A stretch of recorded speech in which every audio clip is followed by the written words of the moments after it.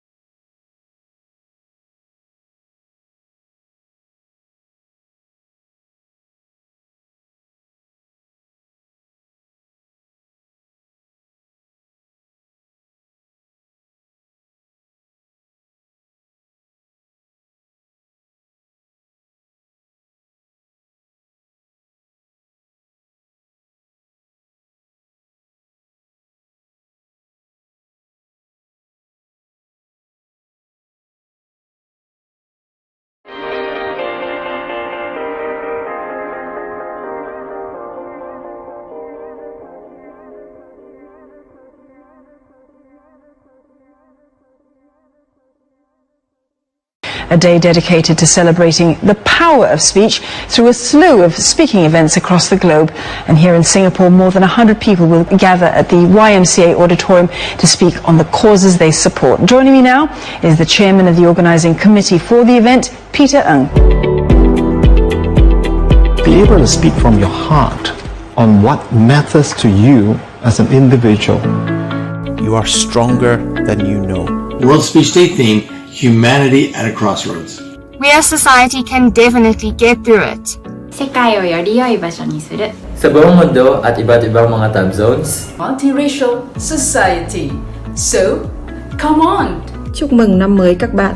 I'm eagerly waiting for 2021 World Speech Day. और सभी को इस वर्ष में सुरक्षित रहने के लिए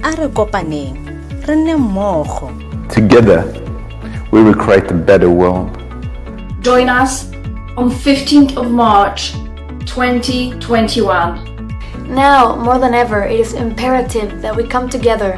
One simple speech, one simple and meaningful speech, can make the difference in people's lives. To create a bridge to help us meet each other, though, at this unique point in our lives.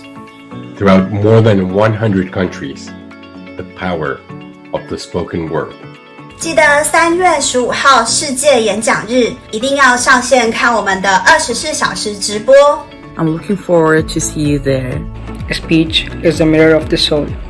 As a man speaks, so he is. Let's be really, really good listeners before we start getting our message across.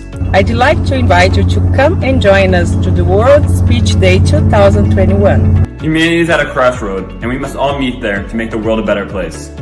Join us. Join us. Join us. Join us. Join us on 15 March 2021. In this year of 2021, may all your wishes come true. 祝贺大家万事如意。 Kami mengucapkan kesihatan yang terbaik untuk Anda. और सभी को इस वर्ष में सुरक्षित रहने के लिए Este año, conviértete en la mejor versión de ti mismo. Esse ano vai ser bom. 世界をより良い場所にする Stoimy na rozdrożu. 全人類團結唯一。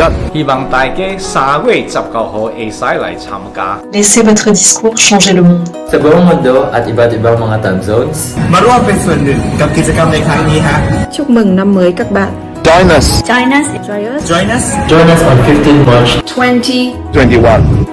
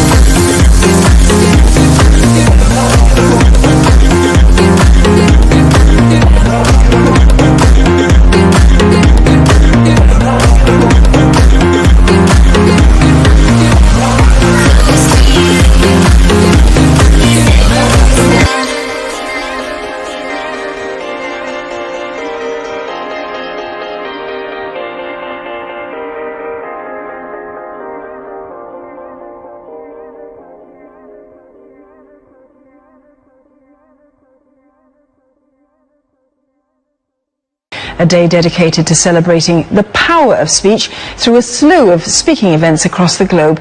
And here in Singapore, more than 100 people will gather at the YMCA auditorium to speak on the causes they support. Joining me now is the chairman of the organising committee for the event, Peter Ng. Be able to speak from your heart on what matters to you as an individual. You are stronger than you know. World Speech Day theme, Humanity at a Crossroads.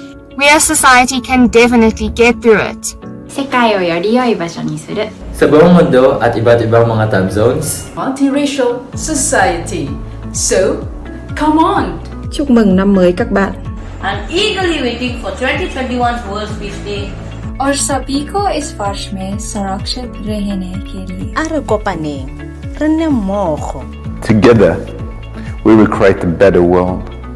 Join us on 15th of March 2021. Now, more than ever, it is imperative that we come together. One simple speech, one simple and meaningful speech can make the difference in people's lives. To create a bridge to help us meet each other at this unique point in our lives. Throughout more than 100 countries, the power of the spoken word. 记得3月15号世界演讲日，一定要上线看我们的24小时直播。 I'm looking forward to see you there. A speech is the mirror of the soul. As a man speaks, so he is. Let's be really, really good listeners before we start getting our message across. I'd like to invite you to come and join us to the World Speech Day 2021. Humanity is at a crossroad, and we must all meet there to make the world a better place. Join us. Join us. Join us. Join us. join us on 15 March 2021. In this year of 2021, may all your wishes come true. 祝贺大家万事如意。 Kami mengucapkan kesihatan yang terbaik untuk Anda. और सभी को इस वर्ष में सुरक्षित रहने के लिए. Este año, conviértete en la mejor versión de ti mismo. Esse ano vai ser bom. 世界をより良い場所にする Stoimy na rozdrożu. 全人類團結為一。希望大家3月19號會使嚟參加。 Laissez votre discours changer le monde. sa buong mundo at iba't ibang mga time zones, มาร่วมเป็นส่วนหนึ่งกับกิจกรรมในครั้งนี้ฮะ Chúc mừng năm mới các bạn. Join us. Join us. Join us. Join us. join us on 15 March 21.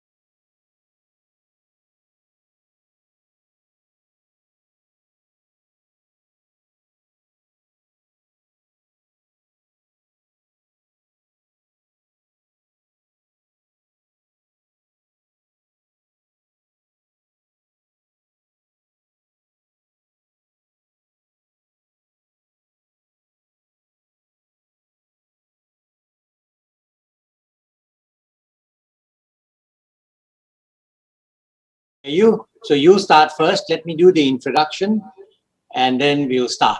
All right, Melin? Okay.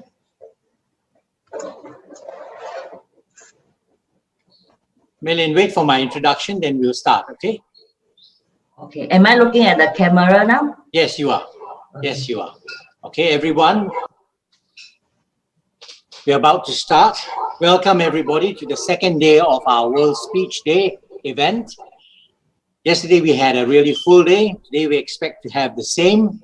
And we are about to begin broadcasting worldwide. So your speech is going to go worldwide. Have a good time giving your speech. Enjoy yourself. Remember, humanity is 7.8 billion people.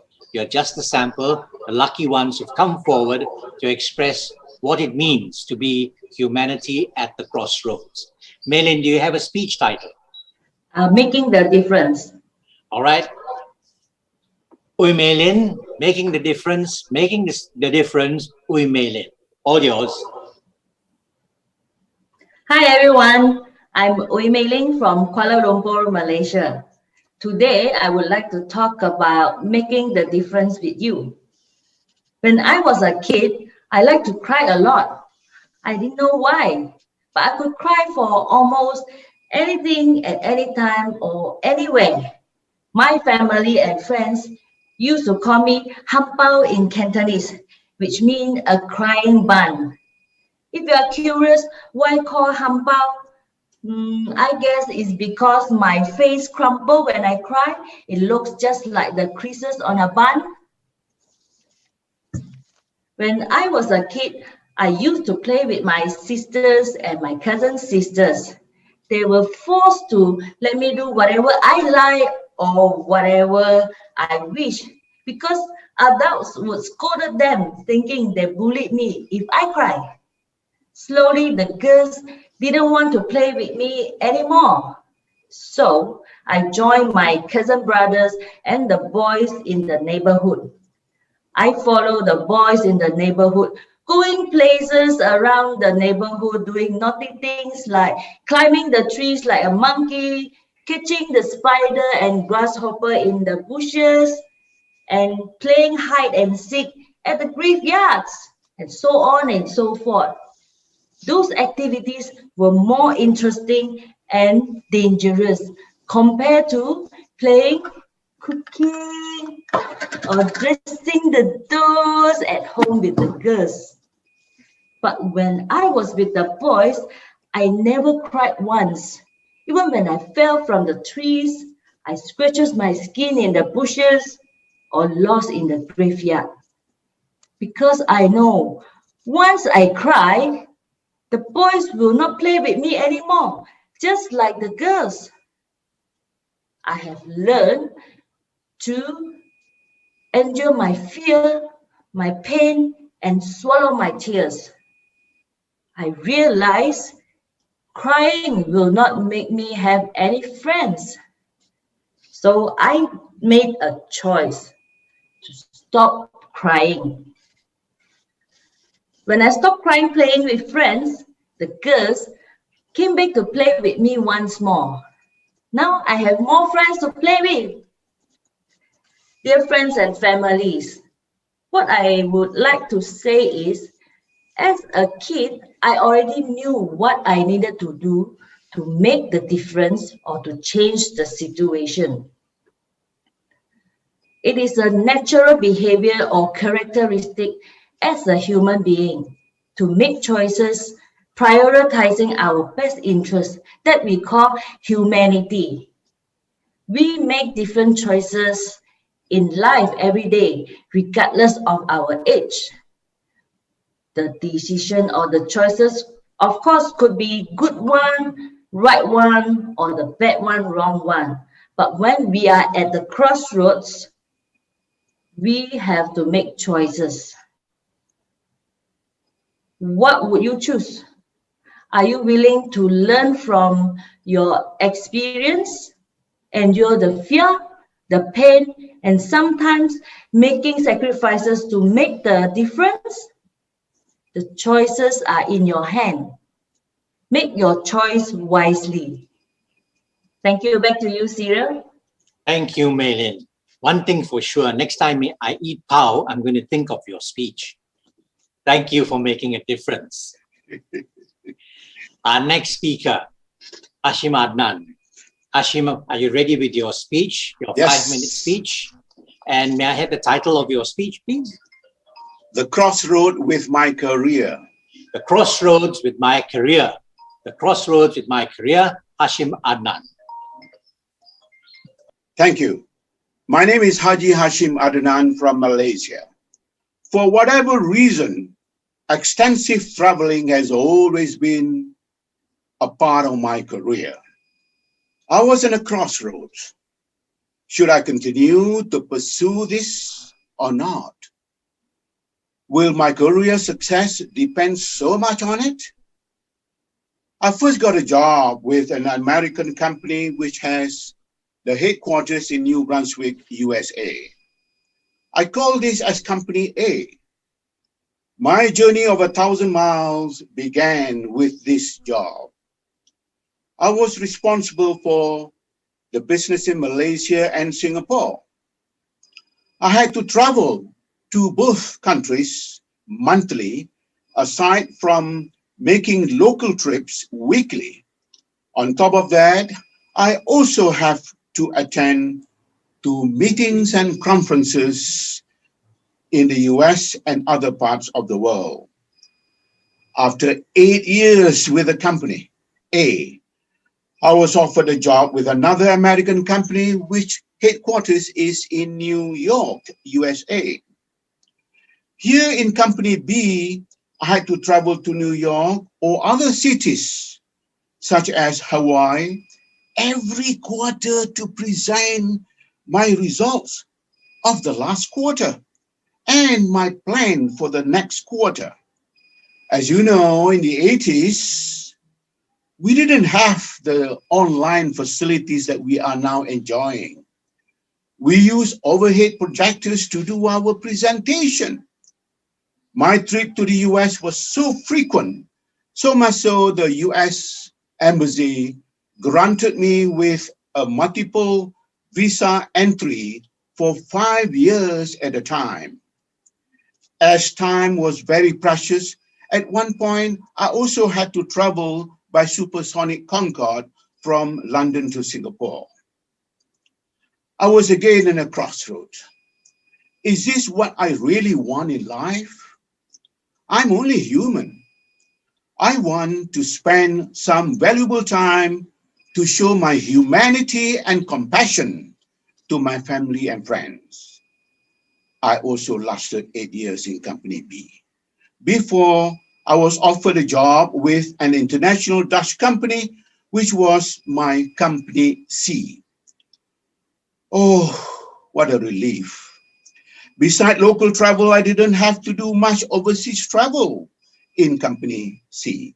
However, I only lasted 3 years with Company C as I was invited to rejoin Company A, which I left more than 10 years ago.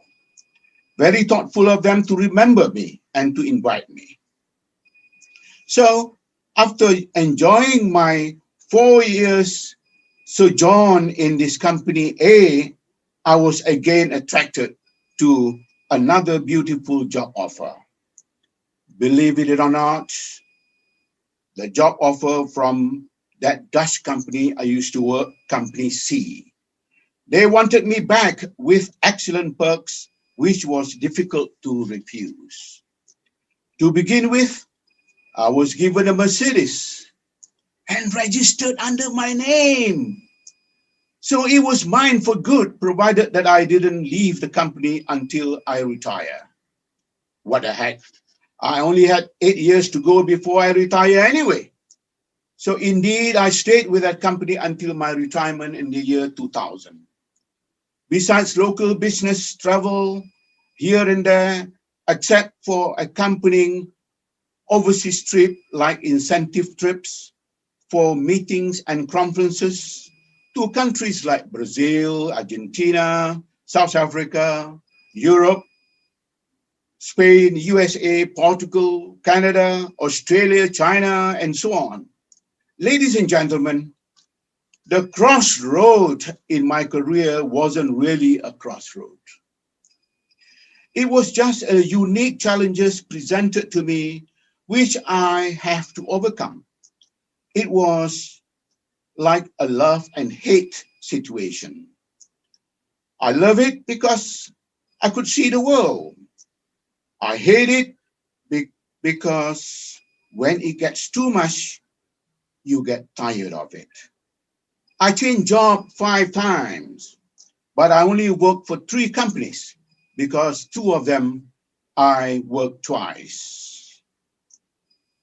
I have my own destiny, ladies and gentlemen, but I also have to believe in the unbelievable and expect the unexpected. So don't walk behind me because I may not be able to lead. Instead, walk beside me and we can walk together. And that is humanity. Back to you. Thank you, Haji Hashim. Your experience is always something worth listening to. And yes, we are part of humanity. All that large amount of experience really matters. Thank you for your speech. Our next speaker is Muhammad Ehsan Fahmi. Ehsan, where are you? I am not ready yet. I'm just here to get my bearings. All right, fine. So we'll move on to Betty Phua. Betty, are you ready? Can you unmute yourself? Thank you. How are you, Betty? We can't hear you. We can't hear you, Betty. Betty, can you please check your mic?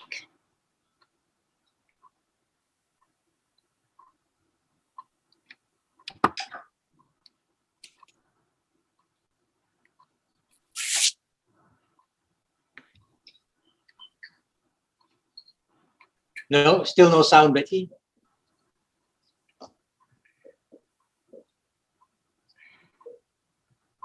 Betty, no, we can't hear you, Betty. Unmute. She is unmuted into her stream, but yeah, but we cannot hear anything coming from her side. Okay, then can we move on to the next one till we can sort this problem out? Annie? Yeah, Annie, please. Yes. Annie, are you ready with your speech? Yeah. I think so. Okay, okay, fine, Annie Wong. And what's the title of your speech, Annie? Humanity at a crossroads, profitability or accountability? Profitability or accountability. Annie Wong with profitability or accountability. Annie Wong, all yours. Now? Yes. Go ahead. Go ahead. I thought it's 10 something. All right. Okay, can you please? Okay. Yeah, you're all on. Just 1 minute, Annie. Okay, we need to make sure you are properly in the frame. Yes. Yeah, clear. In the frame. Yeah. I'm properly in the frame. Yes, yeah, it's perfect. Wait. Let me on. I thought it's sound checking now. Sorry.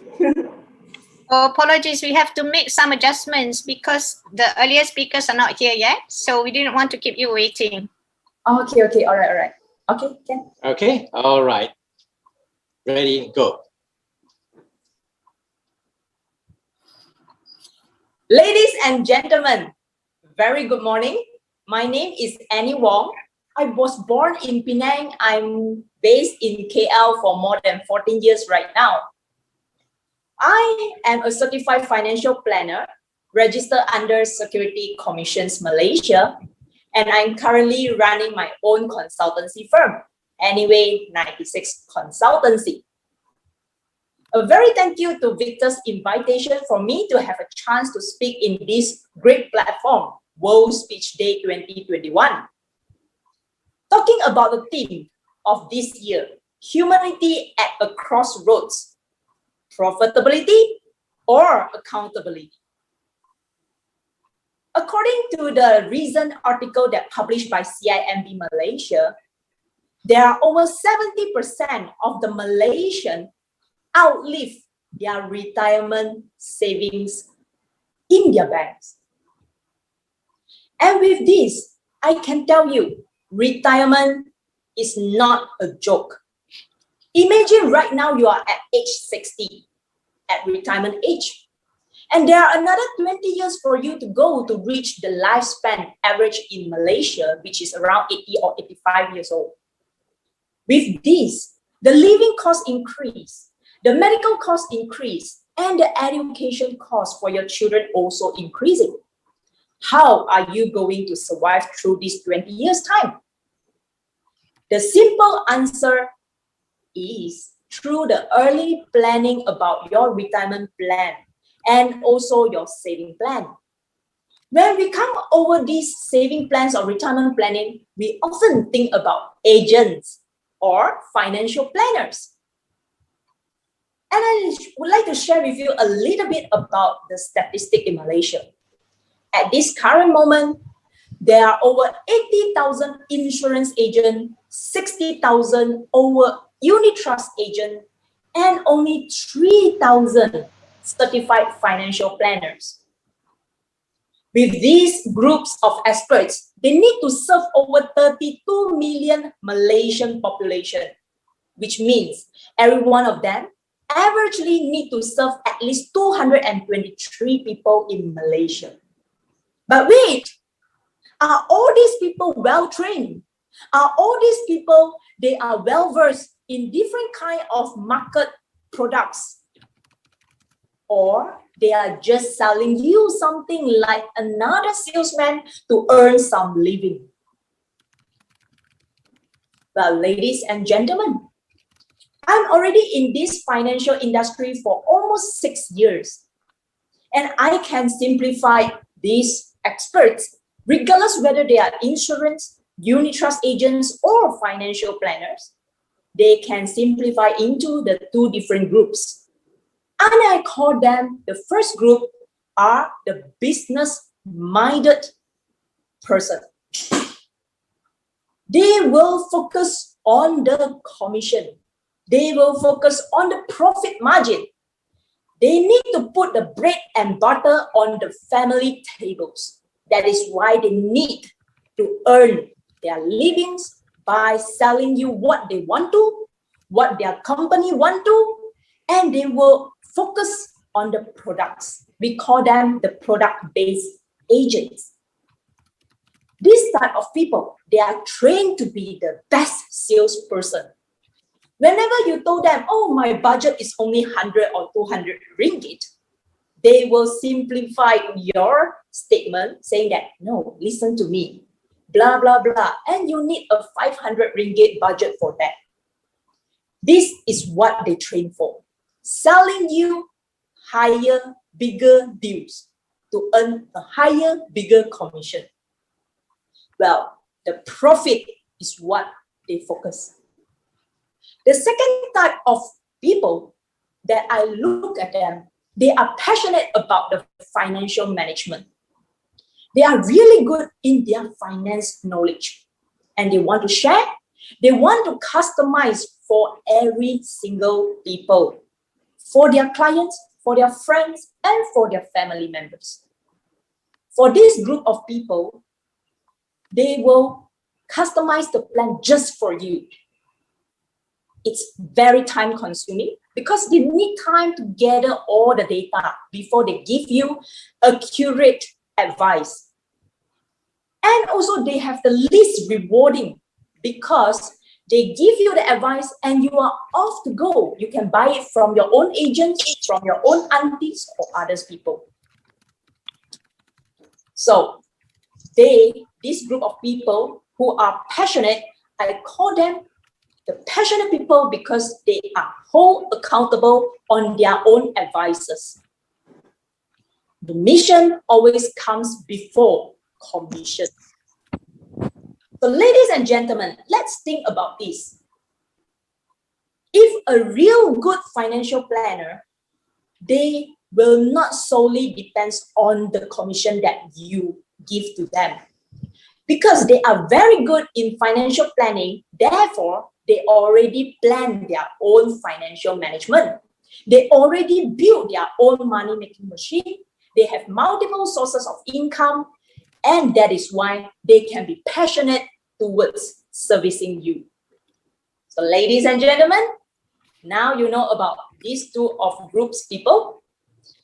Are you going to choose the profitability or the accountability? Thank you, and back to you. Thank you, Annie. Thank you for that very informative speech. Our next speaker will be Rathipriya Balsan.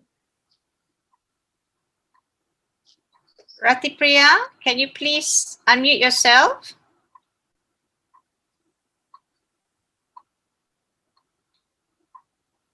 No, she's not around. Let's Then- move on to Betty then. Yep. Betty, can you unmute yourself, please? Yes, I've done that. I'm Thank- testing 1, 2, 3. Are you able to hear me Yes, now? we are able to hear. Betty, Loud and clear? Loud and clear. Betty, Okay, if you good. don't mind, Betty, if you don't Yes. want to adjust the camera a little bit, because your part of your forehead is a bit. No. Push it to the back. Yeah. To the back. Yeah. Okay. Right. Are you recording? Yes, we are recording. Okay, very good. Betty, your chin is a bit hidden. Just a little bit. Okay, all right, that's better. Thank you, Betty. Okay, much better. Okay. All right, Betty. You're all ready with your 5-minute speech? Yes. And could you let me know what the title of your speech is? Or you're just going with the theme? Social distancing. Social distancing. Social distancing, Betty Pua. All yours, Betty. Thank you very much, Cyril, and good morning to everyone. Happy morning, ladies and gentlemen. It is indeed my great honor and pleasure to address to all of you on this World Speech Day, March 15, 2021, which I have also participated on this very same day last year, just 3 days before the Movement Control Order MCO started. My dear friends, during this period of COVID-19 pandemic since last March, it has been ingrained in our mind on the SOP, the standard operating procedure, especially on social distancing. If we don't abide by this SOP, the authority will slap a hefty penalty of 1,000 ringgit. And don't you think there is an irony here on social distancing, which to me is more apt and lucid in keeping us the physical it is more apt, right, to call it physical distancing, because physical distancing is keeping a safe space or distance between. Look at what is happening now. All of us here, I think about 100, if I'm not wrong, we are taking part to speak on this World Speech Day. We do not meet in a conference hall like last 2 years to speak on stage. We are distancing ourselves and yet socially connected to everybody to meet virtually. So you see, at the height of the pandemic, we have become more sociable, although we are distancing from each other for a year now. My dear friends, it was during the past year that I found a lot of humanity and compassion shown by many of my friends to help each other to beef up our knowledge in Zoom, in virtual meeting, so much so that many of us, we have fallen in love with virtual meeting. We've fallen in love with virtual brainstorming, virtual study program, which I also take up virtual program, despite of all the economic challenges the whole world is encountering now. Thanks to COVID-19 pandemic, to have given me the opportunity to explore, to experience, and to excel in our virtual connection, not just locally, but across the border. We can meet overseas friends. The whole new world opens up like a parachute with the technological advancement. We turn challenges into opportunities. We brought humanity at the crossroad. I have explored more in difficult times like this pandemic. I learned so much in Zoom, all in the comfort of my home, all and which I am sure many of us here, we have not even heard or participated or ventured on this virtual platform before. So my dear friends, if you think that you want to wait until the pandemic is over, please don't. Just join and get on the bandwagon. You will not regret it. Like many of my friends say, just wait. The pandemic will be over. Trust me, you will grow and expand your horizon to bring in a paradigm shift in your personal development, like what I have done. I never knew of any of the Zoom. Now let me leave you with my thoughts for reflection with the acronym I have, OPEN. O, it stands for opportunity. The opportunity won't knock twice. Grab it whenever opportunity is available for us, like what we are doing it now. Learn the virtual platform, learn to Zoom. P is for passion. Be passionate in your pursuit to learn in virtual connection. I've learned for the past year and I've enjoyed myself. I can do so in the comfort of my own home. E is enthusiastic. Be enthusiastic to learn, to relearn, to unlearn. Be enthusiastic to share and care and be empathetic. And never give up. Like the Nike tagline said, just do it and you will not regret. In closing, my dear friends, if you have the spirit of understanding everything in a positive way, you will enjoy each and every moment of your life, whether it is pressure or pleasure. Have a great day and a successful year ahead. Thank you very much. Back to you, Cyril. Thank you, Betty. It's such a positive speech on how to look at a very negative situation. Yes, we've all learned much about Zoom, doing things we never thought we would do. I never thought I'd have a mini studio here to share ideas and thoughts on Zoom. And I hadn't even heard of Zoom before this. Thank you, Betty. Yes, thank you. It is also my anniversary. Happy anniversary. Our next speaker comes all the way from Tawau, Sabah. Annie Sen. Annie, are you ready? Hi, morning, Cyril. Hi, Annie. How are you?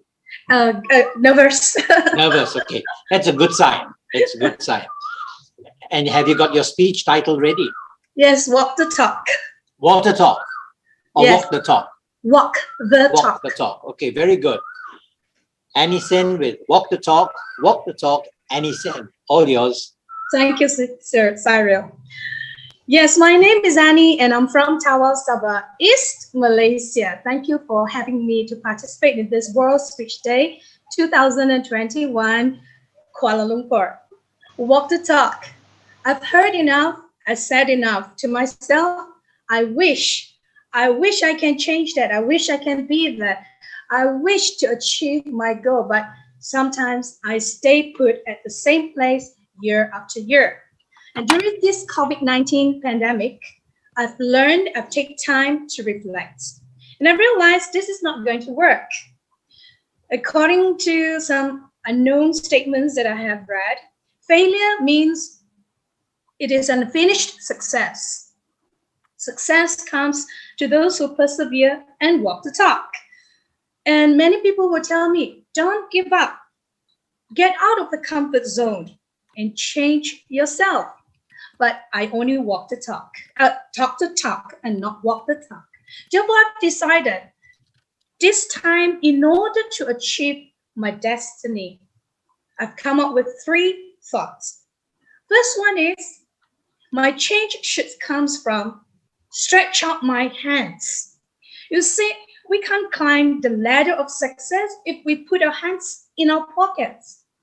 We have to do something with what God has given us, this pair of hands, to do things that we love. to write things that we think we can share with others, and many more.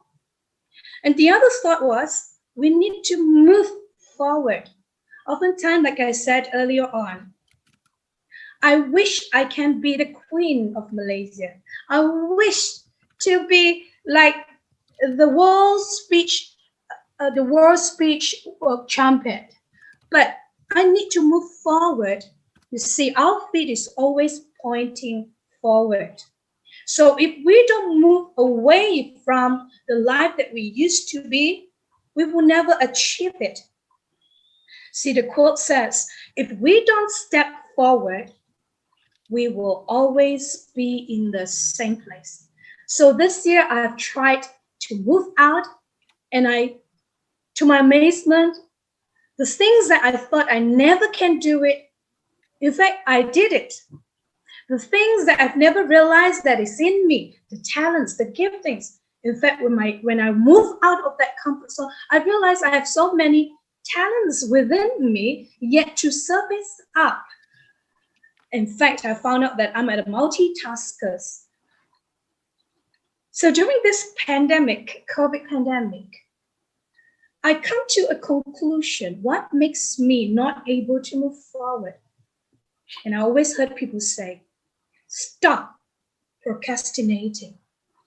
You see, when we procrastinate with things that we need to do, we will never achieve the goal that we aim to achieve. If we put everything till tomorrow, until we are sure of, we will never get everything done. So I told myself, never put off till tomorrow what I can do today. And therefore, recently I've learned, I thought I can never bake any cakes. I thought I can never cook anything.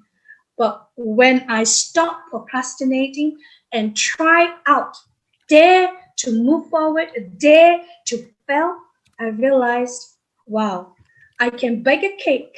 And not only baking a cake, I can actually sell it via Facebook, Instagram, and people start ordering from me. So I was so happy about that. So when one life is happy, it makes you look better. It makes you look younger. You see, never just talk the talk, but walk the talk in order to fulfill our dreams, in order to be successful. If we don't try it, we will never know. So to end my speech, firstly, if we want to see success, of course, we have to pay a price. We must commit to the task. We must commit to excellence. And we must remind ourselves, stretch our hands, move forward, don't procrastinate anymore. Walk the talk. Back to you. Thank you, Annie. Who would have thought something so obvious? Our feet point forward. That's the direction we have to go and walk the talk. Very important. Simple philosophies, but so true. Thank you. Thank you again, Annie. Thank you. Thank you for joining us all the way from Tawau. Our next speaker has been with us since we first started doing World Speech Day, and that's Rati Priya.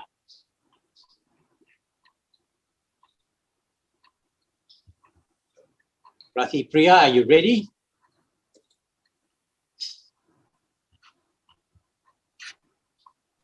Cyril, I've actually informed Victor I'll be joining my children later at 12 o'clock. At 12 o'clock. Okay, thank you for telling me. And Thanks. we'll move on to Linda Ping.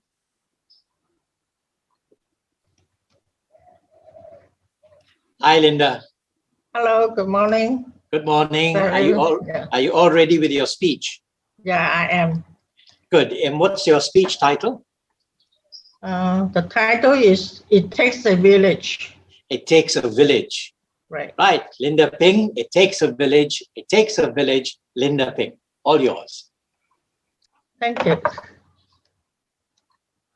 Coming out of this global pandemic, we are witnessing a sea change. This change may not be apparent unless you start looking. The biggest change is in the business world. More and more businesses are striving for a triple bottom line or a balanced scorecard. Business for profit or business for good. Today, the lines are getting blurred. We hear more and more stories about people using their businesses as a force for good.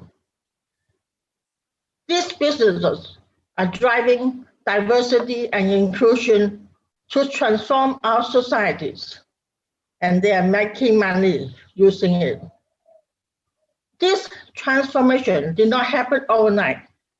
In fact, long before COVID, it was the growing body of the young generation X and millennials who led the charge. These young people are smart, socially conscious, and they also have the largest buying power. They're supporting green services, buying greener products, or choosing products that have no animal testing. They eat less meat to reduce the carbon footprint. In money management, they only invest in companies that align with their values. At the 2018 World Economic Forum in Davos, the theme was revealing, creating a shared future in a fractured world. It challenged us to think of a future where we have learned to live and work together with each other to see our common interests rather than our differences. With COVID deaths surpassing 1 million globally, it highlights the fragile balance of our interconnected world. More than ever, we need to transform, repurpose our business. Success is not just making more money, but also doing more good. During the pandemic, this new business model is taking shape. Companies that are surviving the downturn are those businesses that have adopted corporate social responsibility as part of their values. Striving to achieve stringent social sustainability certification pushes corporations to change the way that they run their business. More attention is paid on staff and on upholding community values. Companies are challenged to bring economic benefit to the communities they work in. This is also very encouraging, but we are not there yet. I think of the truth in the African proverb, it takes a village. It reminds us that we each have to do our part as individuals, as a community, as a country, as a world community. We can only succeed if we do this together. Thank you. Thank you, Linda. That's so true. We sometimes forget that we are a community and we tend to think of ourselves only as one person trying to fit into society, but that's so true. Thank you for your speech. Next, we will move on to Sumati Perumal. Sumati, are you ready?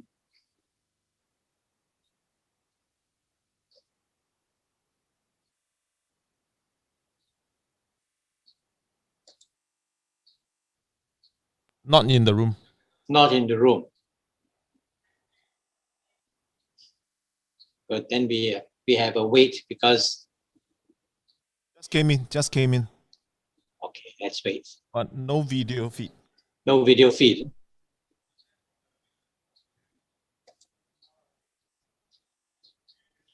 I think then we are going to take a break because Sumati was originally scheduled for 12.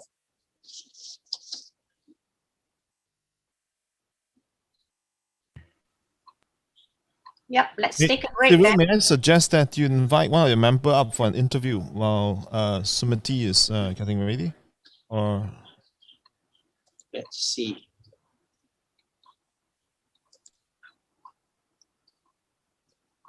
Okay, I'm going to call on Betty.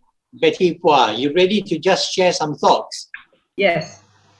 Yes, Betty. Betty, you've been with our event since the first day, way Yes. back 2019. And you remember how chaotic it was at Uni Razak Library. Yes. Yes. Can you share with us how your perspective has changed since taking part in World Speech Day? Yes, the first round at the Jalan Tun Razak, the premise, it was somewhat very disorderly because I think maybe the crowd was too many people there, and then they do not know their timing. So they are just gathered around, they approach you, they approach Victor. I could sense both of you were so busy. The crowd was tremendously too many for you both to handle. And it was also somewhat noisy. And while you need to do emceeing, you need to control the crowd. But the second year, that was the last year, March 15, I remember, it was entirely a different change. The atmosphere was different, very orderly. However, the big difference was it was just 3 days before the pandemic started. And when I was there, I knew you were doing the emceeing. I sneaked into the room. Suddenly, I found it's such a big difference compared to the previous, so crowded like a pasar malam. Whereas the last year, it was, I think, because of the fear. And even my family members said, why do you need to go out? Is your function that important? And however, when I saw Encik Omar, I felt so comfortable. My elderly brother Encik Omar could be present. So I said, let us both walk in together. And when I went in, I saw people of different ages, the kids, the elderly, the middle age. So I felt comfortable. Of course, at that time, we tried to keep our physical distancing. Just now I was talking about social distancing. So we kept a distance, but at that time, we were not even putting on the mask. We were just there, and then in between, I just hello and all. But I could feel the crowd, maybe out of fear that they not join. But I was brave enough. Fortunately, after coming out 1 year, there wasn't anything, nothing at all. So I felt so good. That's why I could remember, and I told Victor, I better choose March the 15th this year so that I could remember. It was 3 days before. So now, this third year, nobody expected that we have World Speech Day virtually. So this is so good to show what I was speaking about. Although we are distancing ourselves, but we are able to socially connect with each other. This is so good. Despite the pandemic, we never give up in this particular memorable day. We will still carry on, and I really applaud you and Victor for taking the good job and brave through this stormy weather, this pandemic time, to get this World Speech Day moving on as scheduled. No change of plan. Kudos to you. Thank Cyril you, Betty. Thank you. Right, Thank you thanks. for your support. Thank you very much. So I just want to find out, are we allowed to stay on or just... You can stay on and watch it here, or you can also go on to our Facebook live stream. So the yesterday that I missed, I can also view it. Yes, you will be able to. Yeah. I see. Okay. Okay. All right. Okay. Thank you, Betty. Thanks. Thanks. Right. Let me call someone else up.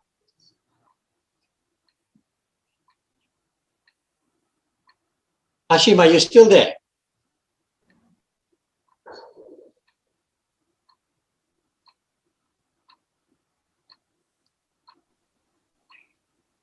Yes, I am. Yes, Hashim. Okay, just a few words on what your experience has been in sharing during World Speech Day events.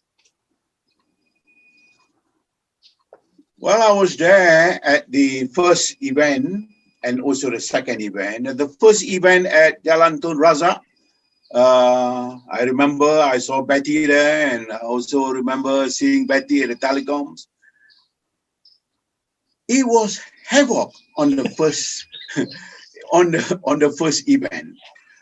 We have so much problem in trying to control the crowd. Yes.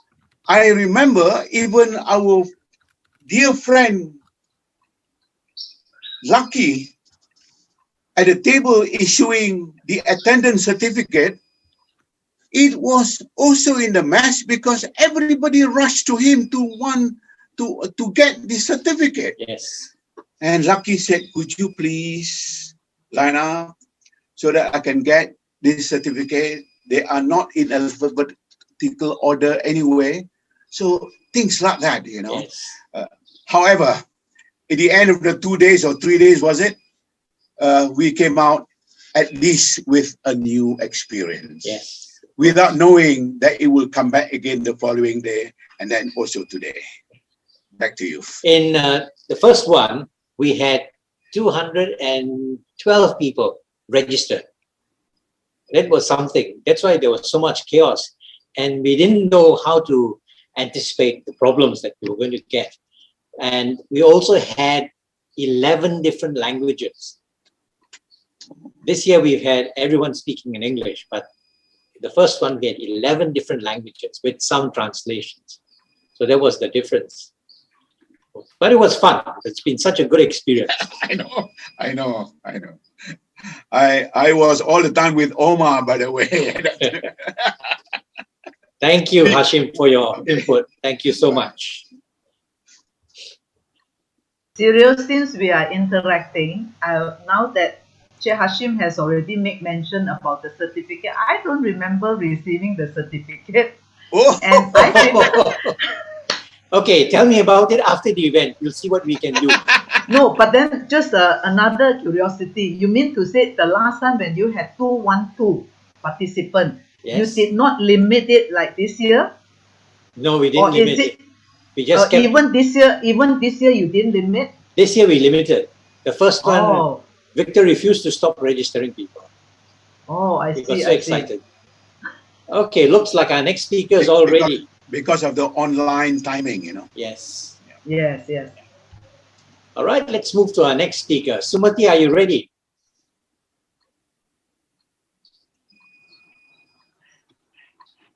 Is she in the house yet? Yes, she was there. She was there just now. In front of the screen, all ready. Yeah, I sent her a message, Sarah, but she hasn't responded. Let's give her a while. How about Linda? Would you like to say Yes, a word? I'm going to ask Linda. What would you like to ask me? What do you think? What do you think of humanity as one large organism? Most of the time, politics, economics divides us into different groups. Mhm. So what do you Yeah. think of this theme, humanity at a crossroads, moving together?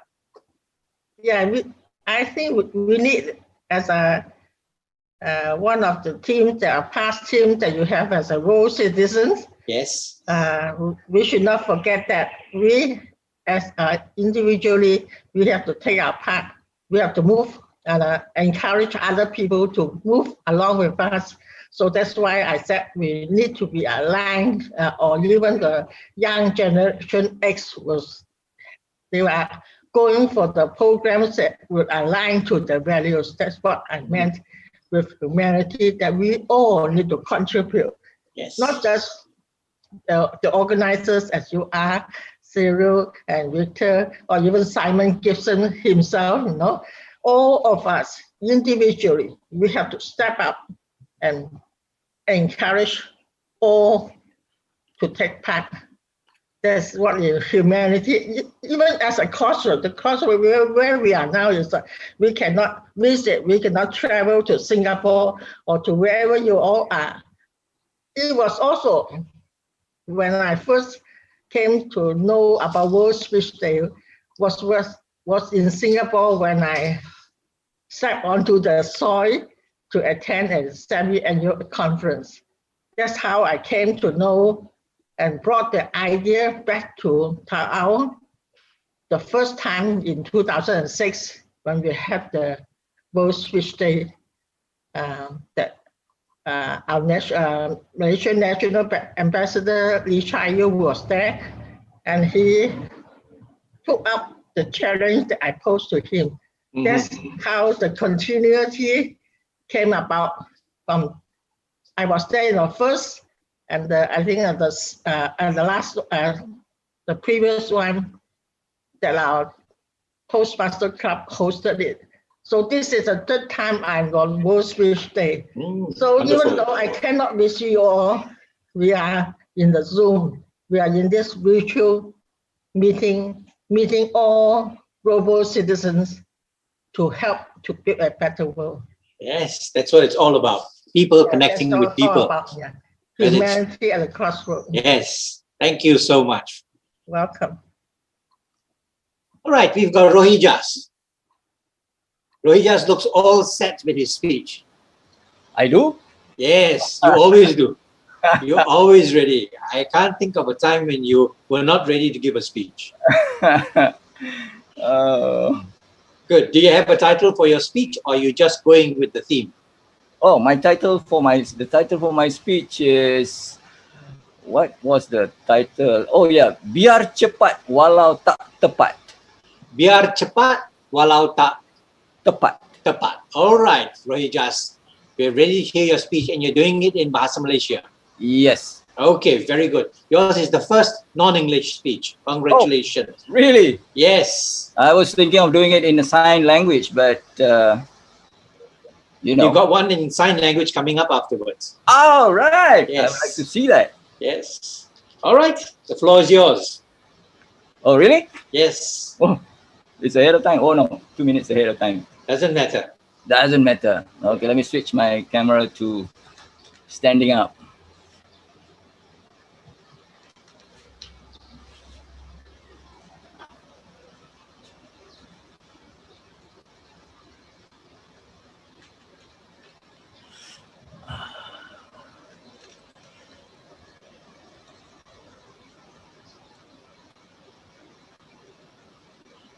Good? Good. Cantik sungguh buah kepayang, masak sebiji di hujung dahan, di luar sakit, ditelan sayang, sakit sungguh tanggungan badan. Tuan-tuan dan puan-puan yang saya sayangi sekalian, kemanusiaan sentiasa mendapati dirinya berada di persimpangan. Dari persimpangan yang pertama, persimpangan buah huldi, sehinggalah persimpangan vaksin COVID-19. Namun, kita masih di sini. Bermakna kemanusiaan pandai membuat pilihan. Tetapi untuk kita sebagai individu, lain. Terlajak perahu boleh diundur. Terlajak kata buruk padanya. Maka sebagai individu, kita mesti berhati-hati dengan perkataan kita, berhati-hati dengan tindakan kita, kerana pulut santan binasa, kerana mulut badan binasa. Dalam membuat keputusan, kita perlulah menimbangkan di antara cepat dan tepat. Apabila kita berada di persimpangan, nak pilih ke kiri ke kanan ke hadapan kita perlu cepat atau tepat. Yang mana satu? Terdapat 3 golongan di dalam dunia ini dalam membuat keputusan. Ada satu golongan yang pertama yang memang tak gunalah, kerana walaupun cepat atau lambat membuat keputusan, mereka akan membuat keputusan yang tidak tepat. Kita tidak mahu menjadi golongan ini. Ada golongan yang kedua yang membuat keputusan yang tepat. Brilliant, bijak, tetapi lambat. Bertahun-tahun. Kita juga tidak mahu menjadi golongan ini. kita mahu jadi golongan yang membuat keputusan dengan cepat dan tepat. Tapi bagaimana? Saya teringat sebuah insiden di mana seorang datuk bekas Menteri Kesihatan kita di tahun 90-an, beliau telah ditanya oleh para wartawan di dalam satu majlis. Datuk nampak sungguh berjaya dan begitu teruja dan begitu menginspirasikan. Apakah rahsia Datuk? Dua perkataan. Keputusan tepat. Wah, bagus Datuk. Jadi bagaimana untuk dapat boleh buat keputusan tepat Datuk? Dua perkataan juga. Pengalaman luas. Pengalaman luas. Maka wartawan tersebut bertanya lagi, bagaimana nak dapat pengalaman luas Datuk? Dua perkataan juga. Keputusan bodoh. Apa pula maknanya? Jadi itulah tuan-tuan dan puan-puan, Datuk tersebut telah berkongsi bahawa untuk berjaya kena buat keputusan tepat. Tetapi untuk membuat keputusan tepat perlulah mempunyai pengalaman yang luas. Namun untuk dapat pengalaman yang luas, dalam perkataan beliau buat keputusan bodoh. Tetapi dalam perkataan kita hari ini, membuat keputusan dengan cepat walaupun tidak tepat. Kerana apa tuan-tuan? Kalau kita buat keputusan yang cepat, risikonya keputusan kita tidak tepat. Tetapi kita mempunyai masa untuk memperbaiki keputusan kita yang tidak tepat tadi. Maka kemudian kita akan mendapat pengalaman, kita belajar dari kesilapan kita. Maka kita akan menjadi lebih berpengalaman dan boleh membuat keputusan yang cepat dan tepat kemudian hari. Itulah yang saya maksudkan. Sesuai juga dengan apa yang dikatakan oleh Ramli Sarip dalam kumpulan Sweet Charity. Jangan tunggu lama-lama, nanti lama-lama dia diambil orang. Itulah dia tuan-tuan dan puan-puan. Jika anda berada di persimpangan, buatlah keputusan dengan cepat tetapi tepat walaupun itu membawa risiko. Laju lagi maju. Buatlah keputusan cepat walaupun tidak tepat. Kembali kepada Cyril. Thank you, Rohijas. You sang that song very well. It took me back to my school days. Nice. Oh, you are a rocker too? Yes. Cool. Those were the days when we used to sing it to each other, whenever someone wanted to date a certain girl and they would say, hey, better hurry up. And then you sing the song. Thank you. Yes, thank you very much. And our next speaker is ready. I think Sumati is ready to speak. Yes. Yeah, I'm ready.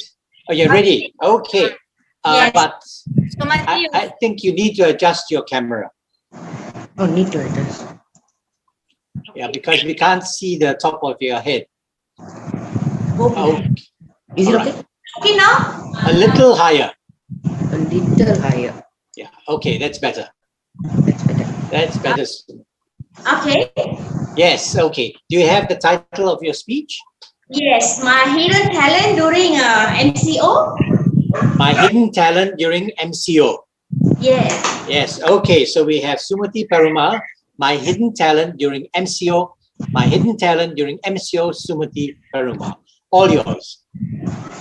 Okay. Good morning, everyone. I'm Sumati from Halal. Today, my topic is my hidden talent during MCO. Okay, this COVID-19 pandemic has bring a lot of changes in everybody's life, in a good way and a bad way. So I have got a very good, I find something very good things in my life, which I never tried before. So during this pandemic, we have to be in an indoor, first MCO one, right? So we have to be inside the house. So during that time, I can feel some nice aroma is coming from my neighbor's house during the MCO. Even my kids used to say, Mommy, what aroma is that? It's very nice. So I was thinking, what should it be? And one day I called my neighbor. Hey, Malini, can I ask you something? What are you doing at home? I can feel very nice aroma. And she said, hi sis, I'm baking cake. So something new for me. I've never tried baking cake before. So I asked her, can you share with me? How's the tips? How are you baking? Honestly, I bought the oven 2 years back. It's just in the box. I didn't open, not even open my oven. So I shared. Malini shared the tips to me. Then I tried. I also tried. The same day I tried. First, my cake came like a biscuit. Honestly, it's like a crunchy biscuit. Then I tried again. The next day I tried and the cake a bit better. And I shared with my neighbor. Then Malini said, yeah, Akka, your cake a bit nice, better, trying better than yesterday. Then I'm so happy. Then what I did, I tried to bake another chocolate cake. Then my cake is done very well, very soft, very, very well. Then I will start do more bakings, more cakes and more. I'm trying to do more cupcakes and more cake. So this make me really is bring out my hidden talent, which is I never ever tried before in my life. So even in this pandemic, I really think it's bring out many people in positive way. We have shown it's giving a positive ways to many people to come out, to know their self better, to bring out their talents, their ways, their whatever they have never done before, they have tried very well. This is the example for myself. And I share, the best thing is, I share my cake with my family, with my neighbors. They're very happy. They say, it's really nice. I feel very happy. So after this, I'm really planning to do some charities. I'm trying to bake some cakes for orphanage children. After this pandemic, I really plan to open my own cake house. I'm planning to do that. So what I'm trying to say is everything is ourselves. When we try, when we not give up, we are giving a full effort, we can get what we want in our life. That is really true, one true example from myself. Thank you. Thank you, Sumati. I'm sure we're all looking forward to your cake house. I'll come for the chocolate cake. Thank you so much. Are we ready with our next speaker?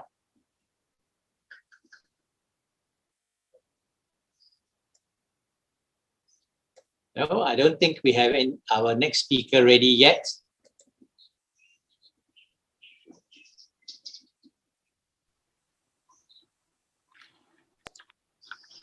No, no one's ready yet.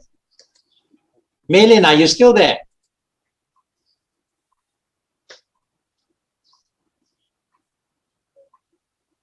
Maylin's not there. What about Madam Jamila? Jamila is our co-host. I'm the back end. Peter. That is Peter, right? From Singapore? Yes, Peter from Singapore. Yes, that's Peter from Singapore. Hi, Peter. I thought so glad that all of you have been running this for the last, was it 3 years? 3 years. 3 years. Wonderful, wonderful. Yeah, we started broadcasting this since 5 years ago in 2016. Yeah. 15th of March. Yeah. It was you from Singapore that introduced it to us. And so when Victor told me about it, we were quite excited. And last year we had it in Malacca, joint event. It was really something.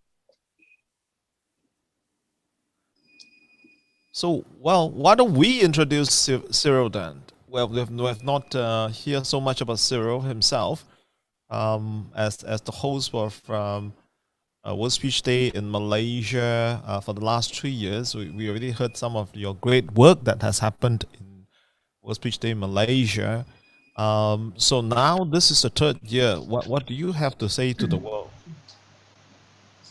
Oh, my big takeaway, especially from after yesterday's speech, we can be divided by politics, economics, ethnicities, you name it, language. But when we see humanity as one living, moving organism, what you see is nothing short of beauty. Because with all its diversity, it just makes everything so interesting. And to think that we are bogged down by really petty issues which have been given larger than life presence, like economics and politics, especially politics. Something that's supposed to impede our movement has actually been turned around to make it a dynamic to keep us moving forward. Whoever thought a virus would do this? But look where we are. In the end, you cannot put humanity down. We triumph all the time, every time. And I see in this World Speech Day event as something that is not something you can capture in any kind of situation. It's something that's so dynamic, it will just overcome. Like water flowing down a hill or flowing down a plain, it will cover everything. That's who we are, humanity. And I just love this idea very much. Back to you, Peter. If I may add to that, Sure. Peter. Certainly. Yesterday we had a longer session, right, Cyril? Yes. We had several young students. It was so heartening to listen to them because they were so prepared. It's really heartening for us, especially because, I mean, for me, I'm a parenting author and speaker, and I deal with teenagers and young children as well. To hear them being able to express themselves so eloquently and so confident. We have no idea who prepared them or who helped them, but I'm pretty sure there must have been some adults or a teacher or a parent who were there for them. And they look so, even the little ones, I watched the recording even before yesterday. We have 6-year-olds as well, right, Cyril? Yes. Who sent in their recordings all the way from Sabah. And they look just lovely. It's not the way they presented themselves, it's the ideas that they present. And I cannot just imagine, the commitment as well as the warm messages that they shared in each of their speeches. So there you go. I just feel excited and motivated and so positive when I hear all these young children expressing their views. Back to you.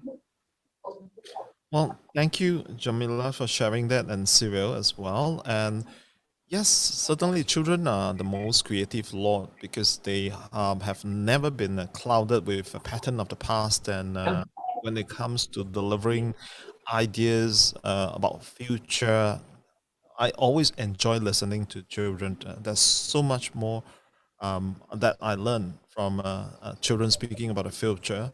Yeah. Than sometimes the adults that I spoke to, because it's unclouded.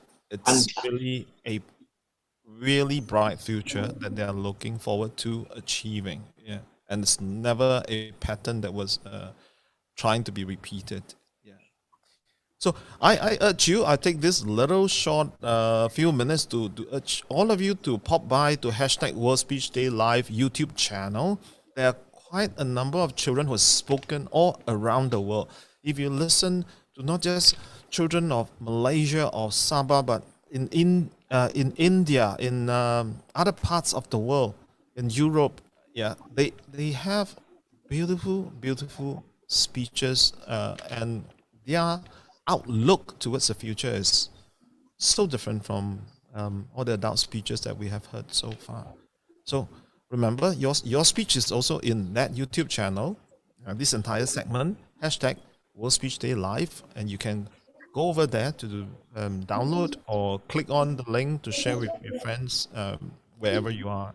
So thank you very much for this little short segment of the interview. I hope that is enough time for the speakers that are supposed to come on to this segment to be in by now. I think not. They haven't come in yet. This is the big break I was talking about, because the rest of them, they'll be coming after they finish school. Schools are back open, that's why. I see. Right. So is there any one of the members here you would like to call up for an interview? Yes, I'm going to call Rohijas again. Okay, wonderful. Rohija, I'm going to add you spotlight. I'm going to exit the screen. What's happening? We are spotlighting you because you gave such a wonderful speech.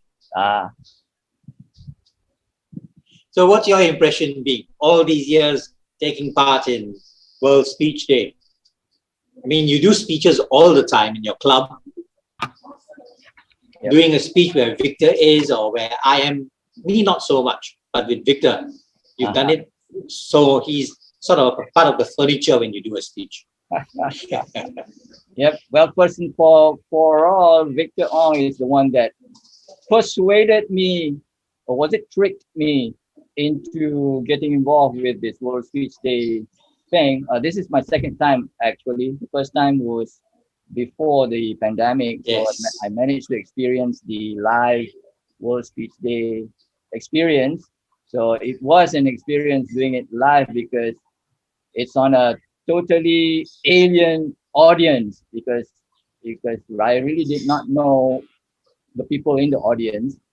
So different from the usual speaking engagement that I have. And this time, second time around is online. So it's even different because if I had made a few humorous remarks or jokes, I was the only one snickering and I couldn't see any of you on screen, whether you got it or you were blurred. No indication whatsoever. Maybe I should have some fake audience in my room, in my studio, in order to boost the ego or the feedback. Yeah. But that's something that is different. Comparing last time was live and this time it's online and totally silent, except for the birds outside and my cat dying to go online every time I go online. But it's an interesting and the choices of topics that I heard so far it's from one end to the other end. It could be anything, even with the same theme. We could end up with all kinds of titles and topics. Yes. Yep. I was trying to stay away as far away from the main theme, the humanity at the crossroads, because I thought that would be so academic. That the speech just now was as far that I could think of. I don't think it's possible to stay away from such a theme because you are in it and you are part of humanity. You can't get out of it. Well, now that you've said it, I could have spoken as an alien, visiting from some other planet. That would have been interesting. Interesting. Yeah. Maybe one day we'll do that. Imagine yourself an alien speaking to humanity. Oh, don't give ideas for the next year's theme. Very good. So good to have you, Rohijas. Thank you. Yes. Okay, let's see who else we can bring on. Is Annie Sen? Yes, I was thinking about her as well. Annie Sen. Hi. I was thinking that you won't pick me up. Okay, yes. Whenever you think that, it happens. Yes, Annie. So this, I think for all of us, this experience of being locked down in our houses has had a change or an effect that we never expected, yes? Yes. And we can't really say whether it was negative or positive. It's really a mix, like life. Yes. In fact, this lockdown has taught me lots of lessons that I take things for granted, put it this way. I realized that there's a lot of things that we're good at and we think well. And I really enjoy Rohija's speech. There's a lot of things that we can do with our life, but we take things for granted. So during this lockdown, in fact, my friends are all like kind of sad because some of them have lost their businesses and some of them have lost their hope because of this one whole year plus these few months. But to me, I'm getting fatter getting younger. People are asking me why. Because I think whether we have lockdown or we are not having lockdown, we must be ever ready to face challenges. It's just that we are facing different environment. People last time, like my dad's time, they faced the Japanese War, and people face World War I, II, but we are facing different war, which is the COVID-19. But we still have to live a life, whether we like it or we don't. We still need to create some atmosphere that can really help us to walk through this life. So if we are being negative, then everything will be negative. Yes. Because the law of attraction is, despite of having challenges or negativity, or you're feeling down, the law of attraction, if you attract positive things will come to you. If you attract negative things, the negative things comes to you. So I think this lockdown has changed me tremendously to begin to appreciate what I used to take for granted. Suddenly things that never seemed important have got almost a personality of their own. Like, really for example, I used to work 24 hours earning the money, but at the end, the money that we have, what is it for? So I treasure my family value that I have a 94 years old dad, 88 mom.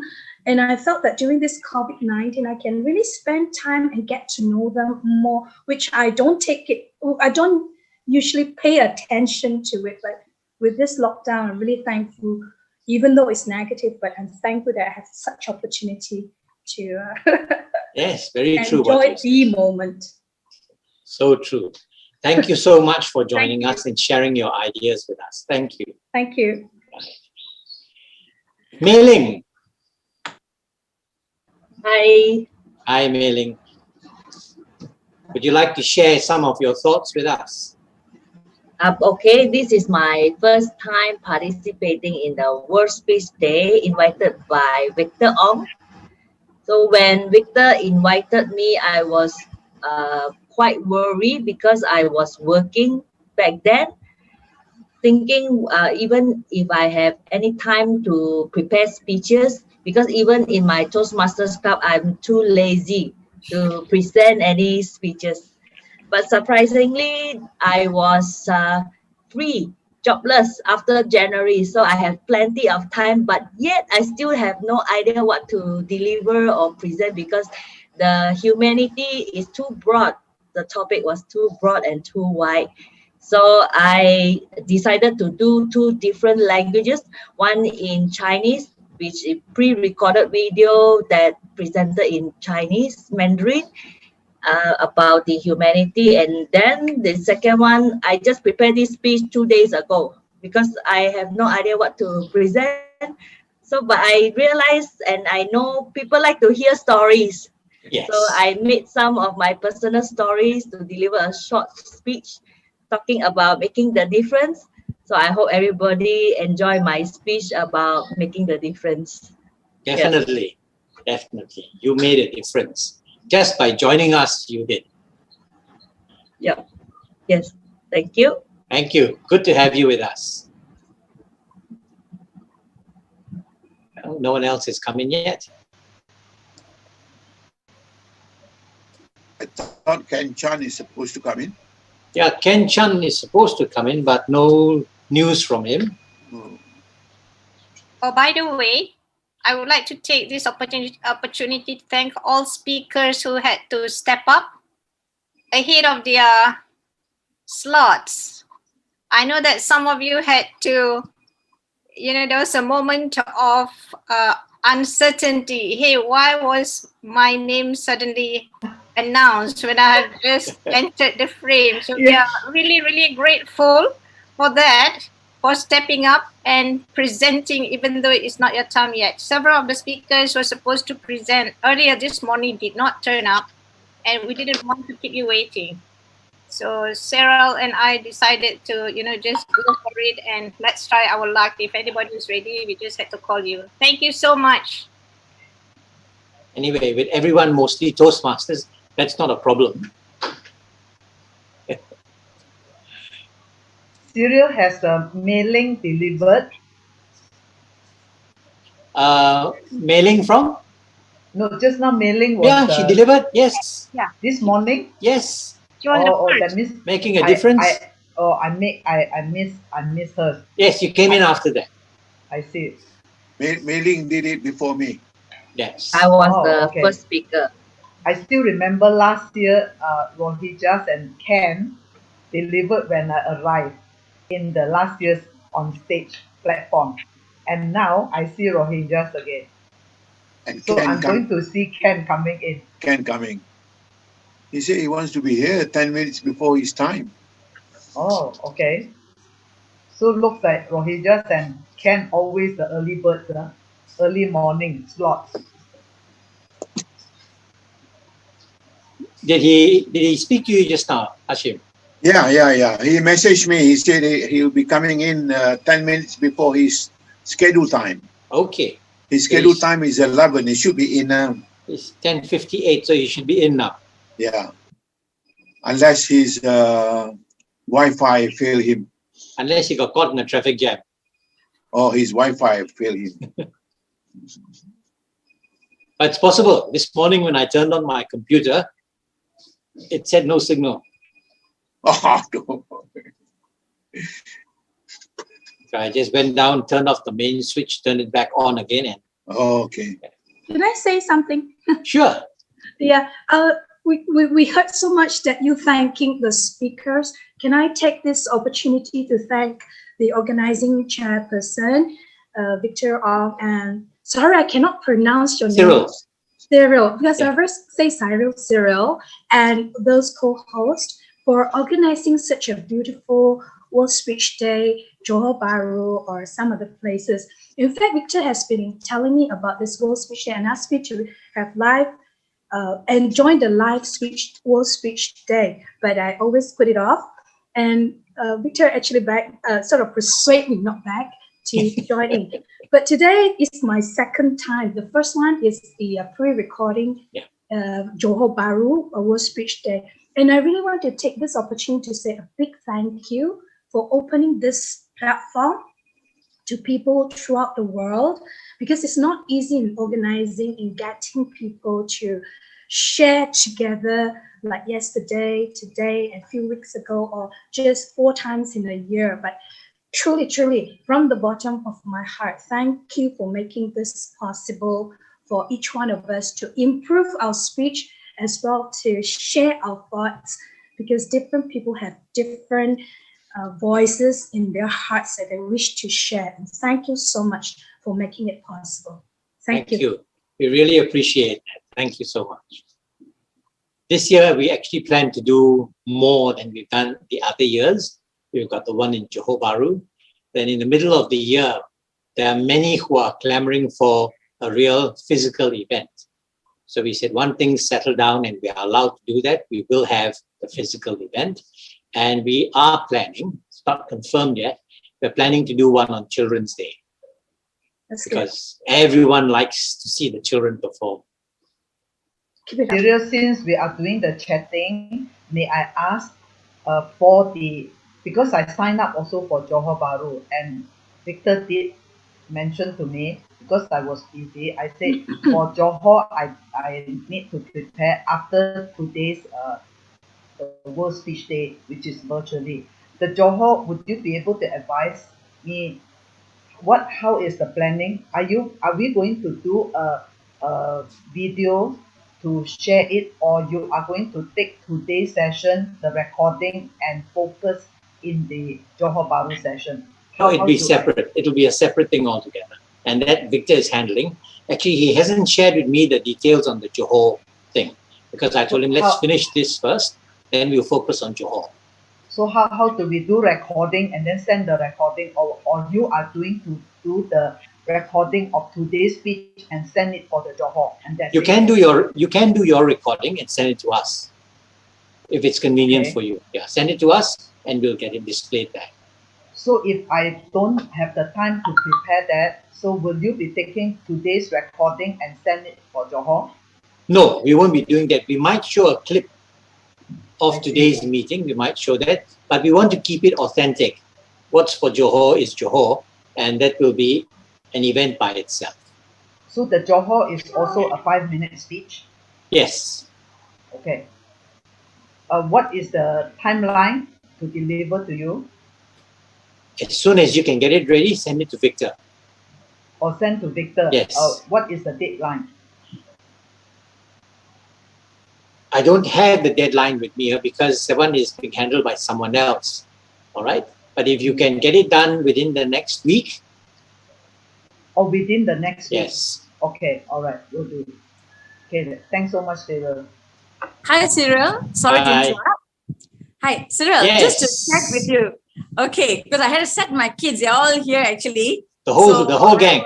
The whole almost all gang. Okay, the thing is now our start is 12 o'clock, right? Yes. Is this the channel? Because Victor sent me 2 different channels. That's why there was some miscommunication just now. But he sent me one final link. That's why I'm in here.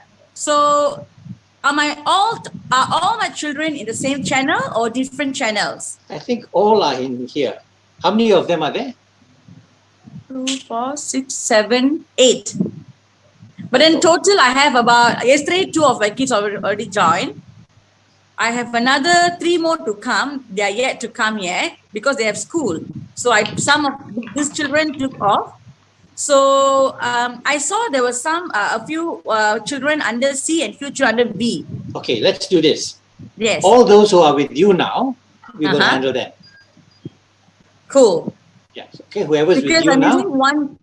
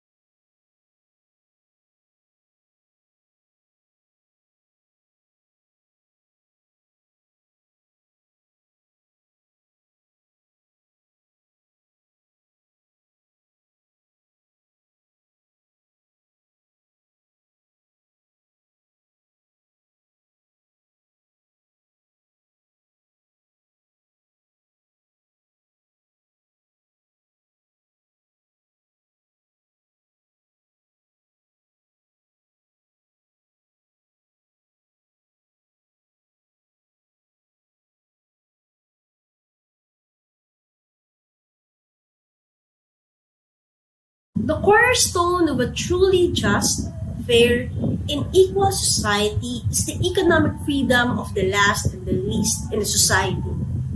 Philippine economy cannot be discussed without discussing the prevalent socio-political system in the country. In the data published by the Philippine Statistics Authority on December 2020 for October 2020, the Philippines recorded an unemployment rate of 8.7%, an underemployment rate of 14.4%. And what do these numbers imply? This data revealed that out of 111,046,913 Filipinos, 43.6 million Filipinos are in the labor force, 3.8 million Filipinos are jobless, and 6.36 million Filipinos out of 39.8 million Filipinos employed are underemployed, or those still seek to work on top of their current work due to unutilized job skills in their current job or the limited period of time they work relative to the prescribed hours of work for a normal employment week of a full-time employee. In this data alone, we can draw a lot of pictures of the current and future state of the Philippine economy. According to Dr. Shalito Habito, jobs data are more reflective of the economy of the country, more than the gross domestic product, because jobs tell the number and nature of Filipinos' work which relate the welfare of persons and their families and to the level of production they contribute to their organizations. Unemployment rate translates to the number of persons who probably are the breadwinners of their families, to the number of persons whose dreams are anchored to the jobs they have and lost, to the persons whose only way to sustain life is through their daily wage. These numbers also mean increase in the number of out-of-school youth who even before the pandemic are already struggling to make both ends meet. These numbers are a reflection of the poor fiscal policy of the government, the seeming out-of-touch response of the so-called public servants to the plight of the marginalized and poor, and the time immemorial imbalance in the distribution of wealth between the rich and the poor. The Philippines is a country abundant of natural resources. The vastness of land and affluence of this country makes someone wonder why is it that the global position of the country in terms of productivity and standard of living is always low. The current situation that the Philippines is facing is worsened by the institutionalized bureaucracy and corruption that is embedded in the personification of the state. According to the acting Socio-Economic Planning Secretary Carl Chua, the poverty rate in 2021 will likely range from 15.5% to 17.5%, which is higher than the Philippine government target of 14%. What is the significance of this? It means that the number of Filipinos that will live below the poverty threshold or the decent enough living in the Philippines will increase. Many Filipinos will add to the already high number of Filipinos who are living in a very inhumane condition due to extreme poverty. Business process outsourcing or BPO and remittances from abroad are considered to be the two pillars of the Philippine economy. However, both are dependent on the world economy. It cannot sustain on its own by relying to the domestic economy alone.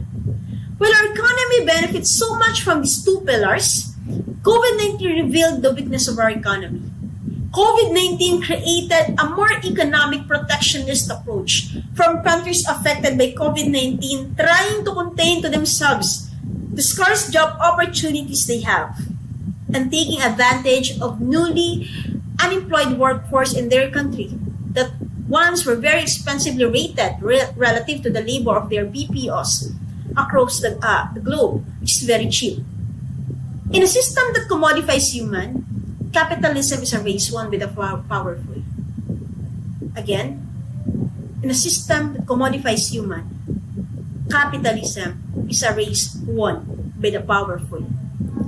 In 2019, BPO contributed $26 billion to the Philippine economy. Philippines holds the largest concentration of call center workers in the world, and so was the greatly affected economy when some of BPOs closed down due to economic cycle brought by the pandemic. Remittances by our so-called modern heroes, the overseas Filipino workers, totaled to $35.5 billion in 2019. However, COVID-19 made such remittances to decrease to $29.5 billion in 2020.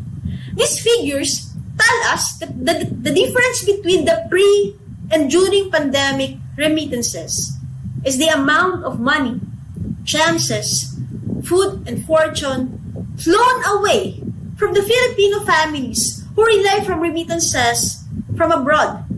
These figures also show a decrease in the revenue of the government. Double whammy effect is real because of the pandemic. The micro and macro level economies are both in the verge of collapsing.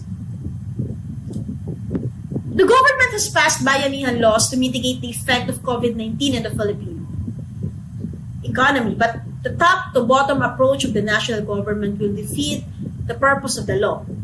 You cannot argue about trickle-down effect or hungry stomach. The government argued that it has 4 Ps, the Pantawid Pamilyang Pilipino program, or our country's version of the conditional cash transfer to help the poorest of the poor in our country. In 2017, a study conducted by the Nobel Prize winner Banerjee, titled Debunking the Stereotype of the Lazy Recipient, Evidence from Cash Transfer Programs Worldwide. Accordingly, there is no observable impact of the cash transfer to the propensity to work by the recipients, meaning the amount okay, that's being received by the beneficiaries of the 4Ps is not enough as a sole source of income, considering that only 500 pesos grant for health and nutrition, and 300 pesos per school-age child per family per month is being given. Meaning, on top of the meager amount being doled out by the government, the beneficiaries still have to work and earn, support their families. The number of beneficiaries represents the number of the poorest of the poor in the country, because after all, that is the goal of 4Ps, to help the poorest of the poor in the country. They are a big contributor to the unemployment rate in our country. Or they can also be accounted for the high number of informal economy that usually passes off from the protection of the government. Politics and economics are a couple. They should be a happy couple, and as such, good government policy will create a better economic opportunity for everyone. Economics was viewed smallest, poorest, and least as the fundamental unit of analyzing and understanding the Philippine economic malady. A truly just, fair, and equal society is always gauged on economic and political freedom of the least and the last.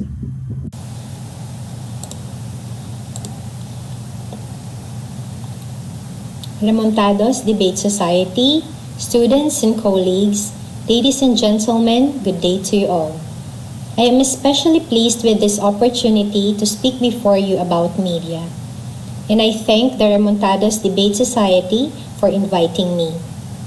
I think that this opportunity is something that I have to take, if only to do what I do, to educate and hopefully share my perspectives about the state of media today. Here are the three major parts that I'd like to cover in this speech.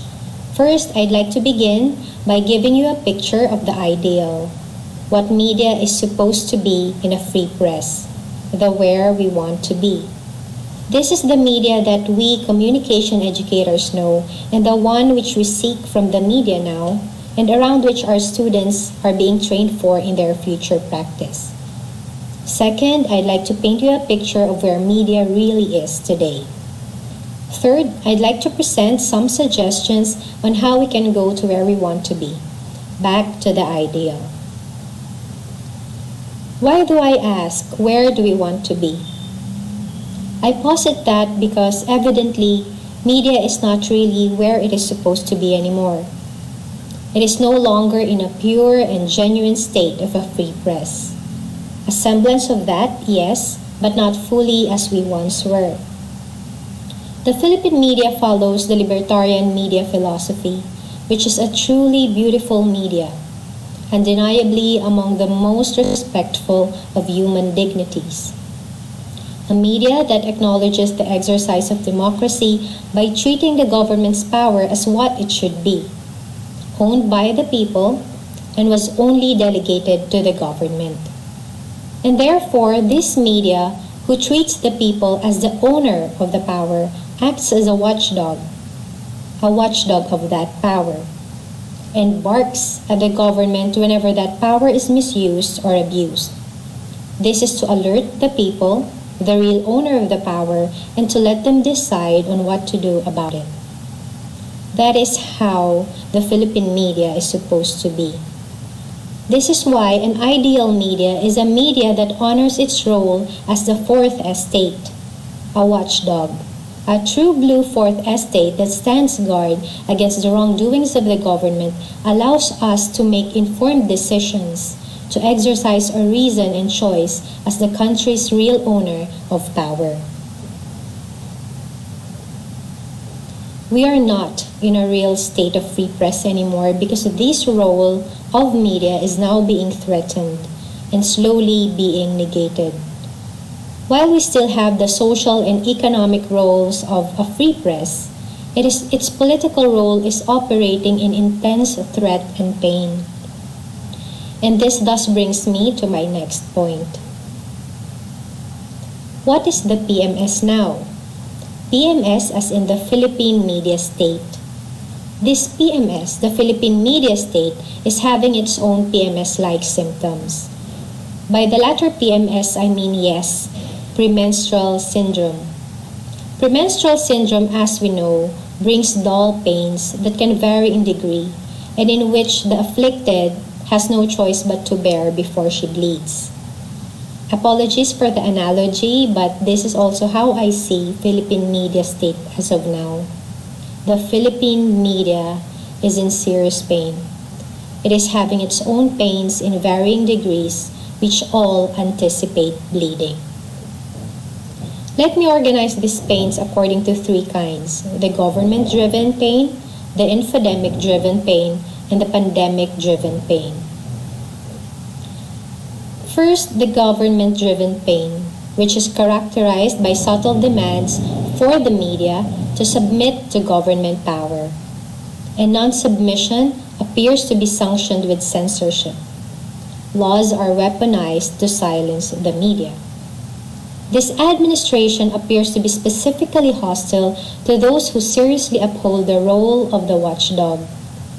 Those media who ask serious questions, who investigate, and who inform us about the government's deviations. Any media who stands out in the monitoring and the holding of government accountable seem to be the subject of government's scorn. This is what happened to ABS-CBN. We have all witnessed this pain.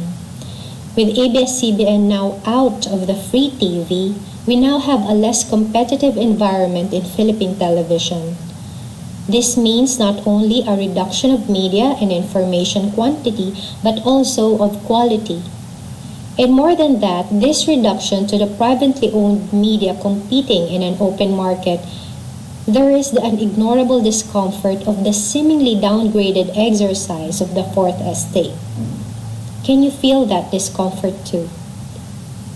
It is awkward to see media who are very cautious, always playing safe. That is not how to be a watchdog.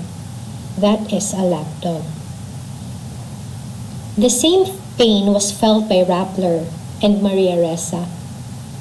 Martin Luther King was right. Injustice anywhere is a threat to justice everywhere. What happened to ABS-CBN can indeed happen to any media organization. And what happened to Ressa can happen to anyone. I remember Ressa saying that she is the cautionary tale. It's like saying, don't be like her. Stop being critical, stop investigating, stop asking dangerous questions, or else you might be next. A lot of us will understandably be scared of that. Attempts to silence, harass, and intimidate media could continue through the weaponization of laws. Cyber libel, franchise, foreign ownership, tax evasion, all these laws are like armaments now. Media will be led further to a certain wariness. It's going to be like a suspense movie where the protagonist treads ever so carefully for fear of waking up and enraging the sleeping monster. A monster who loves to sleep. Certainly a chilling effect, don't you think? Even the independent media, such as the Vera Files, the Philippine Center for Investigative Journalism, all had their fair share of scare when they got linked to the matrix, which the government has claimed to be conspiring for the oust of the president. These were later discredited, yes, but it's like saying, you have been warned. The alternative press in local communities are also not saved from this pain. Not only have they been called as enemies of the state, prostitutes and spies, but worst of all, they are red tagged too. Journalists working for community media who write stories about human rights violations in their communities seem to be among the most perilous. Think about this in the light of the Anti-Terror Act. The most worrisome provision in this law is that it allows suspects who could be journalists to be arrested without warrant and to be imprisoned. Not only painful, but absolutely scary. The second kind of pain our Philippine media suffers with is the infodemic-driven pain. I remember that just a few days before the ECQ, I made a report on the Forum on Power and Information. The very conduct of the forum is an evidence of the culture of disinformation in the social media. The forum discussed about disinformation, misinformation, and malinformation, which only prove that misinformation has already mutated, and our infodemic has gone far worse. Now, what does it have to do with the Philippine press? News websites are being copied, and fake news that spread like wildfire in social media use their names and logos, which could discredit them and leave their audience confused. In addition to this, the keyboard army of trolls demonize the press, with the Philippine Daily Inquirer and Rappler as among their favorites. Because of the infodemic, it has become quite easy to blur the line between valid criticism and fake news. And then we have the pandemic-driven pain, the crucial role of media in reporting the pandemic. This pandemic has demanded so much more from media, and yet, as if it isn't hard enough as it is, it still has to go through some form of power tripping where even the emergency powers to handle the crisis has been used to file criminal charges to local and campus journalists for allegedly spreading fake COVID-19 information. Have mercy on the media. The Bayanihan to Heal As One Act, in particular, includes a provision penalizing fake news. In principle, the intention is good. But what is scary is that the provision can be used against media by those who either do not know how to determine what fake news is or who simply feel criticized by the media. We are not new to witnessing unfounded charges and complaints from officials addressed to the media who they perceive to have wronged them. Now, how do we go there? How can the Philippine media go back to a state of genuine free press? First, uphold the free press, or what little is left of it. The media's performance is far from perfect, yes, but even if they make mistakes, our rights to monitor and hold the government accountable through them must be sustained and protected. Journalists must ensure this constant fight for press freedom. How exactly? Persist as a watchdog. Look closer, investigate, keep asking questions no matter how difficult they are. Do not be afraid. Second, abide by media ethics. I ask the media to stay with the truth. This is your social responsibility. We always tell our media studies students that social responsibility is about appreciating your right to information, but together with that right is your obligation to be truthful and accountable in your reports.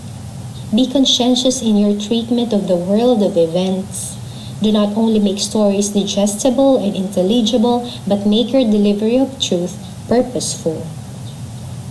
Third, clean our content. This is where we, digital citizens, are called to partake. Ensure that you do not help in the spreading of fake news, spot misinformation, and report them. But we cannot recognize fake news in the first place if we won't begin with educating ourselves first with what disinformation is. So, join in fact-checking because this is a shared responsibility. There are a lot of initiatives by media organizations that aim to promote and teach us how to fact-check, how to critically evaluate information. Let us make the most of these opportunities and partake in this fight against the infodemic. Fourth, support local media. Push for it, seek for it, receive it, and frequent it. We lost our ABS-CBN TV Patrol Bicol, but while it pained us, we can stay with the other local stations which we still have. We need them so we can join in the conversations of the local spheres, not only during super typhoons and not only for the statistics in this pandemic. Fifth, Study the new media platforms. The infodemic is a disease resulting not from the malevolence of certain entities alone, but also from the ignorance on digital media as well. This pertains to ignorance of media information and ignorance of the platform's power. So while we maximize the use of these platforms, let us try to understand this more by looking into what is behind this technology, how it works, how it reads us, and how these algorithms affect the public discourse. In this action to educate, we need not only the media advocacy groups, but the academic institutions and other civic organizations to collaborate toward this end. Doing all this is not going to be easy, I know, but we need to help media in this way. Thomas Jefferson, a champion of freedom, once stated that if he had to decide between a government without newspapers and newspapers without government, he would not hesitate to choose the latter. While I would like to very much agree with him, I would say we do not have to choose. We need both. But for a truly democratic Philippines, the media has to freely probe the government to disclose the truth. Thank you, and once again, good day.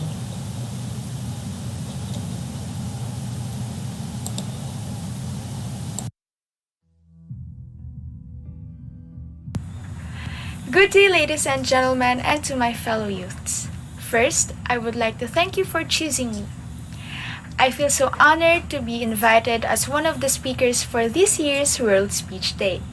To begin, I would like to leave a quote from a Japanese Buddhist philosopher, Daisaku Ikeda, and I quote, "History has always been shaped by the power of youth."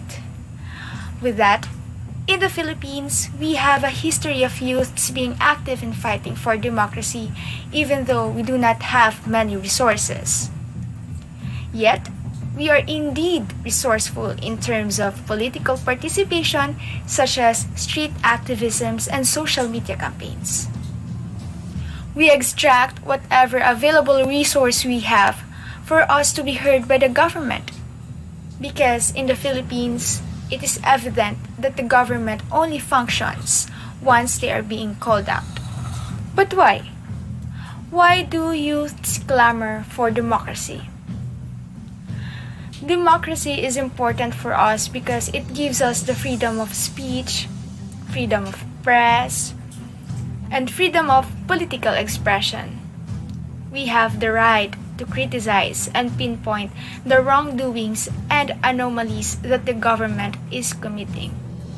And we all know that Philippines is supposed to be a democratic country wherein the sovereignty belongs to its people and not with the government. But with the current situation, are we really still democratic? Ladies and gentlemen, my fellow youths, it seems to me that fascism is only dressed up as democracy, deceiving us and making us believe that we still have the power, but the real thing is that we don't. The government has been toying us since then. Let me enumerate some so that it will also serve as an eye-opener for you. From the promise of drug eradication within 6 months, which really made the people believe. But at the end of the day, it turned out to be a reason for extrajudicial killing. Assigning incompetent people in handling government offices like the fake news queen, who spreads fake news which misled the people. Wasting our financial resources for a synthetic sand for the so-called Manila Bay Beautification Project. The 15 billion peso PhilHealth corruption which seems to vanish into thin air. The slow response regarding the COVID-19 pandemic. The continuous mounting of our debt which already reached trillions of pesos without transparency.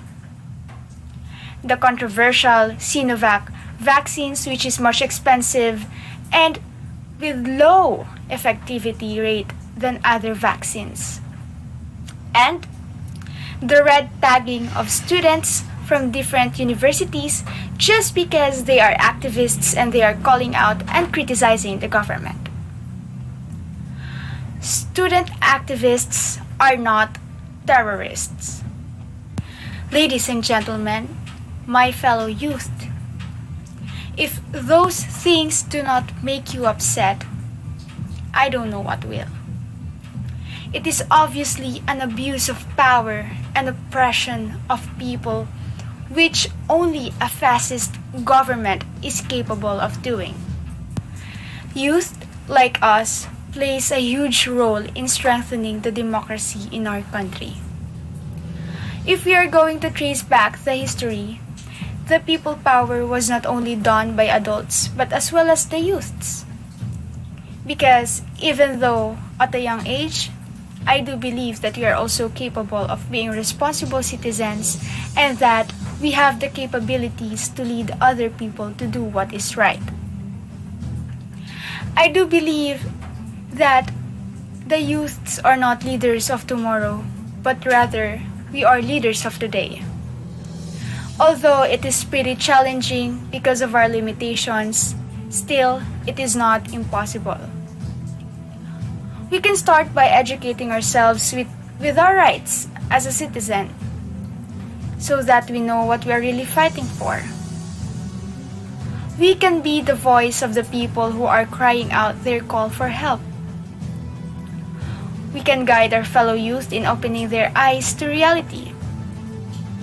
I do believe that is possible. We are knowledgeable in technologies and social medias, and that is why we must grab the opportunity to maximize those platforms. Ladies and gentlemen, especially to my fellow youths, I do believe that there is a leader in each and every one of us, and that we are geared up to make a change. We just have to lit up the fire inside us. If we want change, if we want a better government, we must lead. Because I believe that the youth's voice is the strongest voice of all. We must learn to stand up and fight for the common battle of making the government a better one. Let us start leading today and our future through casting our votes to the rightful candidate who we think is really capable of being the true representative of the people. So don't forget to get your names registered and please vote only the deserving this coming 2022 elections. Thank you so much and God bless.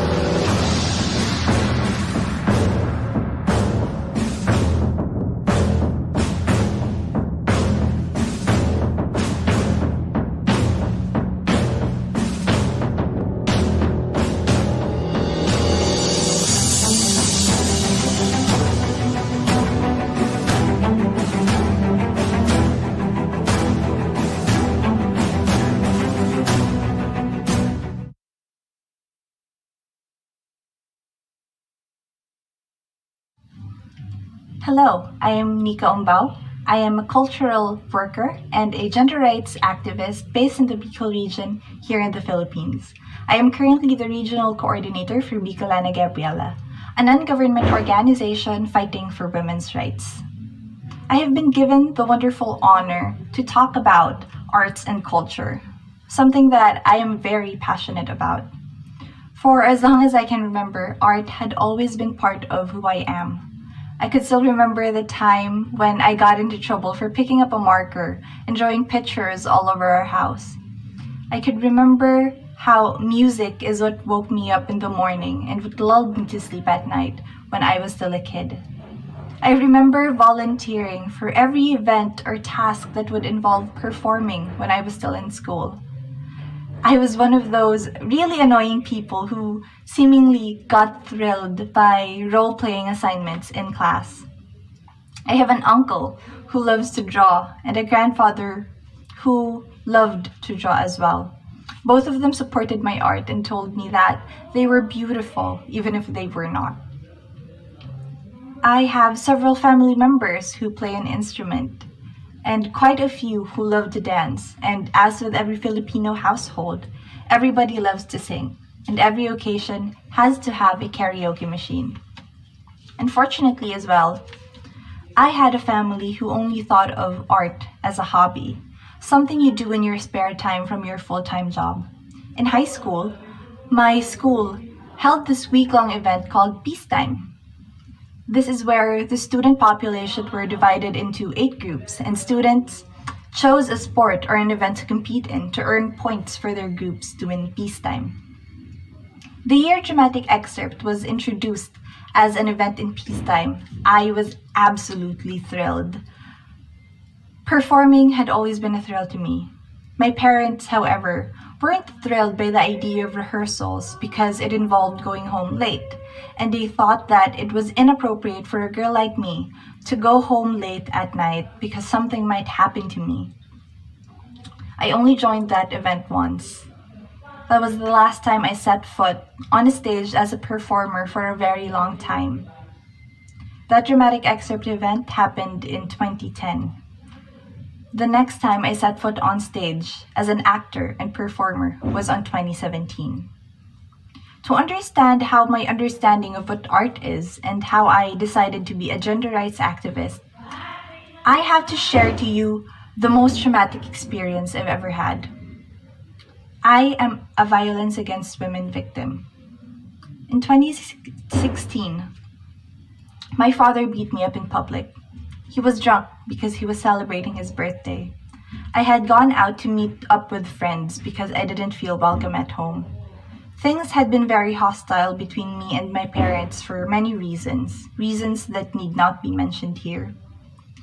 I was at my friend's house and we were waiting for my friend's cousin when my dad arrived. He asked me to go outside and he beat me up there, right outside my friend's house, with everyone watching. I ended up with a black eye, a swollen face, bruises all over my body, and minor fractures on 2 ribs. A month after getting beat up by my father, I decided to leave home, and the perfect opportunity to pack up some of my things and run presented itself. So I left home. I sought refuge at an uncle's house where I knew I would be safe. One drunk night after I left home, I realized I don't know who I was because I had been hiding and running from who I was for so long because my parents didn't approve of my love for the arts. I had broken my wrist that night. I broke my wrist because I punched a wall. I punched a wall because I was very frustrated. I was frustrated because I realized I didn't know who I was. For years, I had tried to make a personality. I tried to build who I was. I tried many hobbies after my parents told me that they do not support my interest in the performing arts. I had found other hobbies that I love, like visual arts and debating. But to them, visual arts was too expensive, and debating made me too liberated, too strayed away from the image of what a good woman should be. On that drunk night, I decided to return to my first love. I've decided to pursue the performing arts again. I promised to myself that when the next opportunity to act and perform on stage arrived, I would grab it. A few weeks after that, one of my literature teachers told me that they would be having auditions for a musical production. She asked me if I wanted to audition, and I did. A week after that, we were in rehearsals. During rehearsals and performances of that musical, entitled Mga Ininipot sa Tao Kansalog, or Fireflies on the River, I had met people who taught me that art and performing are so much more powerful than what it perceived to be is, or what it is perceived to be. Art is not only a medium for self-expression. We do not perform for the sake of performing. The many forms of art gives you a voice. It tells stories. It moves people. That art can comfort the disturbed and disturb the comfortable. After that production, I decided to apprentice at Sining Banwa, a community theater group based in Legazpi City in Albay, where our creed was, ang sining ng bayan ay sining mula sa bayan at sining para sa bayan, which means the art of the people is art from the people and is art for the people. We at Sining Banwa believe that we should use art as a means to tell the stories of the marginalized and the voiceless. We have used the stage to tell the story of struggles of the workers and farmers in productions like Oktubre, Gulong ng Kasaysayan. Underpaid teachers in Teacher, those who bear society's stigma because of HIV and AIDS in Gym Girls, the struggles of the LGBTQ+ community in Backstage, the desaparecidos and the atrocities of martial law in Punla sa Tigaon. The theater is not the only place we tell stories. We perform in streets, in parks, in markets, virtually anywhere, to bring the stories of the people closer to the people. Oftentimes, society makes our marginalized brothers and sisters feel unseen. We bring our art closer to them. So when they see us perform, see us dance, see us painting, see our murals on the street, hear us sing, they know that someone is listening. Someone is listening to their woes, seeing their struggles. We want them to know that even if this oppressive system running our country has removed their voice, we are willing to lend them ours. We are proud to call ourselves mga artista ng bayan, artists for the people. We are activists. With another fascist seated in power, the word activist has earned a bad reputation in our country, especially when laws like the anti-terrorism law are made to prosecute us for our political beliefs. We always say, walang mali sa paglaban, may mali kaya lumalaban. Fighting isn't wrong. We fight because there is something wrong. And we see that so many things are going wrong with our society. The COVID-19 pandemic response of our country has been poor from the very onset, and thousands of Filipino people had been killed since the beginning of 2016 under the false drug war. We will continue to fight as artists. We will continue to give the marginalized and the voiceless a voice. We will not falter under the threat of another fascist, another dictator. We will not give him our power. We refuse to give him our voices. We will continue to speak and we will continue to fight for women's and the people's rights. Again, I am Nika Umbao. I am proudly a cultural worker and a gender rights activist here in the Bicol region. I will continue to offer my life and my work for the people. I am Nika Umbao, para sa babae, sa bata at sa bayan. a progressive health movement to everyone, to the organizers of the World Speech Day 2021, to all our participants, and to my fellow guest speakers, a wonderful day to all of you. Right now, before we start with my speech, I would just like to briefly introduce myself to you all in order for us to get to know more about each other and for you to gain insight on who I am as a person, as an advocate for health. Because right now we are going to tackle, and I hope that I can inspire a fruitful and inspiring discussion with you about the domain of health right now for the Filipino society amid the COVID-19 pandemic. Well, everyone, I am Samuel C. Madriaga from the city of Seven Lakes, the San Pablo City, Laguna. Currently, I'm a third-year BS Occupational Therapy student in the University of the Philippines, Manila. And also, currently, I am the chairperson of the College of Allied Medical Professions Student Council, the chief executive of the Alliance of Public Health Advocates, and in terms of our community participation, I am the co-founder and the director for youth engagement of Sulong San Pablo. And in terms of our advocacy engagements, I am a mental health advocate, an advocate for the PWDs and for youth empowerment. And of course, the reason why I am here right now speaking in front of you, I advocate for a progressive and effective health movement for all Filipinos. Now, before we start with my speech, I want to ask you something. And I hope that as we progress along this speech, you can think about your answers and reflect on this question. I want to ask you, is health only a priority when we are under a health crisis like the COVID-19 pandemic? Now, I will just leave it right there, and I want you to think about that answer. And later on, we can discuss. Maybe as we progress, we can have an answer to that question. But I hope that as individuals, we have our own stand, and we do know the priority of our health right now, especially right now in the COVID-19 pandemic. Now let's go back and try to revisit what happened in the year 2020. This is how I will start my speech. I want to ask you, on January 22, 2020, can you still remember the things that you are doing on this day? January 22, 2020. From my personal experience, this was the day when I was in the city of Manila, sitting peacefully in our classroom, listening to my occupational therapy class, planning with my classmates on where we could possibly go during the vacation because it's January. It's the second semester of the academic year.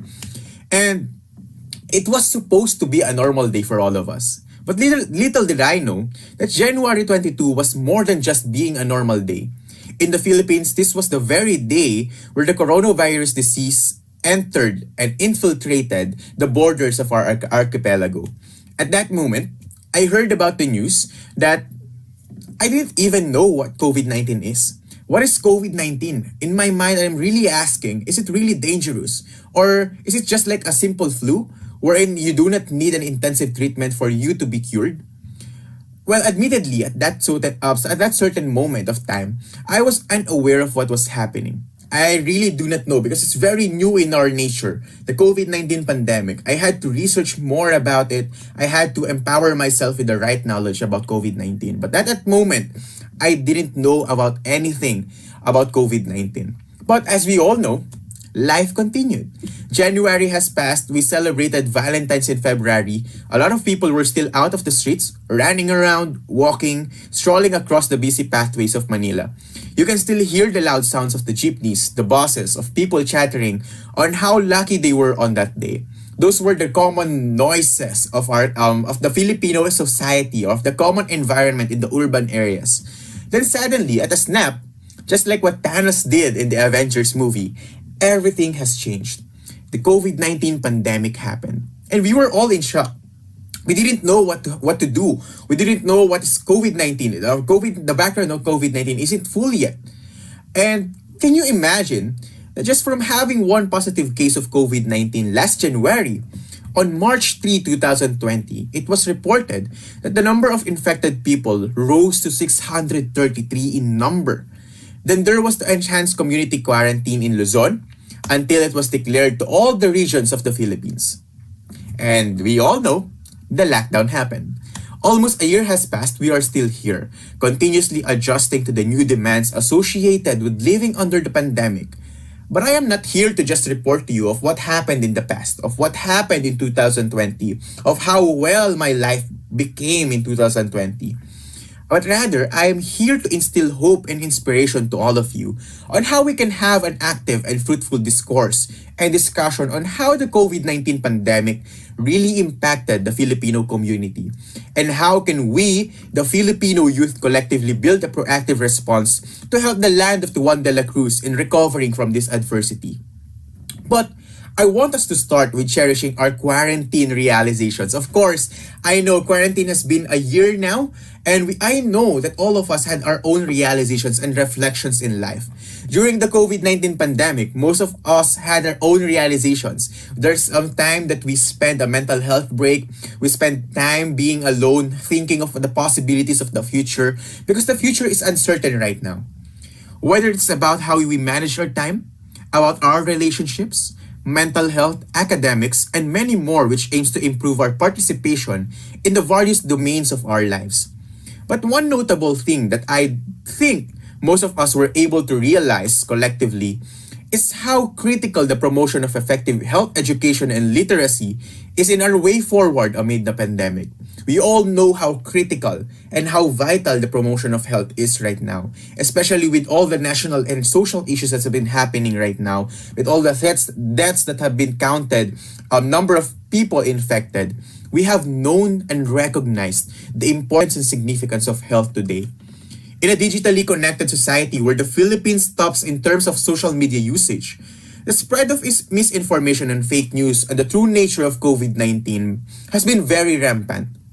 Actually, right now in our world, we can consider that misinformation and the spread of fake news can be another cause of pandemic. We have a digital misinformation that has been happening in Facebook, in other social media pages and social media accounts and platforms, and it really negatively impacted the way to our recovery from the pandemic. And more than just the COVID-19 pandemic, we were faced with a much more challenging adversity in the exacerbation of false information on vaccines, and even on how COVID-19 vaccine or how COVID-19 as a disease and as a virus is transmitted. Some people became more aggressive and gained greater control over their own health by believing that COVID-19 is just a conspiracy, while others became more conservative on the approaches that they will take to prolong their lives amid the pandemic. All of us had our own approaches to health, and there's a collective need for us to change our mindset on how we tackle and how we cope up with the pandemic. More than this, as human beings, we were able to realize that health is an integral part of our holistical existence, as it transcends the need for gaining wealth, power, and even the luxuries of life. When we were in a lockdown, I was able to compare health to a very sentimental art masterpiece. For example, the very famous Mona Lisa. I was able to compare health with Mona Lisa. You see, the Mona Lisa is a very well taken care of art masterpiece. Even its artist, the very famous Leonardo da Vinci, in the process of his creation, went very sensitive to the features of his work. As we all know, the Mona Lisa has been a great example for the golden ratio in mathematics, and right now, it is well preserved in the museums. Now, in the domain of health, health is like the Mona Lisa because of its very delicate nature. Just like the paintings that was painted by Leonardo da Vinci and all the great painters of society in mankind history, health is a very delicate domain in our lives. One addition of impurity and malpractice to it could cause a disturbance to the quality of life of an individual. It can really affect how we perform, how we participate, and how we do our occupations in our daily lives, because health is very delicate. At the macro level, the disturbance brought about by the COVID-19 to the health of Filipinos greatly influenced the operations of various sectors of our society. Whether you're from the industrial sector, the agricultural, the youth, the education, transportation, civic participation and engagement, and even in the government sector, a lot has changed since COVID-19 came into existence. From this, we realize that health does not just concern the doctors, nurses, health professionals, and advocates for health, but rather, it is a concern of the whole civilization of humanity. It concerns you, it concerns me, and every one of us. This is how vital health is in our lives. And as your speaker today, let me ask you again, Is health only a priority when we are under a health crisis like the COVID-19 pandemic, or when there's a surge of HIV/AIDS cases in the country? Certainly not. Health is a priority always in our daily lives. Health is and should be the priority of all. As I will always say during my speeches, in my talks in our community, and even I say this to our organization, our recovery from this pandemic entails a realization and ownership of our own responsibilities as individuals to our own health and well-being, and the full acceptance of our accountability to the country's collective health solutions. From the beginning until now, we have seen the efforts and sacrifices, the resiliency of our Filipino medical frontliners, social workers, and active leaders of today who proactively combat COVID-19. And I hope that we could take this opportunity, the World Speech Day 2021, as a great avenue for us to give our appreciation to them and to stand with them in their calls for a safe and decent work condition amid the pandemic. I hope this time we can realize their efforts that they're giving right now in order for us to help in moving forward from the pandemic. But now the question is that from us, the youth sector, how can we participate? Knowing all the sacrifices of the medical frontliners that we have, the social workers, the active leaders and advocates for health, knowing all their efforts, what can we do as the Filipino youth?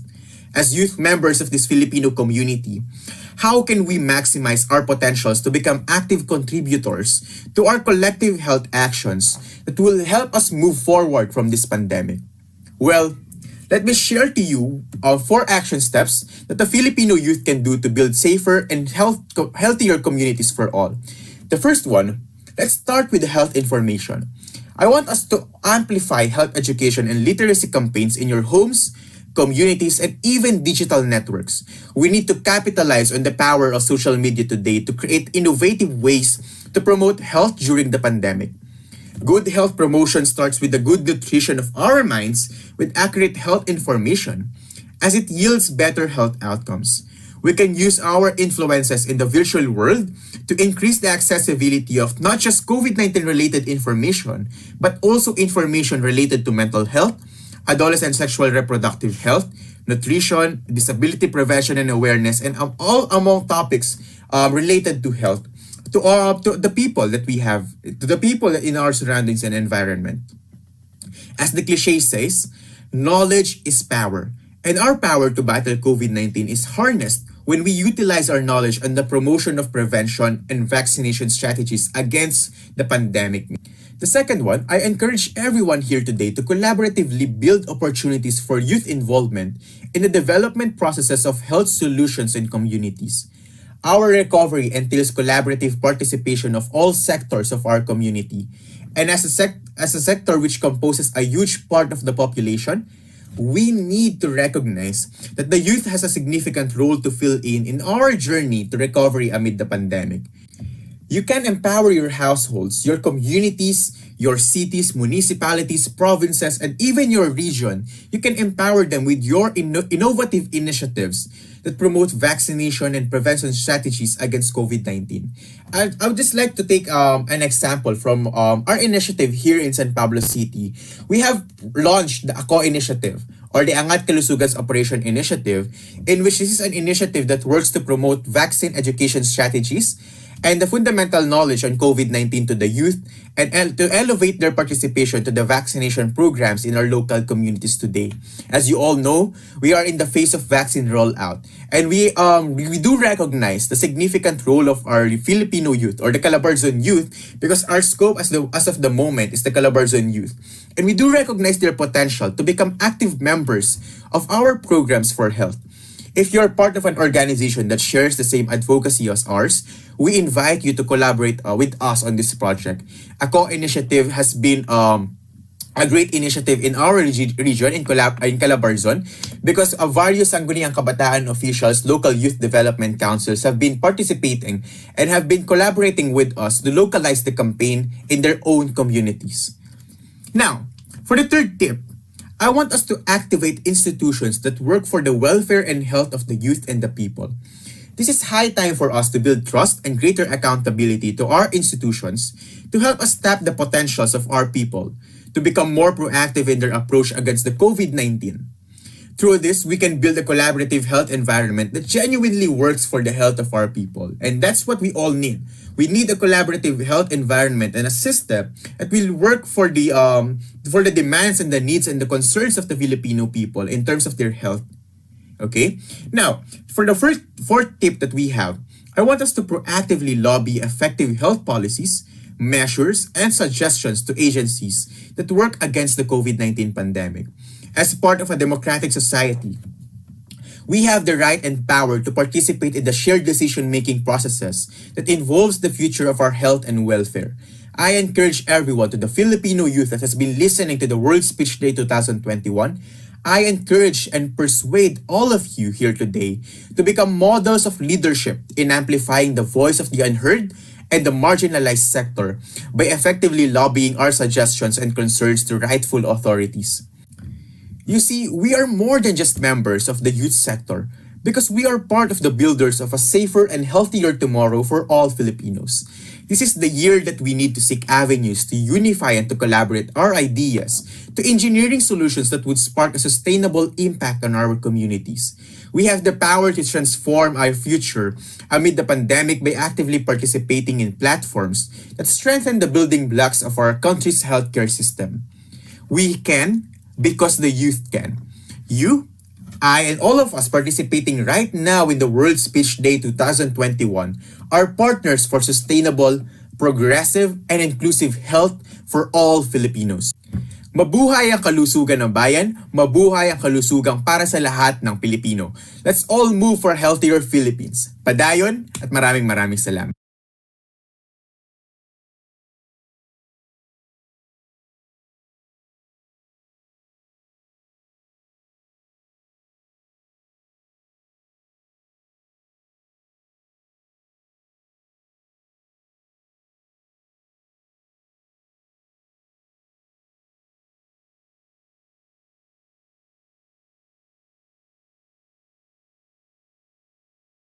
Afternoon or evening to all of the World Speech Day community all around the globe. My name is Alejandro. My name is Mia. My name is Luis Fernando. My name is Alberto. My name is Isis Elizabeth Leja Mesquidi. This year, our topic is Humanity at a Crossroads. I am very excited and grateful to be able to participate on March 15 in World Speech Day. I'm very excited to see you and hear all your speeches. I am going to be very happy to see you on World Speech Day 2021. Stay tuned. It was a pleasure to meet you, and I look forward to meet you again. See you soon.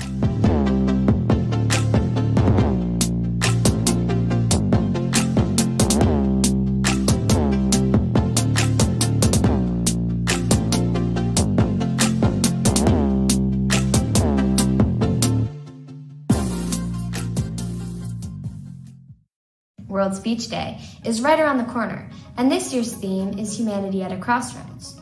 This will be an incredibly thought-provoking and stimulating event. From more than 100 different countries who are collaborating to make the event amazing, extraordinary, and unforgettable. We will finally have the chance to speak about what we believe in. In a world full of change, the importance of stories remains a constant. Stories have the ability to connect people, uplift, empower, and effect change. And I'm here to tell you how excited I am to be participating in this year's World Speech Day right here online. I'm really excited and I can't wait to present my speech. Please join us on March 15th. It would be wonderful to have you join us. I'm looking forward to seeing you guys at World Speech Day. Join us. Join the International School of Foreign. I'm a student at the International School of Leeds. And I hope to see you there too. I hope to see you on the 15th of March. I hope to see you there. Humanity at a Crossroads. We hope to see you on March 15th. Make sure to be there on March 15th. I will see you at the event.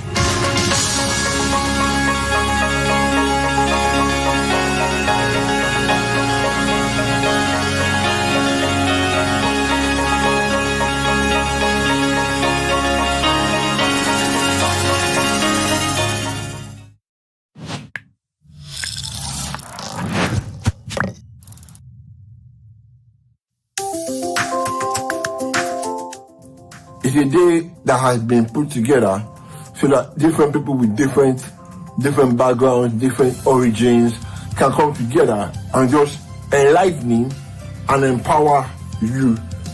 You could give the world your ideas or solutions that can help humanity. Loss of family members, loss of jobs, loss of livelihood.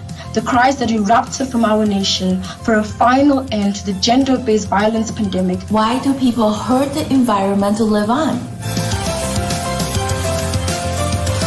Pause, reflect, renew, revive. Rethink about what I should do in life. All about connecting and slowing down, taking time for ourselves and our families.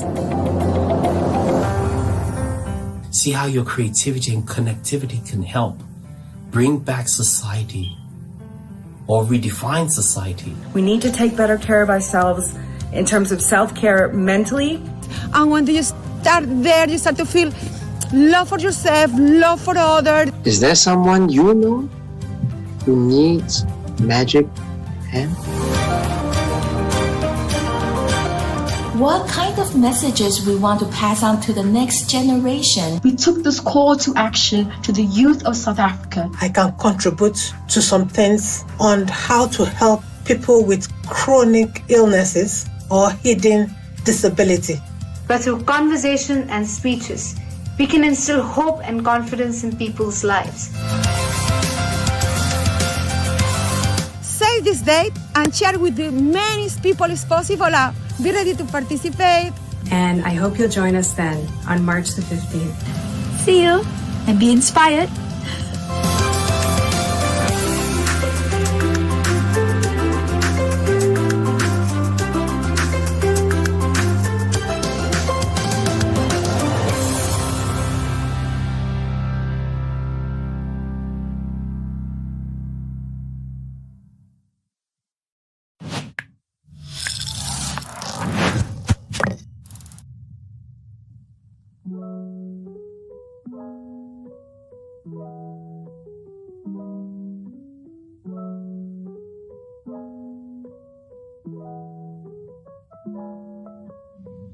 Mentoring, this word, wasn't in my vocabulary bank when I grew up.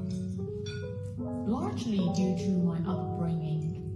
Since I was about 8 or 9, I cultivated this belief inside me that help or support wasn't a tool that was readily available to me. Is it better to be feared or respected? Is it too much to ask for both? I'm joking, of course. This was something that Robert Downey Jr. said as the character Tony Stark in the Iron Man films. Focus on the positive. I build awareness of my thoughts and feelings, as well as their influence of it on others. I noticed a quotation I had written on a piece of paper by my desk. And the quotation was, "A clear vision should never be confused with a short distance." I think everybody in the room will tell you that a good teacher can change your life. I'm here today to tell you that a bad teacher can change your life too. So rewind the clock. We're going back to 1979.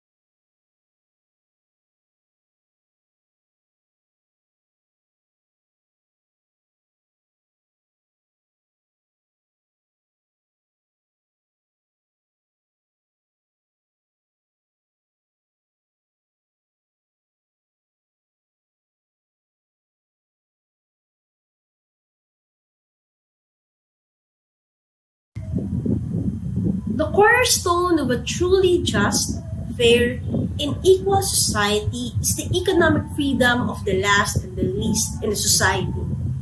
Philippine economy cannot be discussed without discussing the prevalent socio-political system in the country. In the data published by the Philippine Statistics Authority on December 2020 for October 2020, the Philippines recorded an unemployment rate of 8.7%, an underemployment rate of 14.4%. And what do these numbers imply?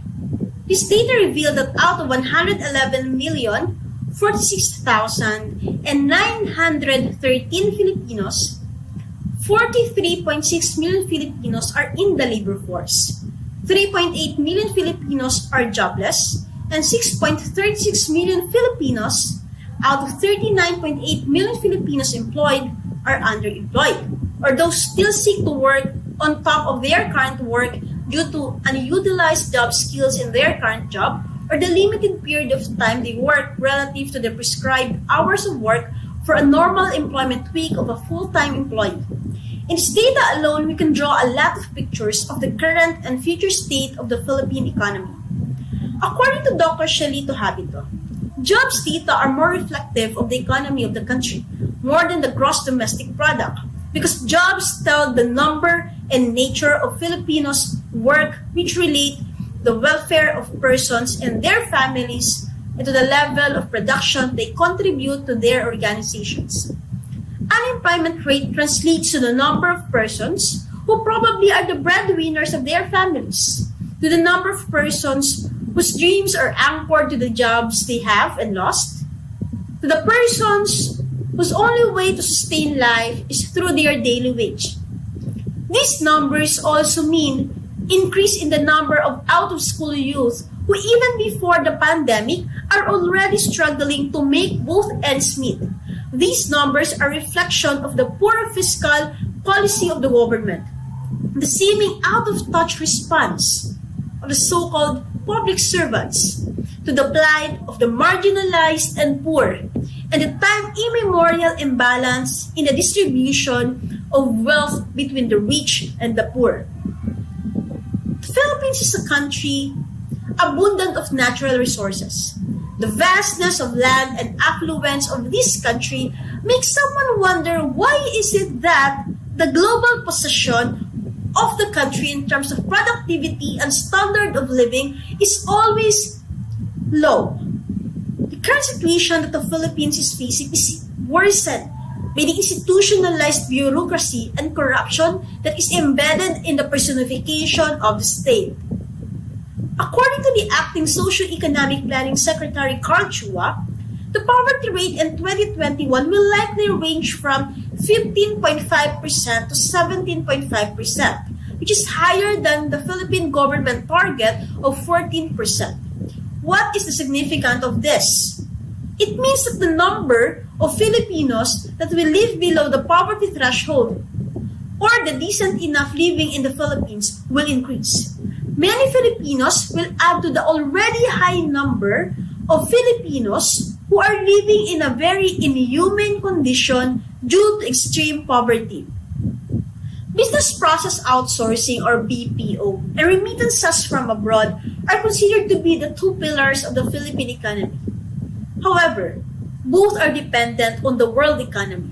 It cannot sustain on its own by relying to the domestic economy alone. While our economy benefits so much from these two pillars, COVID-19 revealed the weakness of our economy. COVID-19 created a more economic protectionist approach from countries affected by COVID-19 trying to contain to themselves the scarce job opportunities they have and taking advantage of newly unemployed workforce in their country that once were very expensively rated relative to the labor of their BPOs across the globe, which is very cheap. In a system that commodifies human, capitalism is a race won by the powerful. Again, in a system that commodifies human, capitalism is a race won by the powerful. In 2019, BPO contributed $26 billion to the Philippine economy. Philippines holds the largest concentration of call center workers in the world. And so was the greatly affected economy when some of BPOs closed down due to economic cycle brought by the pandemic. Remittances by our so-called modern heroes, the overseas Filipino workers, totaled to $35.5 billion in 2019. However, COVID-19 made such remittances to decrease to $29.5 billion in 2020.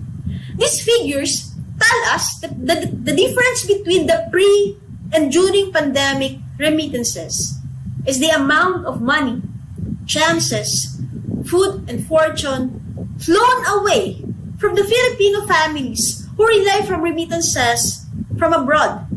These figures also show a decrease in the revenue of the government. Double whammy effect is real because of the pandemic. The micro and macro level economies are both in the verge of collapsing. The government has passed bayanihan laws to mitigate the effect of COVID-19 in the Philippine economy, but the top-to-bottom approach of the national government will defeat the purpose of the law. You cannot argue about trickle-down effect or hungry stomach. The government argued that it has 4 Ps, the Pantawid Pamilyang Pilipino program, or our country's version of the conditional cash transfer to help the poorest of the poor in our country.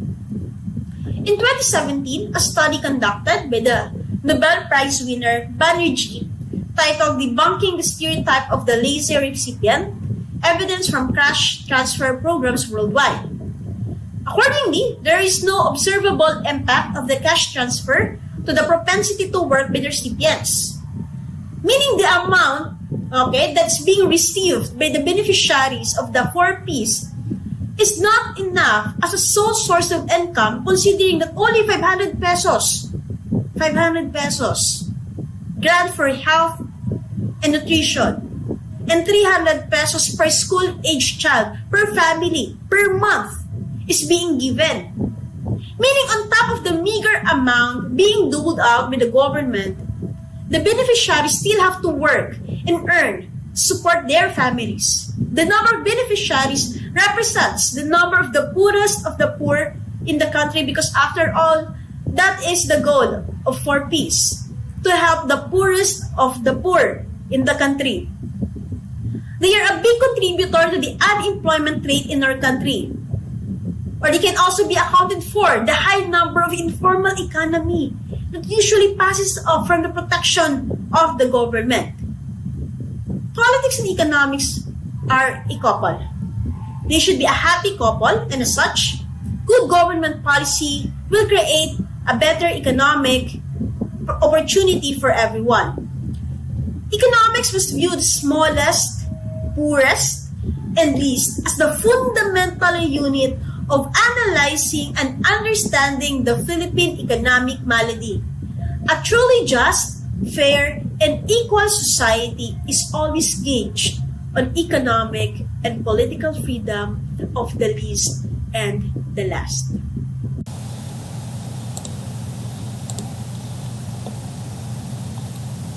Remontados Debate Society, students and colleagues, ladies and gentlemen, good day to you all. I am especially pleased with this opportunity to speak before you about media. And I thank the Remontados Debate Society for inviting me. I think that this opportunity is something that I have to take, if only to do what I do, to educate and hopefully share my perspectives about the state of media today. Here are the 3 major parts that I'd like to cover in this speech.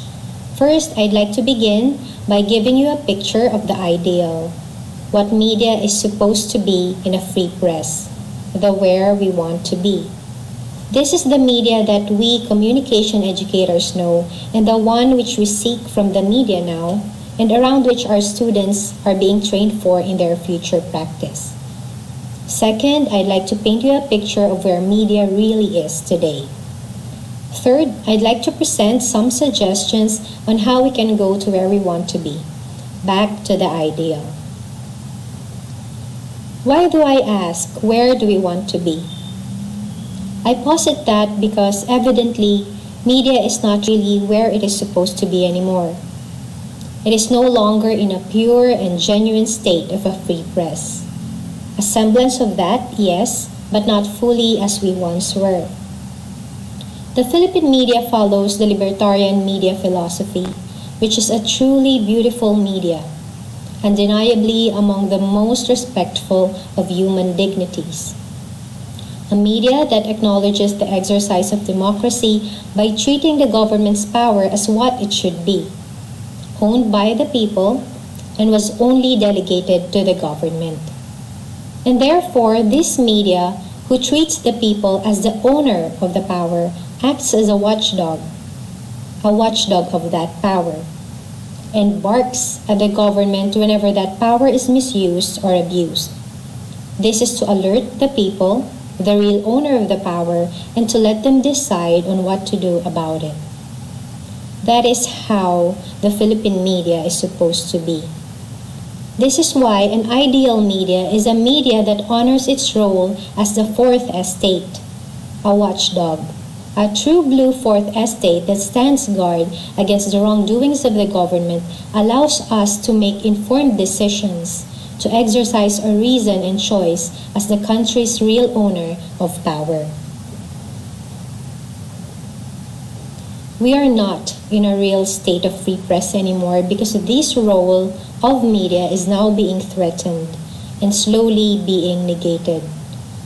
While we still have the social and economic roles of a free press, its political role is operating in intense threat and pain. And this thus brings me to my next point. What is the PMS now? PMS as in the Philippine media state. This PMS, the Philippine media state, is having its own PMS-like symptoms. By the latter PMS, I mean yes, premenstrual syndrome. Premenstrual syndrome, as we know, brings dull pains that can vary in degree and in which the afflicted has no choice but to bear before she bleeds. Apologies for the analogy, but this is also how I see Philippine media state as of now. The Philippine media is in serious pain. It is having its own pains in varying degrees, which all anticipate bleeding. Let me organize these pains according to three kinds: the government-driven pain, the infodemic-driven pain, and the pandemic-driven pain.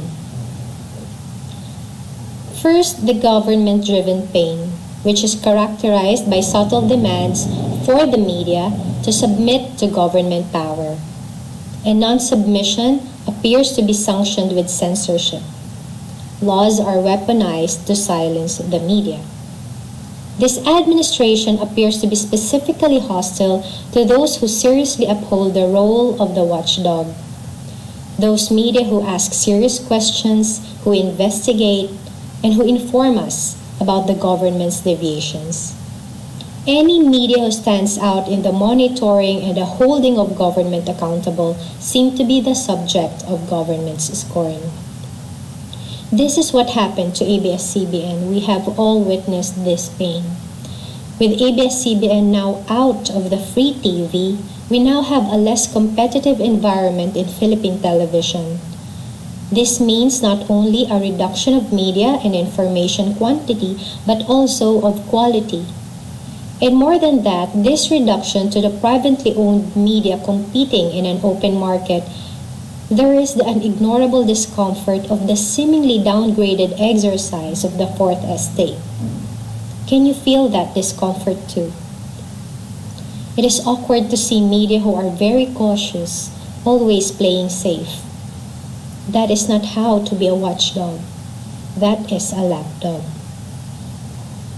The same pain was felt by Rappler and Maria Ressa. Martin Luther King was right. Injustice anywhere is a threat to justice everywhere. What happened to ABS-CBN can indeed happen to any media organization. And what happened to Ressa can happen to anyone. I remember Ressa saying that she is the cautionary tale. It's like saying, don't be like her. Stop being critical, stop being Stop investigating, stop asking dangerous questions, or else you might be next. A lot of us will understandably be scared of that. Attempts to silence, harass, and intimidate media could continue through the weaponization of laws. Cyber libel, franchise, foreign ownership, tax evasion, all these laws are like armaments now. Media will be led further to a certain wariness. It's going to be like a suspense movie where the protagonist treads ever so carefully for fear of waking up and enraging the sleeping monster. A monster who loves to sleep. Certainly a chilling effect, don't you think? Even the independent media, such as the Vera Files, the Philippine Center for Investigative Journalism, all had their fair share of scare when they got linked to the Matrix, which the government has claimed to be conspiring for the oust of the president. These were later discredited, yes, but it's like saying, you have been warned. The alternative press in local communities are also not saved from this pain. Not only have they been called as enemies of the state, prostitutes and spies, but worst of all, they are red tagged too. Journalists working for community media who write stories about human rights violations in their communities seem to be among the most perilous. Think about this in the light of the Anti-Terror Act. The most worrisome provision in this law is that it allows suspects who could be journalists to be arrested without warrant and to be imprisoned. Not only painful, but absolutely scary. The second kind of pain our Philippine media suffers with is the infodemic-driven pain. I remember that just a few days before the ECQ, I made a report on the Forum on Power and Information. The very conduct of the forum is an evidence of the culture of disinformation in the social media. The forum discussed about disinformation, misinformation, and malinformation, which only prove that misinformation has already mutated, and our infodemic has gone far worse. Now, what does it have to do with the Philippine press? News websites are being copied, and fake news that spread like wildfire on social media use their names and logos, which could discredit them and leave their audience confused. In addition to this, the keyboard army of trolls demonize the press, with the Philippine Daily Inquirer and Rappler as among their favorites. Because of the infodemic, it has become quite easy to blur the line between valid criticism and fake news. And then we have the pandemic-driven pain, the crucial role of media in reporting the pandemic.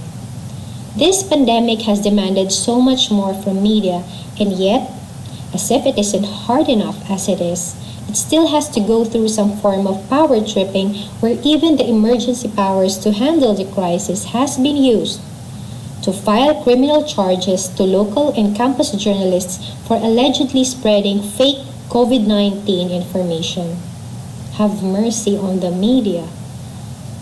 The Bayanihan to Heal As One Act, in particular, includes a provision penalizing fake news. In principle, the intention is good. But what is scary is that the provision can be used against media by those who either do not know how to determine what fake news is or who simply feel criticized by the media. We are not new to witnessing unfounded charges and complaints from officials addressed to the media who they perceive to have wronged them. Now, how do we go there? How can the Philippine media go back to a state of genuine free press? First, uphold the free press, or what little is left of it. The media's performance is far from perfect, yes, but even if they make mistakes, our rights to monitor and hold the government accountable through them must be sustained and protected. Journalists must ensure this constant fight for press freedom. How exactly? Persist as a watchdog. Look closer, investigate, keep asking questions no matter how difficult they are. Do not be afraid. Second, abide by media ethics. I ask the media to stay with the truth. This is your social responsibility. We always tell our media studies students that social responsibility is about appreciating your right to information, but together with that right is your obligation to be truthful and accountable in your reports. Be conscientious in your treatment of the world of events. Do not only make stories digestible and intelligible, but make your delivery of truth purposeful. Third, clean our content. This is where we, digital citizens, are called to partake. Ensure that you do not help in the spreading of fake news, spot misinformation, and report them. But we cannot recognize fake news in the first place if we won't begin with educating ourselves first with what disinformation is. So, join in fact-checking because this is a shared responsibility. There are a lot of initiatives by media organizations that aim to promote and teach us how to fact-check, how to critically evaluate information. Let us make the most of these opportunities and partake in this fight against the infodemic. Fourth, support local media. Push for it, seek for it, receive it, and frequent it. We lost our ABS-CBN TV Patrol Bicol, but while it pained us, we can stay with the other local stations which we still have. We need them so we can join in the conversations of the local spheres, not only during super typhoons and not only for the statistics in this pandemic. Fifth, study the new media platforms. The infodemic is a disease resulting not from the malevolence of certain entities alone, but also from the ignorance on digital media as well. This pertains to ignorance of media information.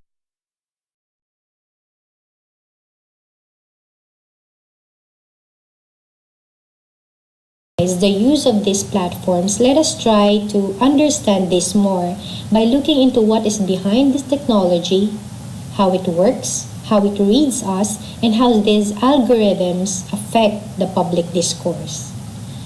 In this action to educate, we need not only the media advocacy groups, but the academic institutions and other civic organizations to collaborate toward this end. Doing all this is not going to be easy, I know, but we need to help media in this way. Thomas Jefferson, a champion of freedom, once stated that if he had to decide between a government without newspapers and newspapers without government, he would not hesitate to choose the latter. While I would like to very much agree with him, I would say we do not have to choose. We need both. But for a truly democratic Philippines, the media has to freely probe the government to disclose the truth. Thank you, and once again, good day.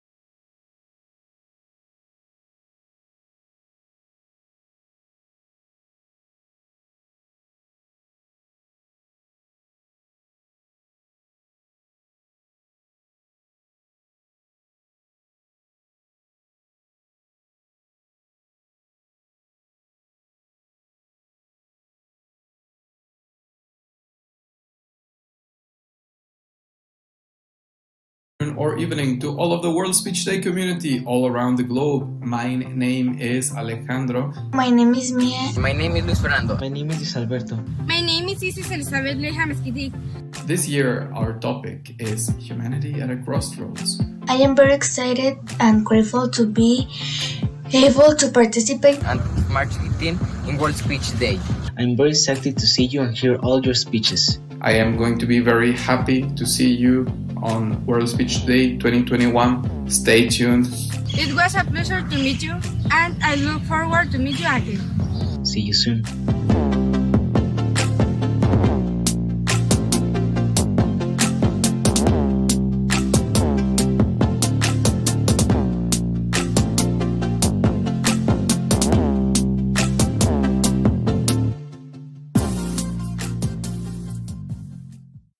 World Speech Day is right around the corner, and this year's theme is Humanity at a Crossroads. This will be an incredibly thought-provoking and stimulating event. From more than 100 different countries who are collaborating to make the event amazing, extraordinary, and unforgettable. We will finally have the chance to speak about what we believe in.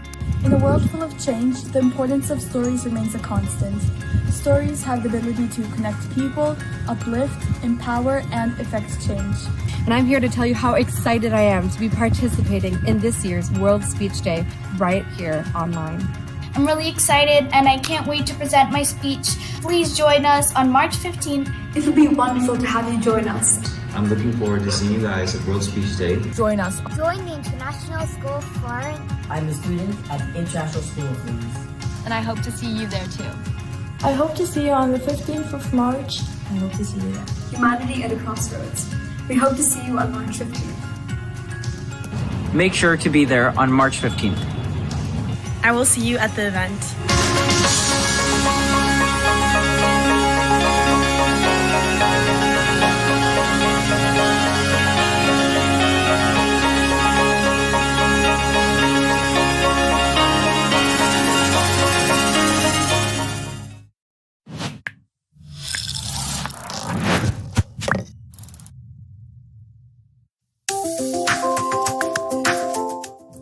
It's a day that has been put together so that different people with different backgrounds, different origins can come together and just enlighten and empower you.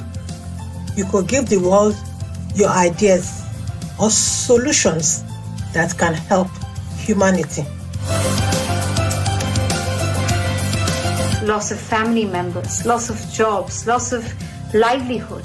The cries that erupted from our nation for a final end to the gender-based violence pandemic. Why do people hurt the environment to live on? Pause, reflect, renew, revive. Rethink about what I should do in life. All about connecting and slowing down, taking time for ourselves and our families.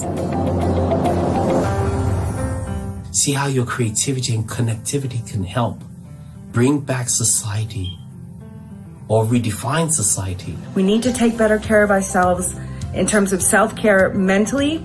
And when you start there, you start to feel love for yourself, love for others. Is there someone you know who needs magic hand? What kind of messages we want to pass on to the next generation? We took this call to action to the youth of South Africa. I can contribute to some things on how to help people with chronic illnesses or hidden disability. But through conversation and speeches, we can instill hope and confidence in people's lives. Save this date and share with the many people as possible. Be ready to participate. And I hope you'll join us then on March the 15th. See you and be inspired.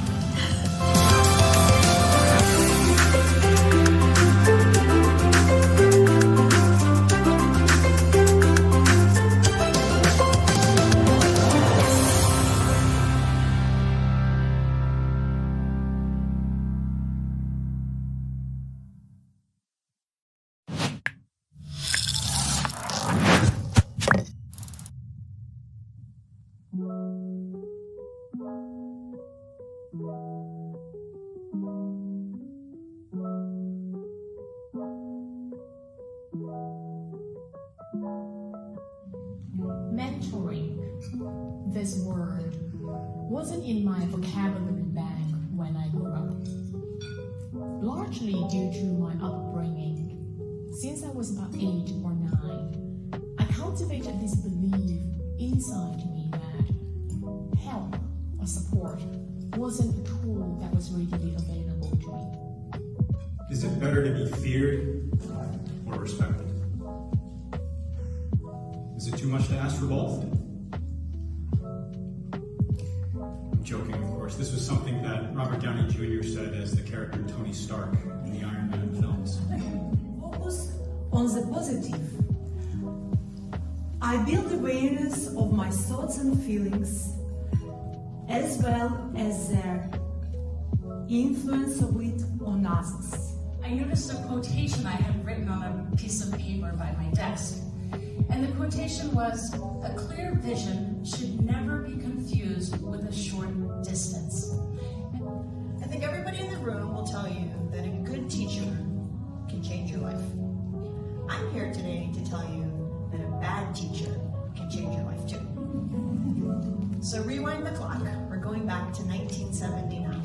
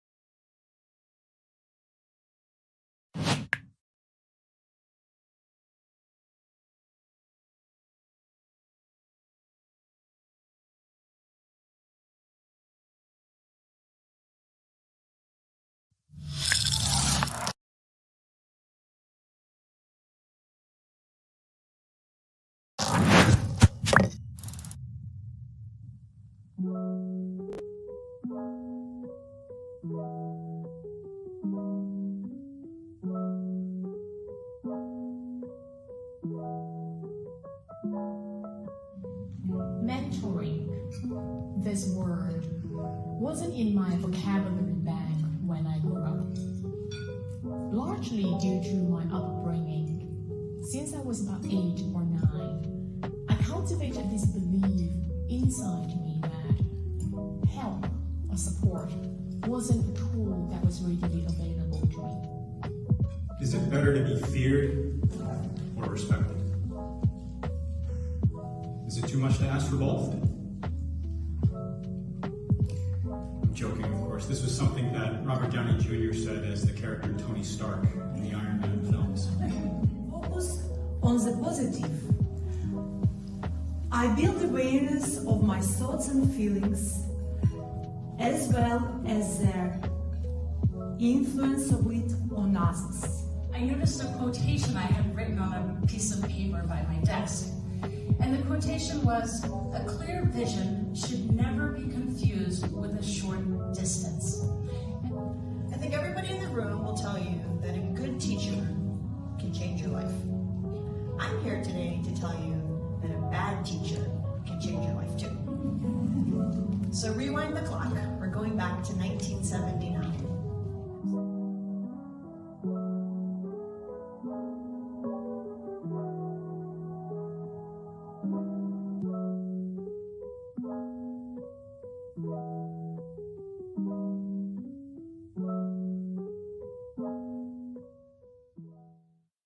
Good morning, day, afternoon, or evening to all of the World Speech Day community all around the globe. My name is Alejandro. My name is Mia. My name is Luis Fernando. My name is Alberto.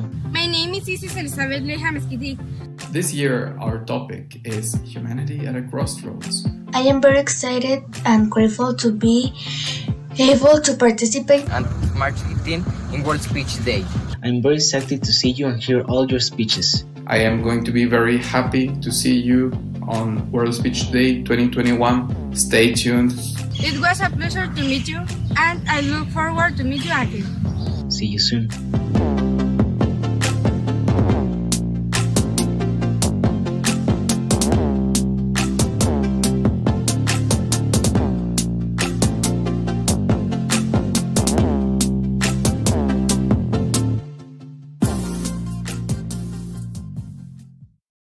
World Speech Day, is right around the corner, and this year's theme is Humanity at a Crossroads. This will be an incredibly thought-provoking and stimulating event. From more than 100 different countries who are collaborating to make the event amazing, extraordinary, and unforgettable. We will finally have the chance to speak about what we believe in. In a world full of change, the importance of stories remains a constant. Stories have the ability to connect people, uplift, empower, and effect change. And I'm here to tell you how excited I am to be participating in this year's World Speech Day right here online. I'm really excited and I can't wait to present my speech. Please join us on March 15th. It would be wonderful to have you join us. I'm looking forward to seeing you guys at World Speech Day. Join us. Join the International School of Florence. I'm a student at International School of Leeds. And I hope to see you there too. I hope to see you on the 15th of March. I hope to see you there. Humanity at a Crossroads. We hope to see you on March 15th. Make sure to be there on March 15th. I will see you at the event.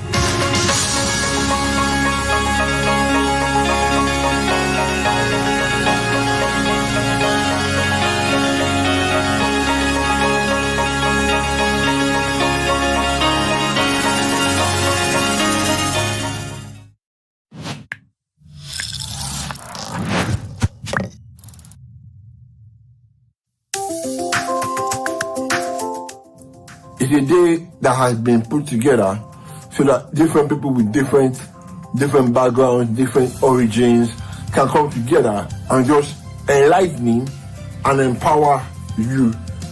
You could give the world your ideas or solutions that can help humanity. Loss of family members, loss of jobs, loss of livelihood. The cries that erupted from our nation for a final end to the gender-based violence pandemic. Why do people hurt the environment to live on? Pause, reflect, renew, revive. Rethink about what I should do in life. All about connecting and slowing down, taking time for ourselves and our families. See how your creativity and connectivity can help bring back society or redefine society. We need to take better care of ourselves in terms of self-care mentally. And when you start there, you start to feel love for yourself, love for others. Is there someone you know who needs magic hand? What kind of messages we want to pass on to the next generation? We took this call to action to the youth of South Africa. I can contribute to some things on how to help people with chronic illnesses or hidden disability. But through conversation and speeches, we can instill hope and confidence in people's lives. Save this date and share with the many people as possible. Be ready to participate. And I hope you'll join us then on March the 15th. See you and be inspired.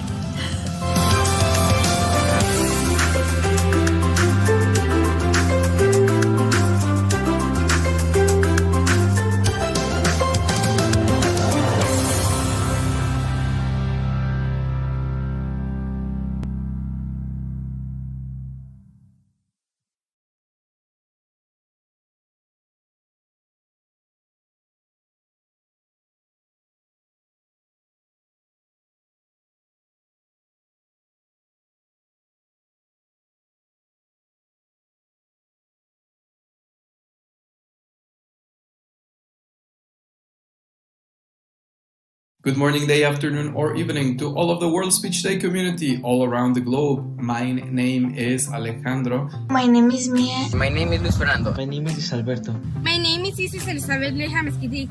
This year, our topic is Humanity at a Crossroads. I am very excited and grateful to be able to participate on March 15 in World Speech Day. I'm very excited to see you and hear all your speeches. I am going to be very happy to see you on World Speech Day 2021. Stay tuned. It was a pleasure to meet you, and I look forward to meet you again. See you soon.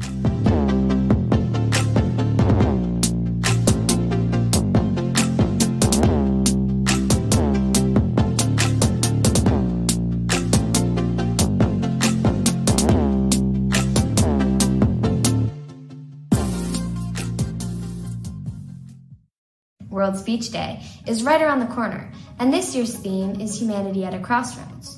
This will be an incredibly thought-provoking and stimulating event from more than 100 different countries who are collaborating to make the event amazing, extraordinary, and unforgettable. We will finally have the chance to speak about what we believe in.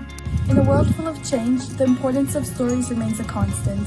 Stories have the ability to connect people, uplift, empower, and effect change. And I'm here to tell you how excited I am to be participating in this year's World Speech Day right here online. I'm really excited and I can't wait to present my speech. Please join us on March 15th. It will be wonderful to have you join us. I'm looking forward to seeing you guys at World Speech Day. Join us. Join the International School Foreign. I'm a student at the International School of Things. And I hope to see you there too. I hope to see you on the 15th of March. I hope to see you there. Humanity at a Crossroads. We hope to see you on March 15th.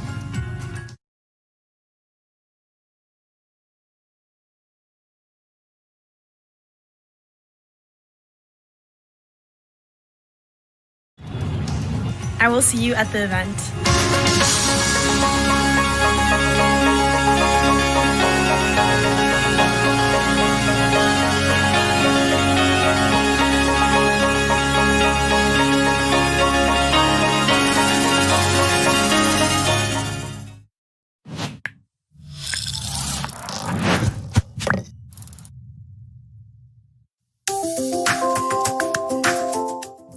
It's a day that has been put together so that different people with different backgrounds, different origins can come together and just enlightening and empower you.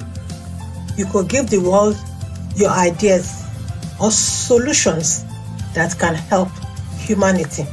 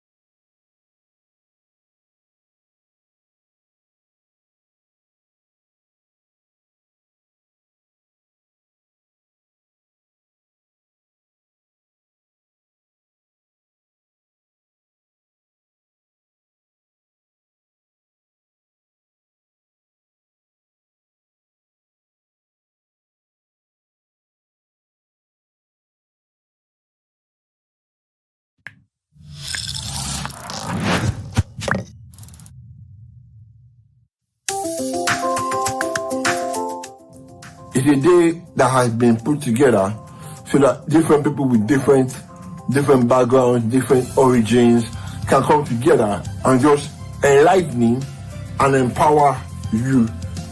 You could give the world your ideas or solutions that can help humanity.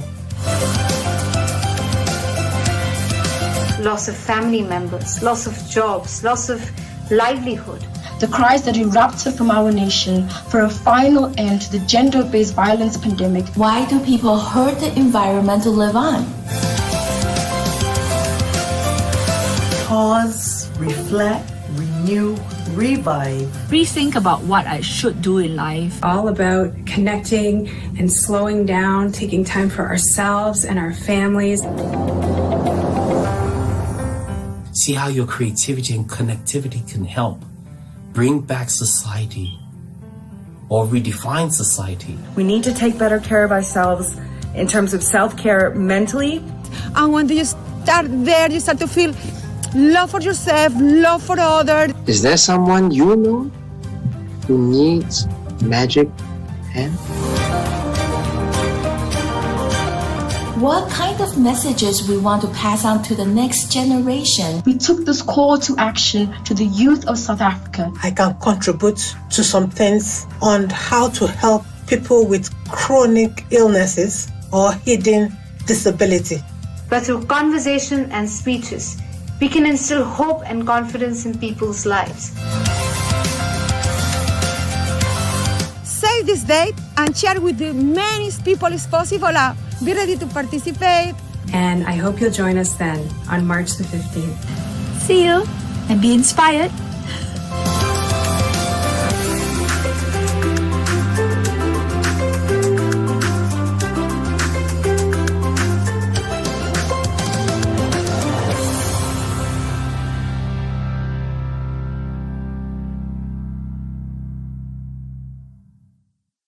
World Speech Day is right around the corner, and this year's theme is Humanity at a Crossroads.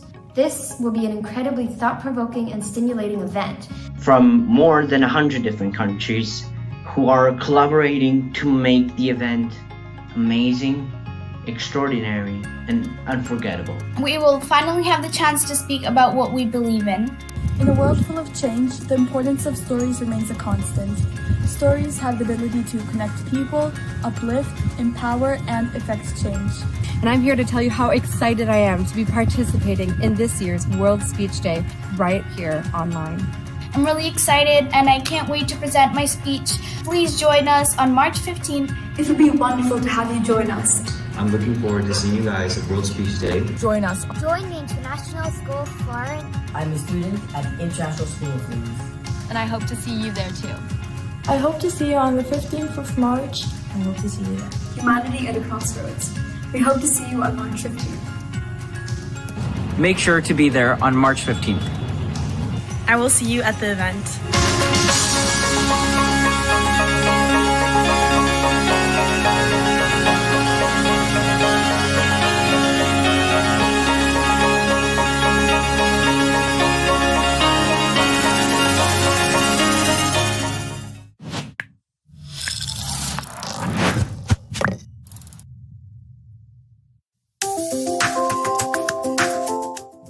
It's a day that has been put together so that different people with different backgrounds, different origins can come together and just enlighten and empower you. You could give the world your ideas or solutions that can help humanity. Loss of family members, loss of jobs, loss of livelihood. The cries that erupted from our nation for a final end to the gender-based violence pandemic. Why do people hurt the environment to live on?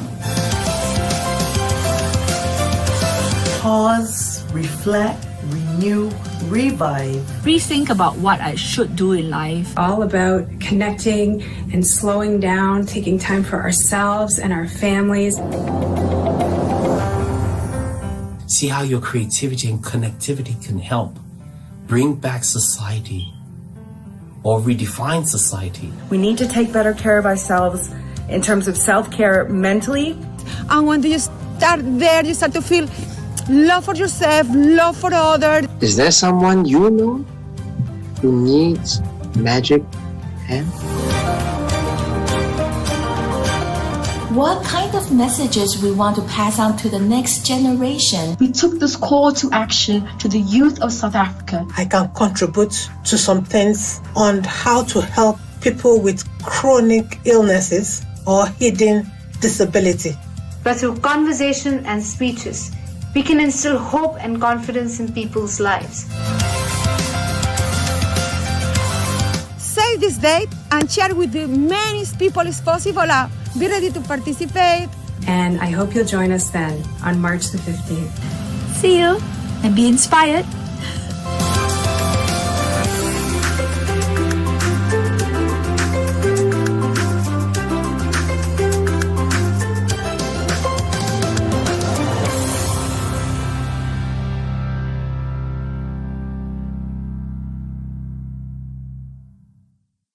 Good morning, day, afternoon, or evening to all of the World Speech Day community all around the globe. My name is Alejandro. My name is Mia. My name is Luis Fernando. My name is Alberto. My name is Isis Elizabeth Leham SGT. This year, our topic is Humanity at a Crossroads. I am very excited and grateful to be able to participate on March 15 in World Speech Day. I'm very excited to see you and hear all your speeches. I am going to be very happy to see you on World Speech Day 2021. Stay tuned. It was a pleasure to meet you, and I look forward to meet you again. See you soon.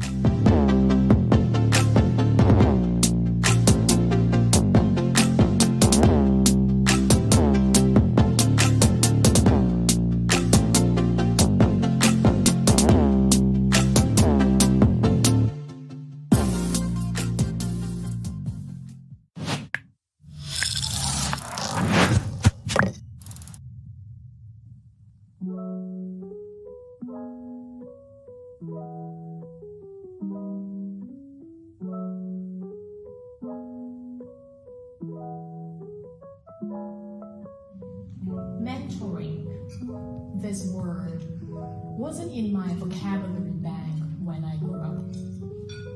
Largely due to my upbringing. Since I was about 8 or 9, I cultivated this belief inside me that help or support wasn't a tool that was readily available to me. Is it better to be feared or respected? Is it too much to ask for both? I'm joking, of course. This was something that Robert Downey Jr. said as the character Tony Stark in the Iron Man films. Focus on the positive. I build awareness of my thoughts and feelings, as well as their influence of it on others. I noticed a quotation I had written on a piece of paper by my desk. And the quotation was, "A clear vision should never be confused with a short distance." I think everybody in the room will tell you that a good teacher can change your life. I'm here today to tell you that a bad teacher can change your life too. So rewind the clock. We're going back to 1979.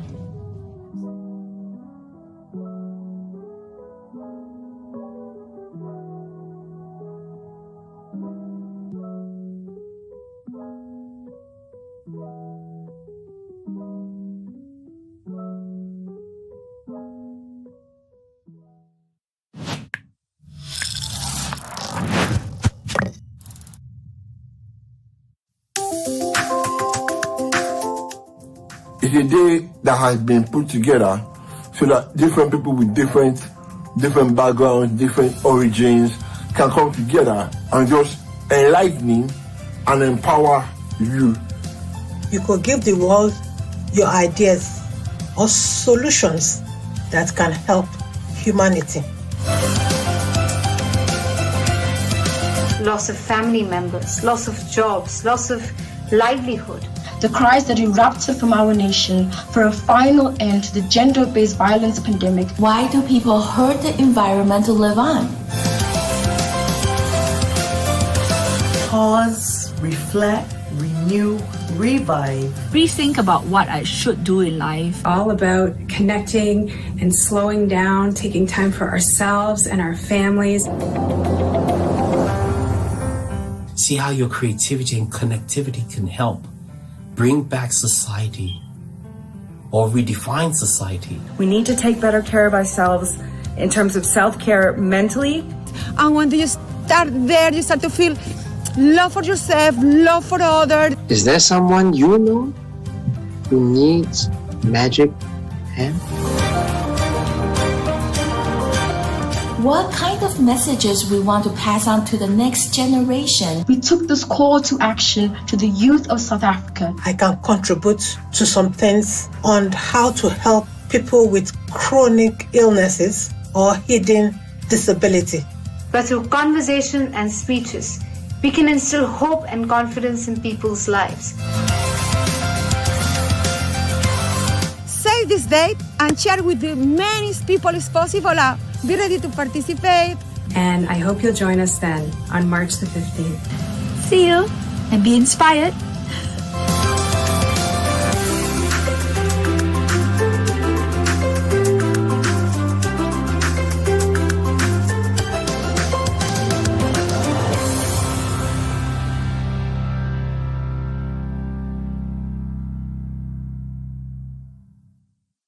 World Speech Day is right around the corner, and this year's theme is Humanity at a Crossroads.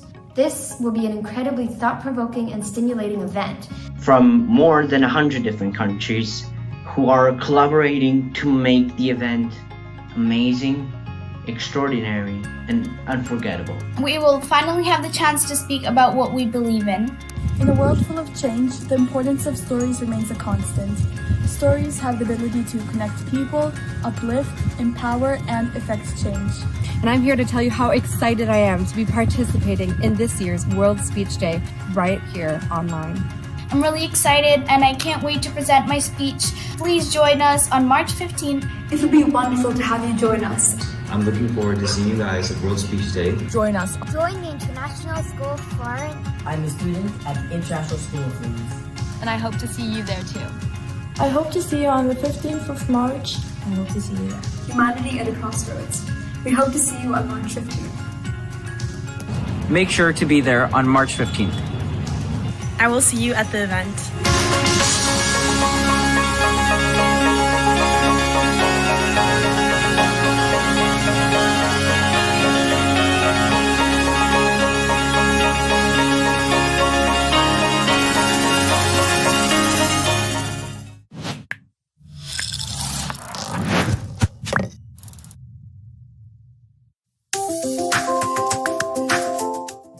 It's a day that has been put together so that different people with different backgrounds, different origins can come together and just enlighten and empower you. You could give the world your ideas or solutions that can help humanity. Loss of family members, loss of jobs, loss of livelihood. The cries that erupted from our nation for a final end to the gender-based violence pandemic. Why do people hurt the environment to live on? Pause, reflect, renew, revive. Rethink about what I should do in life. All about connecting and slowing down, taking time for ourselves and our families. See how your creativity and connectivity can help bring back society or redefine society. We need to take better care of ourselves in terms of self-care mentally. And when you start there, you start to feel love for yourself, love for others. Is there someone you know who needs magic hand? What kind of messages we want to pass on to the next generation? We took this call to action to the youth of South Africa. I can contribute to some things on how to help people with chronic illnesses or hidden disability. But through conversation and speeches, we can instill hope and confidence in people's lives.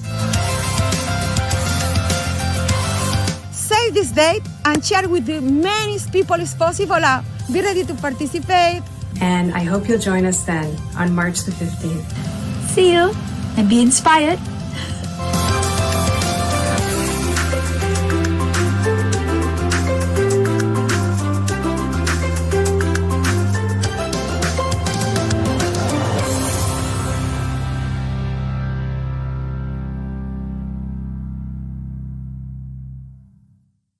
Good morning, day, afternoon, or evening to all of the World Speech Day community all around the globe. My name is Alejandro. My name is Mia. My name is Luis Fernando. My name is Alberto. My name is Isis Elizabeth Leja Mesquiti. This year, our topic is Humanity at a Crossroads. I am very excited and grateful to be able to participate On March 15 in World Speech Day. I'm very excited to see you and hear all your speeches. I am going to be very happy to see you on World Speech Day 2021. Stay tuned. It was a pleasure to meet you, and I look forward to meet you again. See you soon.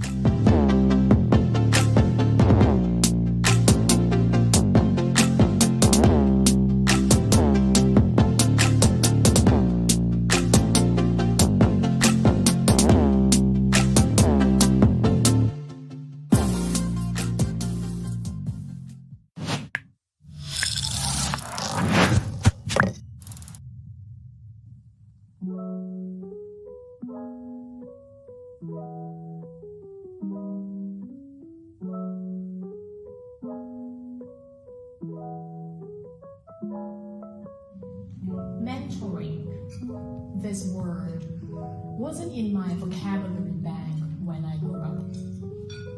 Largely due to my upbringing, since I was about 8 or 9, I cultivated this belief inside me that help or support wasn't a tool that was readily available to me. Is it better to be feared or respected? Is it too much to ask for both? I'm joking, of course. This was something that Robert Downey Jr. said as the character Tony Stark in the Iron Man films. Focus on the positive. I build awareness of my thoughts and feelings, as well as their influence of it on others. I noticed a quotation I had written on a piece of paper by my desk. And the quotation was, "A clear vision should never be confused with a short distance." I think everybody in the room will tell you that a good teacher can change your life.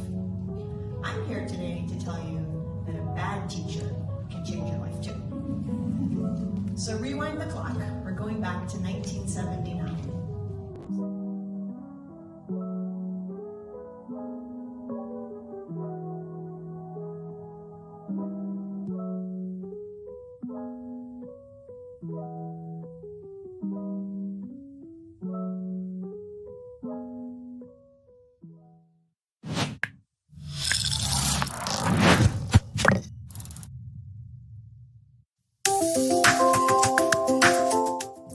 It's a day that has been put together so that different people with different backgrounds, different origins can come together and just enlighten and empower you.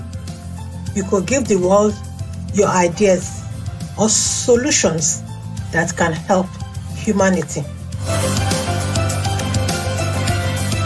Loss of family members, loss of jobs, loss of livelihood. The cries that erupted from our nation for a final end to the gender-based violence pandemic. Why do people hurt the environment to live on? Pause, reflect, renew, revive. Rethink about what I should do in life. All about connecting and slowing down, taking time for ourselves and our families. See how your creativity and connectivity can help bring back society or redefine society. We need to take better care of ourselves in terms of self-care mentally. And when you start there, you start to feel love for yourself, love for others. Is there someone you know who needs magic hand?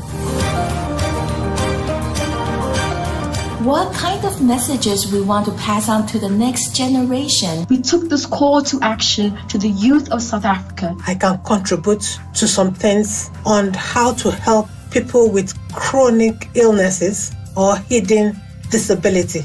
But through conversation and speeches, we can instill hope and confidence in people's lives. Save this date and share with the many people as possible. Be ready to participate. And I hope you'll join us then on March the 15th. See you and be inspired.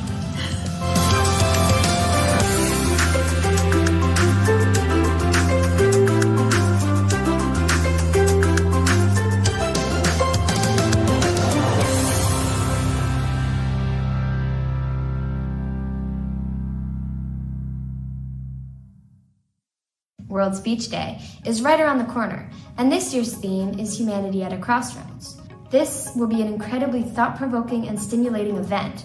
From more than 100 different countries who are collaborating to make the event amazing, extraordinary, and unforgettable. We will finally have the chance to speak about what we believe in. In a world full of change, the importance of stories remains a constant. Stories have the ability to connect people, uplift, empower, and affect change. And I'm here to tell you how excited I am to be participating in this year's World Speech Day right here online. I'm really excited and I can't wait to present my speech. Please join us on March 15th. It will be wonderful to have you join us. I'm looking forward to seeing you guys at World Speech Day. Join us. Join the International School of Foreign. I'm a student at International School of Leaders. and I hope to see you there too. I hope to see you on the 15th of March. I hope to see you there. Humanity at a Crossroads. We hope to see you on March 15th. Make sure to be there on March 15th. I will see you at the event.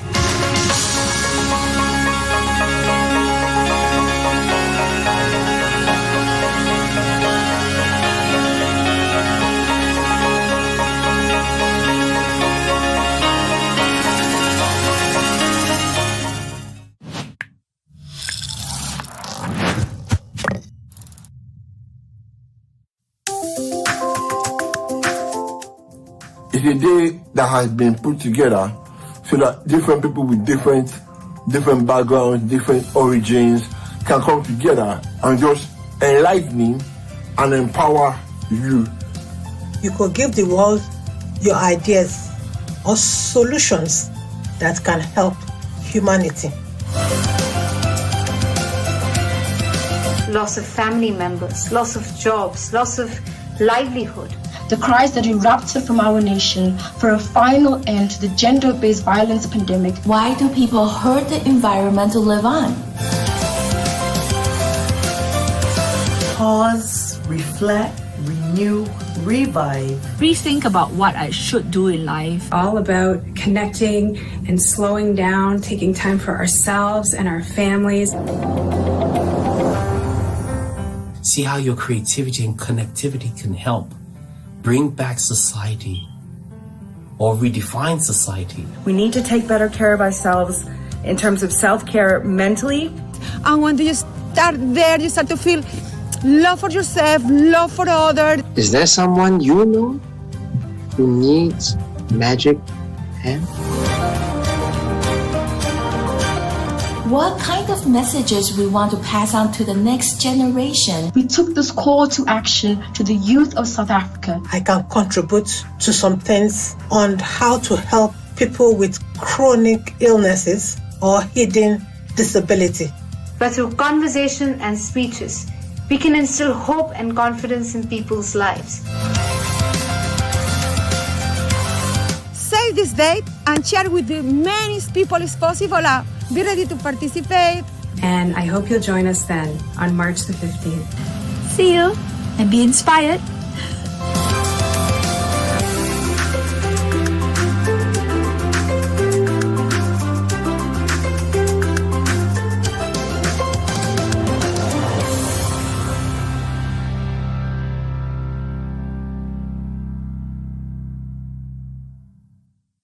Good morning, day, afternoon, or evening to all of the World Speech Day community all around the globe. My name is Alejandro. My name is Mia. My name is Luis Fernando. My name is Alberto. My name is Isis Elizabeth Leja Mesquiti. This year, our topic is Humanity at a Crossroads. I am very excited and grateful to be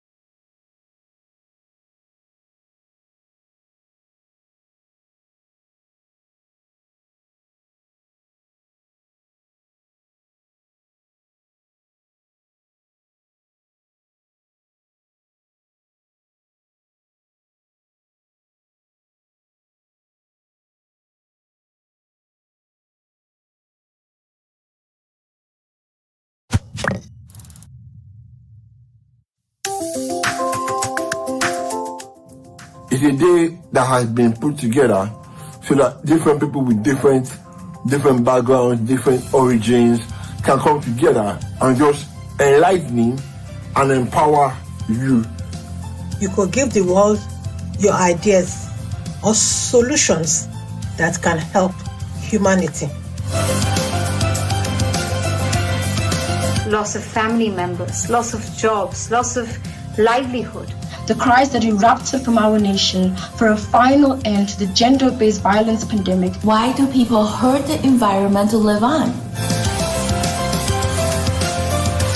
Pause, reflect, renew, revive. Rethink about what I should do in life. All about connecting and slowing down, taking time for ourselves and our families.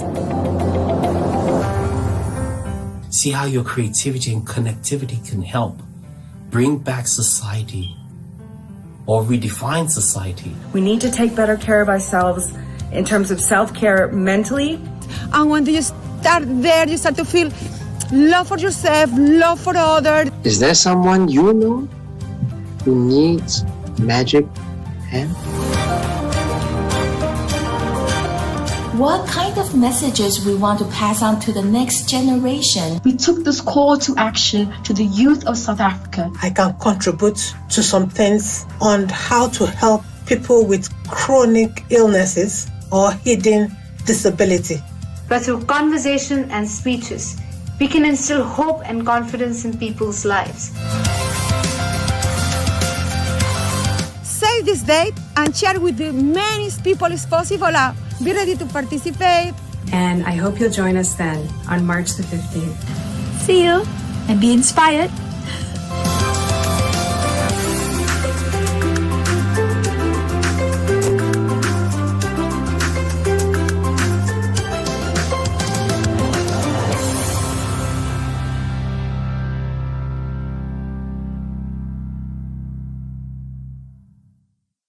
World Speech Day is right around the corner, and this year's theme is Humanity at a Crossroads. This will be an incredibly thought-provoking and stimulating event. From more than 100 different countries who are collaborating to make the event amazing, extraordinary, and unforgettable. We will finally have the chance to speak about what we believe in. In a world full of change, the importance of stories remains a constant.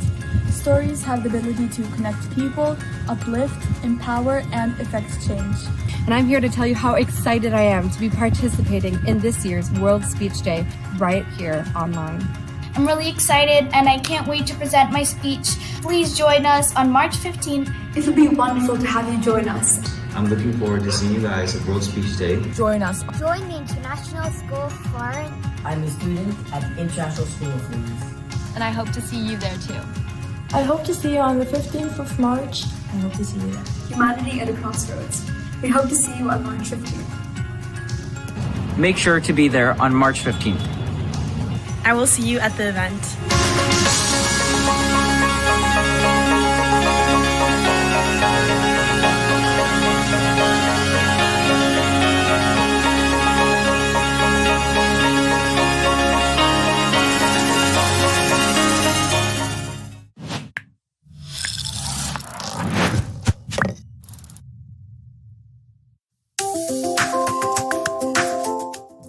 It's a day that has been put together so that different people with different backgrounds, different origins can come together and just enlighten and empower you. You could give the world your ideas or solutions that can help humanity. Loss of family members, loss of jobs, loss of livelihood. The cries that erupted from our nation for a final end to the gender-based violence pandemic. Why do people hurt the environment to live on? Pause, reflect, renew, revive. Rethink about what I should do in life. All about connecting and slowing down, taking time for ourselves and our families. See how your creativity and connectivity can help bring back society or redefine society. We need to take better care of ourselves in terms of self-care mentally. And when you start there, you start to feel love for yourself, love for others. Is there someone you know who needs magic hand? What kind of messages we want to pass on to the next generation? We took this call to action to the youth of South Africa. I can contribute to some things on how to help people with chronic illnesses or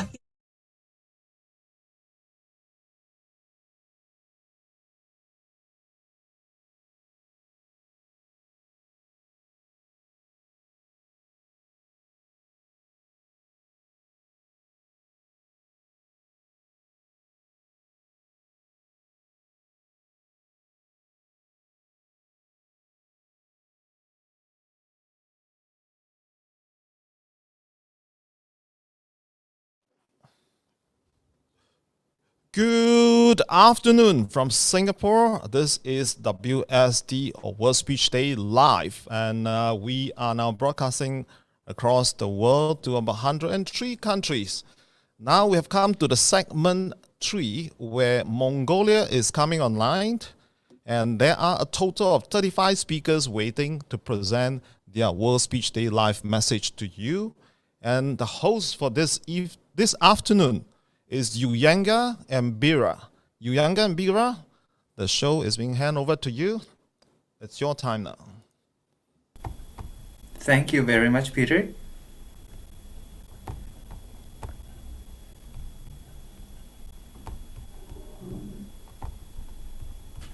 Good day, ladies and gentlemen. I'm Bira, and I'll be working as your host.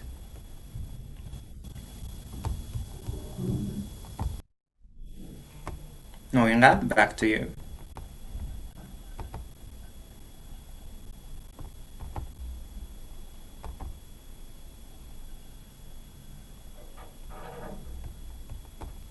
Madam Uyanga. Good afternoon, everyone. We will be giving this opening remarks very soon, okay? We want to keep up with our live event on our Facebook page, so please hold on a few seconds.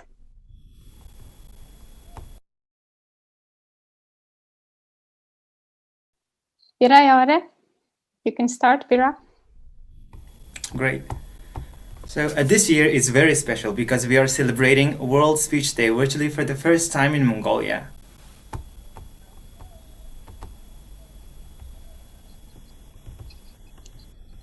And this is me, Uyanga. It's such an honor for me to working as a World Speech Day host, World Speech Day Mongolia 2021. Although we are now experiencing pandemic, thanks to technological development, we are provided opportunities to meet online and let our voices reach to the world. And this is the 5th year that Mongolia is participating in World Speech Day. Mongolia is actually one of the founding members of these worldwide events since its launch in 2016. And the speeches have become some of the most influential opportunities for promoting and advancing change in the world, not only in academia, but for the general culture. While speakers certainly have a monumental impact on the way that society is shaped, those who write the speeches may be considered to be just as powerful and impactful. That is exactly right, Vera. Thank you. First of all, we would like to give you some more insights into World Speech Day. So, what's World Speech Day? World Speech Day is a day dedicated to celebrating speeches and speech making across the globe for more than 100 nations. And each year, World Speech Day announces a theme for the event. And this year's theme is Humanity at the Crossroads. And on this special day, we have 4 influential and respected keynote speakers and our ambassador, World Speech Day ambassador as well, who would like to share their ideas within their own perspectives and expertise. In addition to this, 30 unexpected voices with diverse background are sharing with others for the better society and for a better tomorrow. And esteemed keynote speakers and distinguished speakers and honorable audience, I hereby call to order the World Speech Day Mongolia 2021. The day has come for you to reach your voice to the world. And this World Speech Day will consist of series of 5-minute speeches by unexpected voices across Mongolia. So without further ado, I'd like to invite the World Speech Day Ambassador in Mongolia, Dr. Kanchimik Zakta, President of Toastmasters Mongolia NGO, Director of the Academy of English, and the very first distinguished Toastmaster in Mongolia, to give us an opening remarks for the World Speech Day Mongolia 2021. Let's put our hands together for Dr. Kanchimik Zakta. Please welcome Dr. Kanchimik Zakta. Good afternoon, the esteemed keynote speakers and fellow World Speech Day organizers and honored guests. And thank you to each and every of you for being here with us today. And today marks our 5th annual World Speech Day Mongolia celebration, and we're proud to be able to host it today here in Ulaanbaatar with all of you. And before we get started, I would like to express my sincere appreciation on behalf of the Toastmasters Mongolia National Organization to all of you who generously helped us to make this event come together to become a success. World Speech Day Mongolia 2021 team, led by the organizing chair, Madam Oyinga, and Great Mongol Toastmasters Club officers and members. We couldn't have done it without all of you. And we have gathered here to be part of our global event due to our mutual passion for creating a day to celebrate speeches and speech making through live public speaking events around the world and reaching out to unexpected voices everywhere. And your passions help us help to unite, and the energy we create is what allows us to achieve our individual as well as our community goals.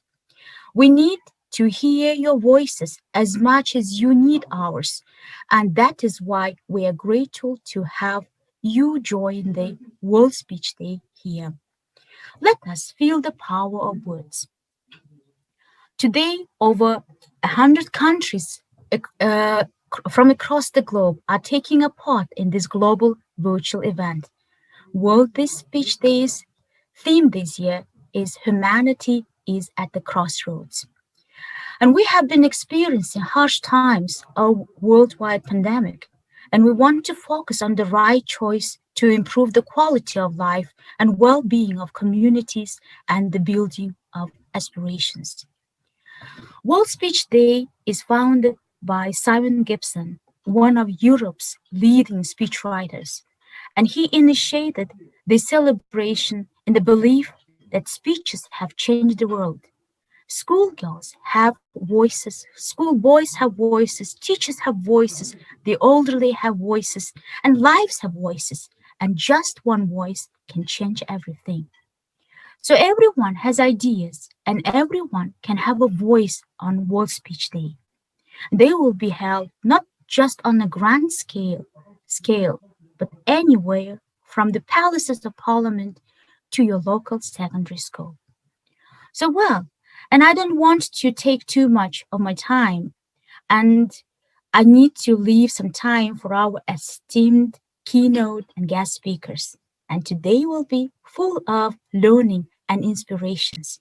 So thank you very much for providing us with such great opportunity to share unexpected voices to the world. So let us welcome our moderators. Thank you. Thank you very much, Madam Toastmaster and Dr. Kanchimik. We really appreciate your opening remarks for our speakers and for this event, World Speech Day Mongolia 2021. And now, without further ado, we are ready to invite our very first keynote speaker, who is Madam Oyungeril Tsitivdam. Madam Oyungeril Tsitivdam, who is a politician and human rights activist, author, and initiator of the project, Let's Change Our Toilets. Let's put our hands together for her, and good luck for your speech. Thank you. Thank you very much. Congratulations, all the Toastmasters for celebrating World Speech Day. I've never participated in World Speech Day event before, and I never knew that they exist. So it was educational for me to read about your work and how speech makers, speech writers, and Toastmasters around the world actually celebrate it together. And this year's topic, humanity at the crossroads, is a very, very important topic, especially during the pandemic time. Indeed, we are now at many, many crossroads at every level of our lives, whether to work from home, whether to work from office, whether we should invest more into health and education or invest more into road and transportation, etc. So many questions are in front of us. So in every level of your life, we are all now facing choices, we have limited resources. Not only natural resources are limited, but our time is very limited. Our physical body is limited, and our budget, our money is really, really limited. So within these limited resources and limited time frame that we have to make a very good choices so that future becomes better than our days. So 2020 and 2021 now have been full of choices for me. For the first time, I didn't have the right to travel abroad. For the past 30 years, I never imagined that one day we will all be limited from traveling.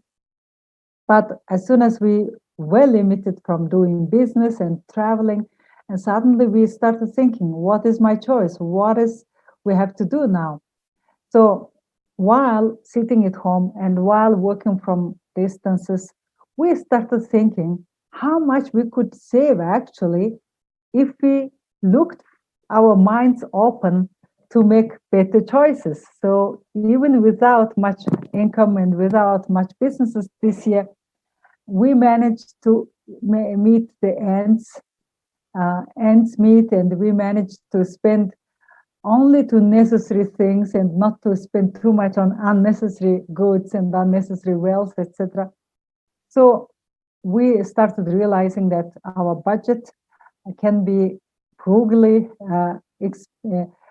spent, and we can also survive if we invest into our health and education and common sustainable survival. So this brings me to my topic that I wanted to share with you today. I wanted to share with you that when you become influential speaker to the communities, the speech makers play a really important role to bring people together on important issues. I have been using my speech capacity, speech ability, if I ever had that. I've been using this quality for the past 4 years to bring people into one subject, toilet. I've been speaking everywhere the word toilet that people didn't want to use before. People were disgusted from big toilets in Mongolia, and they've been mocking each other for using bad toilets, and they've been discriminating and marginalizing off-grid living people from the people who are more privileged, So it's been, the toilet itself was bringing gender gap, it was bringing income gap, it was dividing the society, and it also was bringing more disease for children under 5.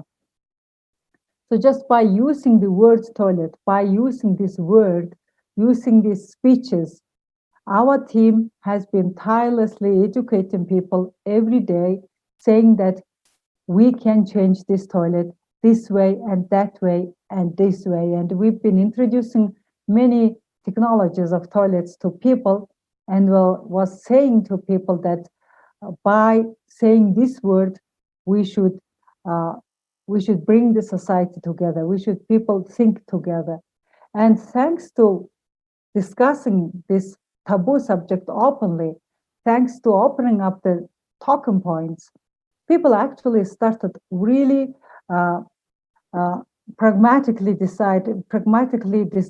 discuss how to change the toilets actually, and then how can make it so that we can afford it. So finding affordable solution, finding sustainable solution, and finding safe solution become the center of our discussion for the past 2 years. And as a result of it, today, the project Let's Change Our Toilet has already offered to people 30 different kind of products, and some of them were very successful on the market. And then we even created a totally new, much more affordable passive house, which has dry toilet indoors. So it's like a Gir district community now can live in totally big size, nice house, which has toilet inside, and which the families could lead a lifestyle that can offer the same lifestyle that apartments offer, the grid offer to them, but at much, much, much cheaper rate every month. So, like for example, when a family lives in 50-meter square house, apartment, they pay like 80,000 per month as a maintenance cost, but the same semi-passive house would let the family live at 10,000 per month. So it's a much cheaper living cost with almost the same comfort. So that kind of development happened throughout the 4 years only because not only one person speaks, but also we let people speak about their choices, about their preferences, about their obstacles. So how could we open up the conversation between multiple parties of the society is the key and secret of our project, because some subjects are so taboo and so difficult for society members to discuss between each other that because of this difficulty of speaking, this subject never develops. Market never develops that way. Banks never give loans to that way. Products never get cheaper and more accessible because people can't talk about it. But once you open the door to discuss the subject freely and openly, then the discussion itself brings much better solutions on the table. So what we would like to say, what I would like to say to young speakers of 21st century is that your main job and our main job is to open up the bottlenecks, to break the bottlenecks of the society and let people freely discuss about important changes without any prejudices, without any taboos, and without any discrimination. If we have something, if we can't discuss something freely while we're having very urgent issue in front of us, that means obstacle to talk about that subject rests in our head, not in the problem. So the problem can always be solved because there is a science, because there is a lots of ingenuity in engineering, there's a lot of ways to solve our problems, but the main obstacle is in us, in our brain. So to open up that brain obstacles, to open up that biggest obstacle on our way to develop, speech makers have to make changes within yourself first. You should be most open-minded person to speak about most difficult subjects so that people can freely discuss about these subjects together. That's I wanted to say. Congratulations again on the World Speech Day. Thank you very much, Madam Ayungiril. We really appreciate your attendance for this World Speech Day Mongolia 2021 event. And the message that you wanted to share with us is really invaluable topic. And you not only you have given us example, you also put the problem on the table. You have shared with us that the solution, how you made this possible, how you put it into practice. And we really believe that your future jobs and the other related project-related works will be successful in the future. And we wish you the best of luck for your future endeavor. Thank you very much, Madam Oyungeril Thank you very Sidimtam. much. Thank you. Thank you. All right, now, without further ado, we are ready to invite our second keynote speaker, Mr. Ganzeruk Kambolt. So Mr. Ganzeruk Kambolt is a teacher, TESOL teacher, and the tourism manager. And besides his main jobs, he's passionate about volunteering towards Mongolian education by contributing in Mongolian English teachers' education. So good luck. Let's put our hands together for Mr. Ganzeruk Kambolt. Hello, good afternoon, dear all of speakers of World Speech Day, ladies and gentlemen. And I'm very, very pleased to speaking to you today. So I hope you're all excited as part of this great moment. So I'd like to draw your attention to a few minutes to share with me and to talk about, please, one more chance. So there are two things we could compare that, if you see our life, we always sometimes make mistakes and always say, please, one more chance from everybody and from my family, from my fiance, from my kids. So usually everything is usually forgiven, luckily. But I'd like to talk about, how we cannot really say, please, one more chance if we damage nature and environment. So today I'd like to bring nice, good examples. So have you watched about that Marvel collection that all of boys like? All the Spider-Man and Iron Man and Thanos. And that's, I love to watch with my son. But every time when I watch Hollywood movies, it just reminds me, the end of nature or extinction of world. But usually I'm so disappointed with my son even. So when I see that, Iron Man went died. So he definitely naturally cried, and I was disappointed as well. But that's not the point. The main thing is I'd like to bring that example of, the enemy of the Marvel collection, the Thanos, collected all the stones and twisted his finger to disappear half the world of the nation. So I thought, if it happens, that's like just movie. But actually, movie comes from real life. But some people say real life comes from movie.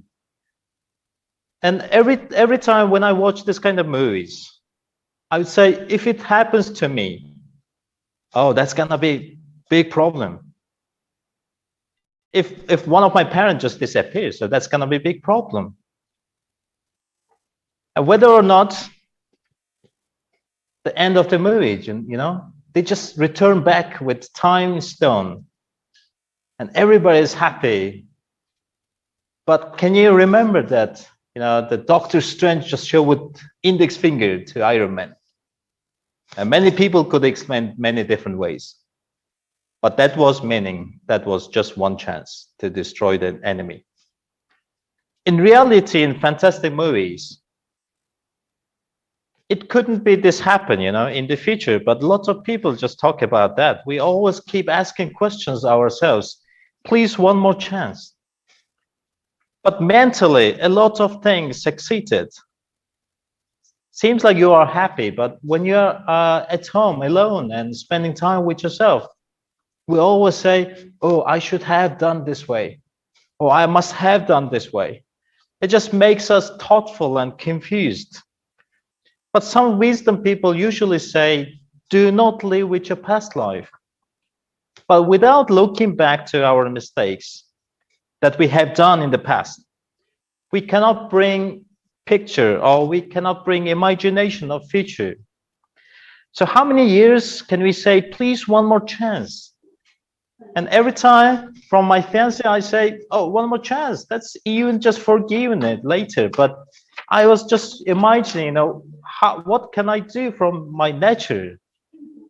So how about things like nature and settlement from the world? Let's think about another movie, which is well known as Mad Max. Endless vast desert in this movie. But that movie, everybody say, friend of mine from Britain say, oh, that movie reminds me Mongolian Gobi. I want to keep such comments in next and next years. So who's gonna forgive and refresh the world and dig in the mineral? Who's gonna forgive us for the nature? Nobody. So how close are we standing in the extinction, or how humanity is standing in the crossroad? So I don't need to mention all of those things, but in reality, we almost came at the door. So on that moment, you cannot say it's gonna be too late to say, please, one more chance. So let's just be smarter and let's be wisely. And what direction are we raising for with countries? Sometimes I close my eyes and say, why don't we keep our unspoiled places? And there are many places unspoiled in Mongolia. Do we really need to build our payment and infrastructure? Or do we need the handmade statues? No, we should just keep everything what we have naturally. So at the end, I have to start something, without saying, please, one more chance. If we keep damaging nature, probably I need that all the stones like Marvel collection at the end of my conversation. So thanks for your attention. Thank you very much, Mr. Kanzaro Kambalt, for your amazing speech. You have vividly visualized the speech that you're making to the World Speech Day. And also we found out that you are a movie lover when you're visualizing the things about nature, right? So thank you for reminding us that we have no more chance anymore, and thank you for giving a message for us to give to think about again before we start moving forward. And now I would like to give the control back to our co-host Bira to continue the event. Thank you very much, Oyenga. Now introducing our next keynote speaker, she is Dr. Dilger Jargal Dorjao. Dr. Dilger Jargal is an educator and assistant professor at Mongolian University of Life Sciences, and she educates hundreds of students each year and contributes her knowledge to young generation and prepares future professionals, helping them to grow both academically and personally. Please welcome, put your hands together for Dr. Dilger Jargal Dorjao.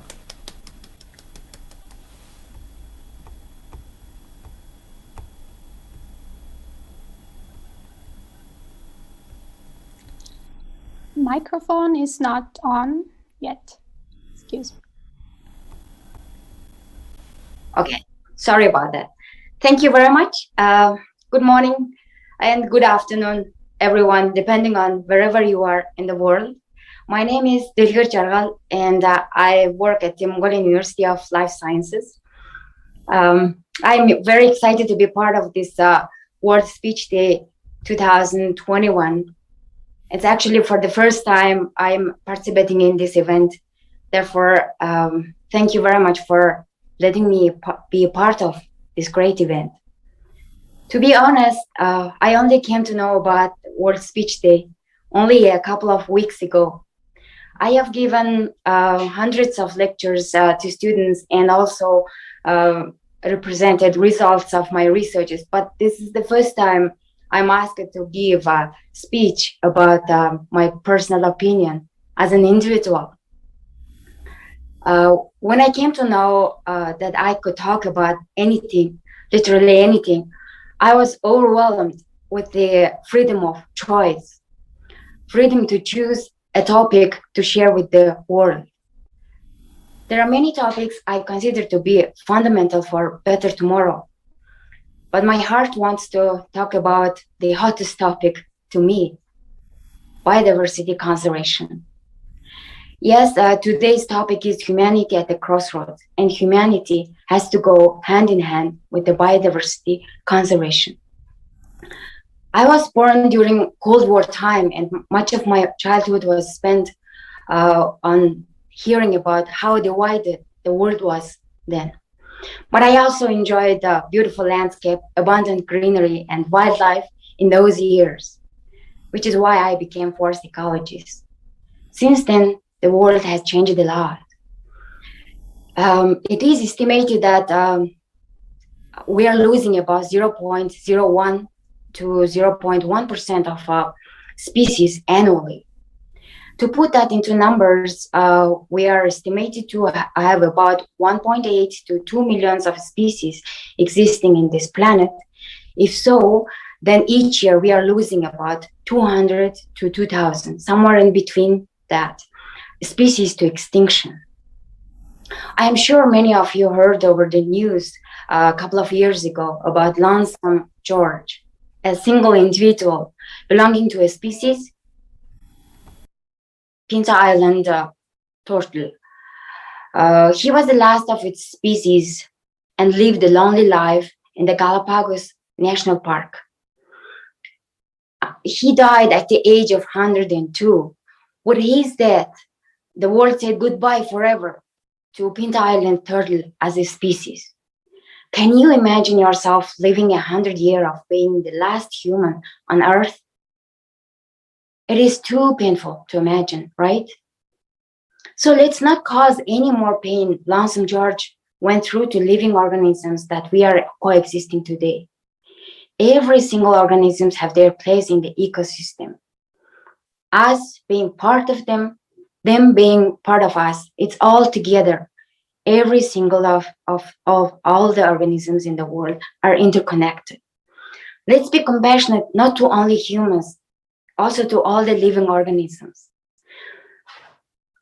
They are also entitled to live on this planet as much as humans do. But as a human, we have more responsibility to make that happen. I mentioned that world seemed divided when I was growing up, but now I see that it's changing. Younger generation across the globe is embracing common cause, united, and they are more giving than taking. This gives us a hope. Biodiversity loss and climate change does not recognize borders. They do not stop at the borders. They do not ask for a visa. They are global issues, and together we can solve these issues. Let's start with our everyday action. Let's be mindful of our ecological footprint. Let's consume resources responsibly. Let's preserve, conserve, and restore nature together. And let's move towards better tomorrow. Tomorrow, where all species coexist in harmony. Thank you very much. And let's hear your voice. Thank you very much, Dr. Delgir Jargal Dogorjab, for your marvelous speech. Your years of research and your depth understanding in the field of environment and the climate change, and your ability to present the subject in such an interesting way produced one of the most memorable speeches in our event history. I personally appreciate your approach to teaching students, and thank you very much and good luck for your further research. Thank you. Now, I would like to introduce, last but not least, keynote speaker, and he's Mr. Timutlin Ganzarek. And Timutlin Ganzarek, one of our young representatives of Mongolia, is founder of the Winners Course and the English teacher. He encourages Mongolians to learn English, and he's aiming to make every Mongolian speak English. Please welcome Mr. Timutlin Ganzarek. Hello. Hi, everyone. It's nice to meet you. Thank you for inviting me to this wonderful platform. Kind of nervous. Yeah, so please don't take it personally if I do stutter. So I was thinking about what kind of topic to talk about today, because I know that the sort of general theme is humanity at a crossroad, but I figured I'd share something about about personal development that which is something that I'm really, really passionate about. And we'll start from here. So the first thing I want to talk about is what goes on in my mind every single day at any given moment. The first thing is the need to get up off my ass and exercise every day. I'm a very lazy person. So every day I have this sort of need to get up and exercise, but I don't. The second thing is the coming business meetings that I have to go to throughout the whole day. I keep thinking about it over and over and over again.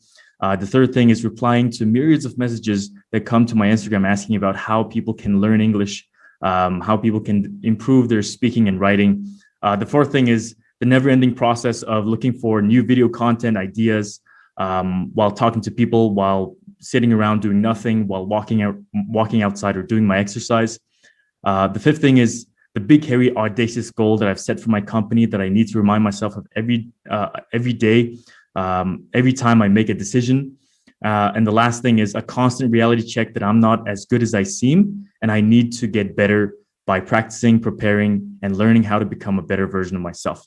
And while all of this is happening in my head at the same time, at any given moment, even now when I'm talking about this, I'm thinking about video content ideas.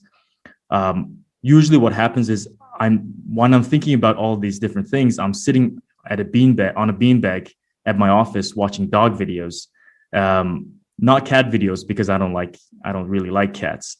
And I do believe that everyone knows this familiar feeling of procrastination where they have a lot going on inside their heads, but they're just sitting around on Facebook, scrolling through all the different videos that Facebook has to offer. And I think people know what this feeling is. Some people call it resting. I definitely call it resting because, I don't get to think about anything, not as much while I'm watching videos. But there's a time when it becomes a little too much. You spend what is supposed to be a creative and productive space for you on YouTube and Google researching how to train a dog that you don't even have. So I thought about this for a while and a question popped into my head. And the question was, would you rather do what you hate or lose what you love? And if what you love is something you'd do anything for, you'd probably choose the former. So I'll give you an example. So I'm a teacher. I think I'm a pretty good teacher. I don't think I'm the best, but I think I've gotten better over the past couple of years, and I will get better. And the thing is, do I love teaching? The answer is no, unfortunately. Even though I'm an English teacher online, I do English videos every single day, as many times as possible. I teach English every single day. I learn about how to become a better English teacher and what kind of different grammar types there are, but I don't necessarily love teaching. But do I hate it? Not in the very least. I don't hate it. I love that I get super excited to teach something that people don't know and that they could know. I love it when people learn. I love it when people say thank you after watching my lessons. I love it when people come to me with a problem and I get to help them solve that problem. But here's the thing. I don't particularly like the act of teaching, but I love the end result that it gives to the students, or the satisfaction that it gives to me. I love the end result. This is similar to, I don't like eating healthy and I don't like sweating. I don't like exercising, but I love having a nice body. Or I don't like training my employees. I don't like coming in at 9 a.m. So that my employees can see that the boss is here, but I like the money our company generates or the impact we have on our customers. I don't like speaking English every day to practice because I'm shy, because every time I speak English, people make fun of me. I don't like speaking English, but I would love to speak English one day. And that's the problem that a lot of Mongolians have. They come to me and they say, I want to improve my English. And I tell them, well, you have to speak every day. And they say, well, I can't because I'm shy. And I say, well, you have to do what you hate. You have to do what you're afraid of so that you don't lose what you love.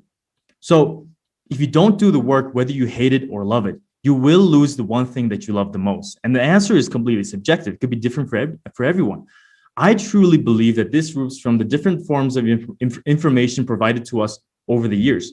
Way before when the most logical step was to choose a profession that was practical and could make a lot of money, or a profession that was a bit more prestigious compared to others. In Mongolia, for example, this was engineering, IT engineering, programming, the medical field, business, finance, or economics, or something like that, right? And this changed a lot when a lot of books, not a lot of books, but a lot of people started talking about passion and dreams.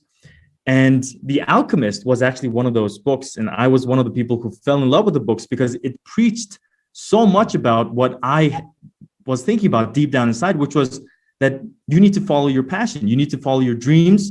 And I was in a society that told me that I had to become a politician, I had to become a diplomat, I had to study business or engineering or IT, and none of those things interested me.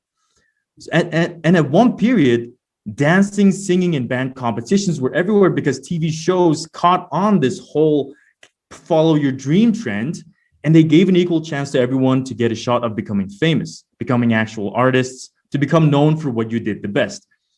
And this gave the impression that people had to do what they loved. And if they don't love it, they could stop. And that was one of the most toxic behaviors that every single person in not even Mongolia, but around the world they had. They didn't have to do it if they didn't want to. That was the impression that it gave. And this quote unquote choice to abandon whatever you felt disdain for to cater your life based on your wants and your needs, it would not really fare well in life. You would be ripped apart as soon as you start working at a company or even becoming self-employed. But for a time, people loved listening to music, so they wanted to sing and dance. People loved watching movies, so they wanted to act. People loved games, so they become gamers, streamers, and YouTubers. Some have made it seem possible to pursue your passion, of course, and pursue your dreams, but others, not so much. But even those who have made it can tell you what I'm telling you right now. On the path of success, you have to do what you don't like. There will be times where you truly don't want to do something. But if you truly want to gain whatever it is that you love, whether it's money, fame, influence, power, 100,000 followers on Instagram, doesn't matter. You have to work many hours on things that you aren't necessarily interested in, things that you eventually got bored of, even though it was exciting at first, things that you would want to give to someone else to do, but you can't. So sometimes you have to work 7 days a week, sometimes 20 hours. And this is normal if you want to reach an extremely high level of success, not just in business, but in everything. So everything in the beginning can be extremely unstable. That's why it's necessary to work a lot to stabilize everything. So my message is to anyone and everyone who is interested in doing extraordinary things, amazing things, inspiring things, things that would create a huge impact and leave your name in books, as statues, right? You have to do what you hate so that you don't lose what you love. That's my speech. Thank you very much. Thank you very much. I'm so grateful for the time and effort you took to share your thoughts and experience with digital contents and teaching English. And since we are entering a new growth phase for our development, your comments were very timely, and I believe we can benefit immediately from the methods you suggested for learning English. And thank you again for your contribution. Now I would like to give my control back to my co-host, Oyinga. Over to you. Thank you very much. And thank you again very much for our esteemed keynote speakers. And we truly appreciate your time and messages that you want to convey through your voice and speeches. So we believe that our unexpected speakers and the audience are motivated and inspired by your thoughtful messages and speeches. And now, without further ado, we are ready to start our main session called Unexpected Voices. And here we have our first speaker, Mr. Perspeq Polatbek. He is an economist, engineer, ESL and IELTS teacher, and he's passionate about encouraging and motivating others for the better. And today he would like to share how limitless our thoughts can be. His speech title is Habit and the Power of Will. Good luck, and let's put our hands together for Mr. Perspeq Polatbek. Good day, dear participants of the World Speech Day, dear organizing committee and dear guests from all over the world. It's my great pleasure and deepest honor to talk to you today. As Mrs. Oyinga told, my name is Perspeq Polatbek. I'm a founder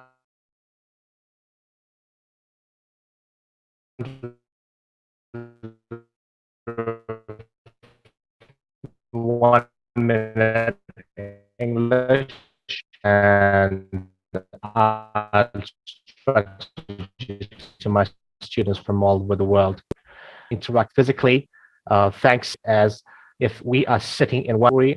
There's nothing miraculous about it, but I hope it will clearly show that for building habits and developing the power of will consistently, one can succeed. I'd like to talk about habits. Hello, can you hear me? I guess we have this connection problem. Oh, I'm Mr. sorry. Barsbeck. Yeah, I guess now it's all right. Yeah, okay, now it's so, all right. Okay. So first of all, I would like to talk about habits. Some of you might think that I've graduated from college or university somewhere in the West, or at least in an English-speaking country. I'll surprise you. I've managed to learn English, Russian, and Turkish languages here in Mongolia on my own, and received 8.0 on IELTS, 105 on IBT TOEFL, but that's not the point. Some people say it's impossible, some say I'm a cheater, and some think of me as a language geek. The truth is that I had a practical need to know English as good as possible. I needed English to read scientific articles and theoretical books written in English because I wanted to become an astrophysicist. So that's why I've decided to pick a 1 or 2 page article every single day and read it, translate it, read it aloud, and retell it to myself looking in the mirror. At first, it was quite hard and seemed almost impossible. The only thing that I thought of was if I quit it back then, I would have lost my future opportunities. Only after several years, I realized that I had been developing a habit of learning languages, and also this approach was applicable to anything else. I'm really grateful to myself that I've never quit it from that challenge, and thanks to that, I'm standing here where I'm now. But what about the power of will? How could I manage picking myself up every time when I wanted to back down, skip, or even drop everything? I guess the secret lies in the term sports. For the last decade, I have been lifting weights in the gym. Until a year ago, I didn't quit a single workout willingly, except for those days when gyms didn't work due to national holidays. It didn't matter there was a snowstorm, rain, wind, sun, or anything. I guess that determination, the power of will, saved me a year ago when I was lying in the bed helplessly with a broken back. Yeah, a year ago, I broke 3 bones in my back, and it was quite hard. It felt like the whole world turned dark around me. I'm sorry. My camera is off. I don't know what's happened, but I cannot turn it back on. Something is wrong with the camera. I'm sorry.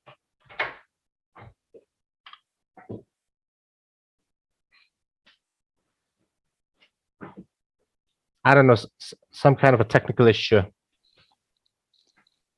Oh, can you see me now? Now we can see you, yes. Okay, thank you.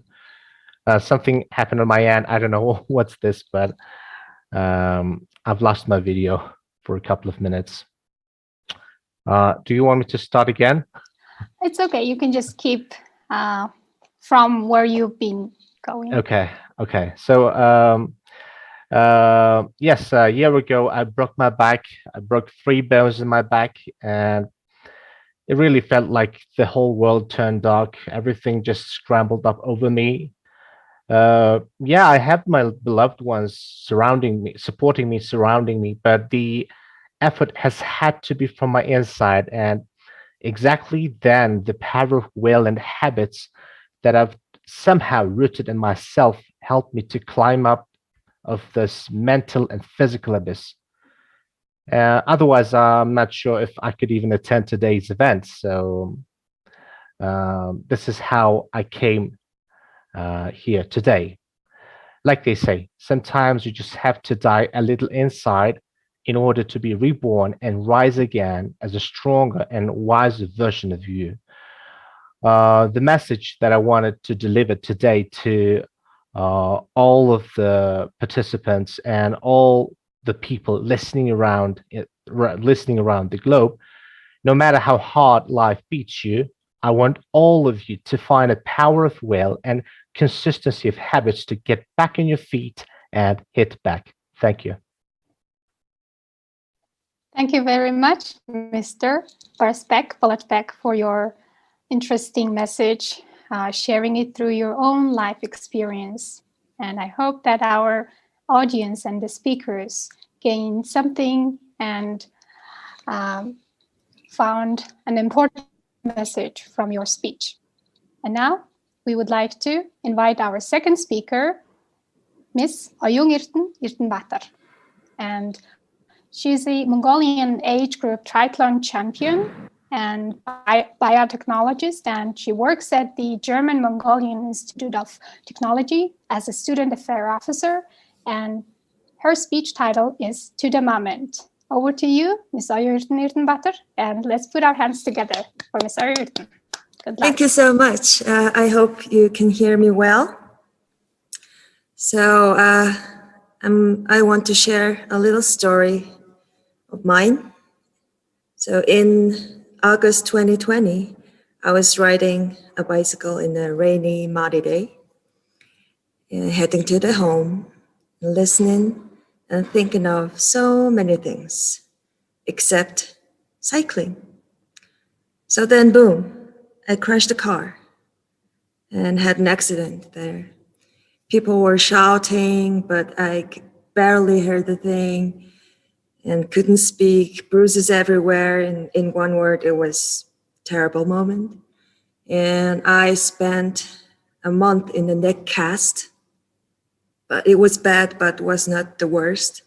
The worst part of the accident is that I couldn't touch my beautiful bicycle since then. And all of the doctors said I have to approach the psychotherapist to treat the trauma from the accident. But first, they are expensive. Secondly, I never watched the movie that psychotherapists really helped people. So what I did was I just left my bicycle like it's not there. And what I did for 6 months was I was looking for the reason of my trauma, of that accident. And I found that the root reason of that accident was my thoughts about past, thoughts about future. I didn't really aware of the exact moment I was existed, the exact action that I was doing, the cycling. So I tried to invent that one kind of technique that's called land to the moment.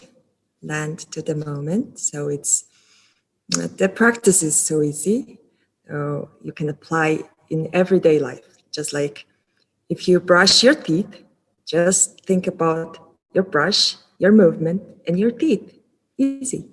When you're sleeping, when you try to sleep, just think of your tiredness, think of your confidence of your bed and the air. It's easy. And when you do job, don't worry about the things in the past, and what's going on, what's going to be in the future. Don't care about that thing. Just do that job. Maybe you want to plan your future. It's okay to plan your future. Only focus on the planning. So that's what I call land to the moment. And the beauty of this technique is when you totally focus on that action, time seems expanding. So you can experience life, you can experience moments beautifully. You totally fuse all of these feelings to you. So I think everything in the world, even your actions, are dividable. So try to divide actions to the very cell level Like when you're doing your job, typing something, it could be divided to even the single type on the computer. So try to divide your actions to the cell level and dive into your job, dive into what you're doing, and give your best and land to the moment. So with the help of this practice, last Saturday, 2 days ago, it was the prettiest weather in Ulaanbaatar, and thanks to that weather and thanks to my land to the moment practice, I wrote my bicycle again. And it was hard at the beginning because I felt the fear, trauma in my heart and in my brain. But when you really focus on what you're doing just right now, like the pedals against my feet, the handlebar in my hands, the wheels against the ground, and only the road, maybe 5 meters. And I'm safe here. I didn't get into an accident, and for me, it's a big, big achievement. So yeah, it's like me and the bicycle on the road. It's a kind of we're kind of becoming one, and I really, really enjoyed the moment of that. I didn't think of the accident I experienced. I didn't think of what will happen next maybe 10 minutes. I just lived in that moment. So in August 2020, my thoughts almost steal my life. So, but if we observe carefully, that thoughts stealing our moments from everyday life. So, but the only thing we can control in life almost is our thoughts. So I encourage you to don't let anything steal your moments from you. Thank you so much, Ms. Oyenga, Bira, and all the organizers and speakers, Ms. Kanchimizakta, for organizing today's event and letting me be the part of it. And I know the pressure of organizing such kind of event, and I think you're doing a great job. Thank you so much. Thank you very much, Madam Ayu Irtenbatar. And we really appreciate your sharing your very personal story, simple yet very deep message that you want to convey to our audience and the other fellow speakers. Thank you very much. And now we would like to invite our next speaker, speaker number 3, Tsesurung Khatambatar. She's a university student. As a student, she gets to listen to others more than she gets to speak. And she believes in the quote by Mipkis that says, but even an ordinary secretary or a housewife or a teenager can, within their own small ways, turn on a small light in a dark room. So she decided to participate in this event. And her speech title is Already Awesome. And let's put our hands together for Tsesurung Khatambatar. Thank you. During this quarantine, all I wanted to say to myself was, you are already awesome. But I found it hard to feel awesome because I thought that I was not doing enough to feel like that. In other words, nowadays it's a common idea that people should do more, be more, see more in order to be someone. But for the past few months or years, like everyone else, I was not able to do any of that kind properly, but just to stay at home. And it got me thinking about how my worth as a human being was defined by others' perspectives. So here's the question.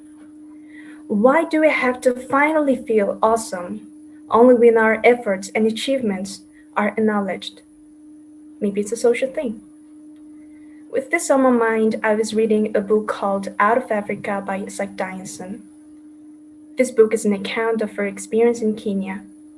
And my favorite part of it was about the iguana. To quote from it, in the reserve I sometimes came upon the iguana, the big lizards. They are not pretty in shape, but nothing can be imagined more beautiful than their coloring. They shine like a heap of precious stones, or like a pane cut out of an old church window. Once I shot an iguana. I thought that I should be able to make some pretty things from its skin. A strange thing happened then, that I have never afterwards forgotten. As I went up to him, where he was lying dead upon a stone, and actually while I was walking few steps, he faded and grew pale. All color died out of him as in one long sight, and by the time that I touched him, he was gray and dull like a lump of concrete. I found this part very special because, like the coloring of the iguana, we, the human, has our own, let's say, uniqueness, like imagination, talent, and so on. And through these, we create amazing things that no other animal on this planet could ever create. People say that we're a product of the system called society, but I feel life as an art form. Therefore, everyone differs from each other by the uniqueness of their own characters. It is said that we're the same. No, we're not the same. Yes, it's true that we're equal, but we're not the same. Because we all came from different backgrounds, different families, different environment, even different races, such as white, black, and yellow, and so on. But this is how we are beautifully yet richly colorful. Nevertheless, we are ultimately differs from each other in terms of our uniqueness and irreplaceability. All in all, I'm here to say only one thing to you, that your life is the most precious thing, and you being here on this earth itself is meaningful. So I say to myself, as well as to you, that you are already awesome. Thank you. Thank you very much, Ms. Hesrung Khtambater, for your intriguing message that you want to share with the world. And now we'd like to invite our next speaker number 4, Nemongo Irten. She's a student. She would like to speak to the world and wants her message to be heard at larger audience at a global level. And her speech title is The Future of Environment. Good luck, Nemongo, and let's put her a round of applause. Hello, everyone. Now, I am one of the representatives of teenagers who is delivering a speech today, and it is about an important choice for humanity.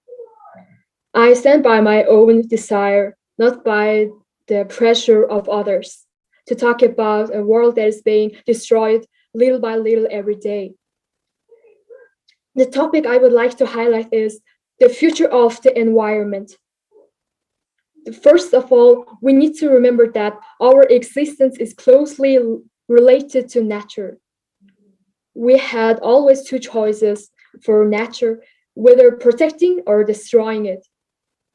But we don't even know that we damage the environment step by step. In the 21st century, as everything has evolved with technology and various factories. Of course, we know that some technology and production have negative impact on many things in the environment. We have lots of problems due to that. We have already chosen the wrong path. I hear every day that some animals or plants are disappearing, and I have seen many people around the world call for environmental protection. Many people agree and support, but seems to be not well enough of what they did. What I mean is, we continue walking on this destructive path with no solution. If we live it by nature, not by our own production, mankind would have a population of the 1 or 2 billion. As the number of human beings increases in production and the negative impact on the environment. In the future, do you want your child to sit under the tree without shadow, play with water painted with garbage and chemicals, and live in a steppe without live animals? Do you want? Of course not. You want your child to live in a green world with fresh air and clean water and green trees and plants.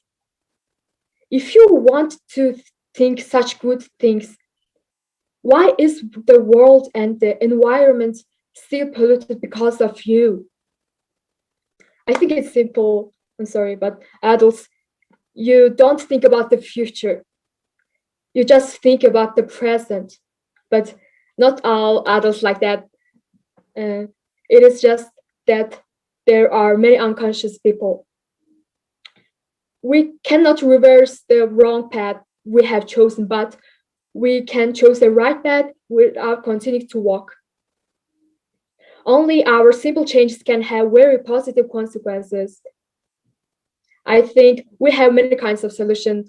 For example, turn off the light and pouring less water, planting trees, and creating healthier technologies, and so on. We can change the whole world.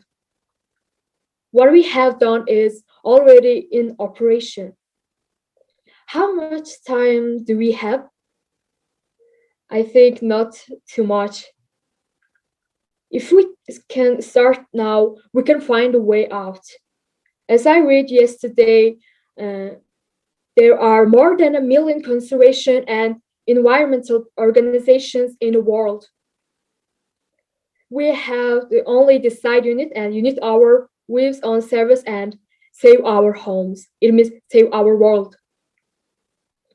In conclusion, I would say that at least don't add any more damage because you can make it back. Love the earth, not for yourself, but for your future generations.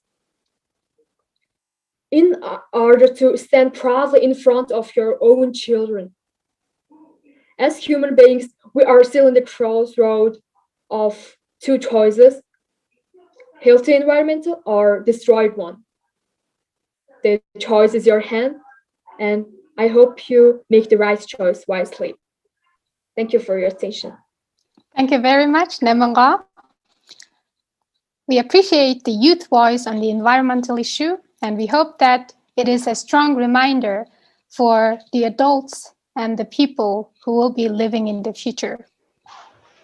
Thank you very much, and we would like to invite our fifth speaker, Ashur Hirtlang Purvdash. He's a dentist, and he's passionate about spreading right messages to the society and the world. And his speech topic is why we are afraid of dentists. Let's welcome Mr. Ashur Hirtlang. Greetings, everyone. A huge thank you to all the people who helped hosting this event. I'm a dentist. Just hearing this might have scared some of you, if not all, because visit to a dentist brings fear to most. I'm at my clinic, just finished doing a treatment on a patient. Every day I'm busy doing different types of treatments on my patients. And most of them are young people like us, which is worrying. If you Google cavities, which means tooth decay, you will find that over 3.5 billion adults and more than 530 million children suffer from it globally every year. I'm sure that some of you watching me have suffered from cavities at some point in your life, and many more might do in the future if we don't change our habits. So what can we do about this? Many of you might think that you know how to brush your teeth properly, and most people actually don't. So I'm going to use this opportunity to give you a few tips on brushing your teeth the right way? It's very simple. First of all, make sure you find the toothbrush that's the same length as your front two teeth. Also, the toothbrush should be a soft one. This is because hard brushes aren't good for the enamel. The choice of your toothpaste is not that important. If you like, you can ask your dentist for a recommendation based on your teeth. And secondly, the brushing technique has to be right. You should brush your teeth in a circular motion. That way, you can reach and clean all the areas of your teeth. And keep brushing for 2 to 3 minutes. Thirdly, you should brush your teeth 3 to 4 times a day. When I tell this to people, they get shocked. Most people don't have time for the discipline to do it. So if you're really out of time or feeling lazy, please make sure that you brush your teeth at least once a day, preferably before bed in this case, because at night the bacteria in your mouth starts growing and multiplies, which leads to cavities at night. I hope this has been helpful. Thank you very much for your time. Thank you very much, Mr. Arthur Hitling. And professional tips are always appreciated by public. And also we find it really useful, yet simple advice for the people who struggle to take care of their teeth. And now we would like to invite our sixth speaker, Namon Tabar. She's an IT engineer and a teacher. She would like to speak about women in technology and power of mommy. And let's welcome Ms. Namon Tabar. Hello.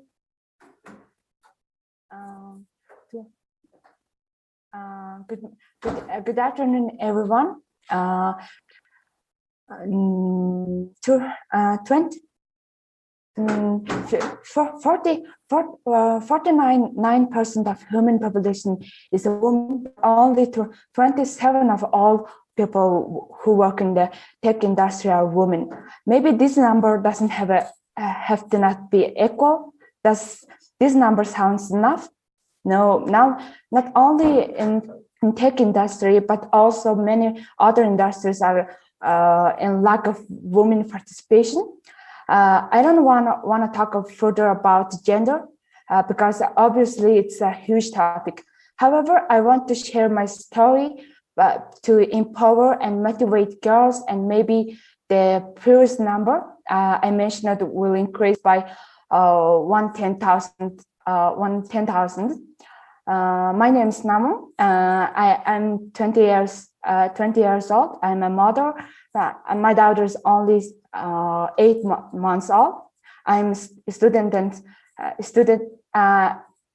student at the National University of Mongolia and work in tech company that teaches high school students coding as an instructor teacher.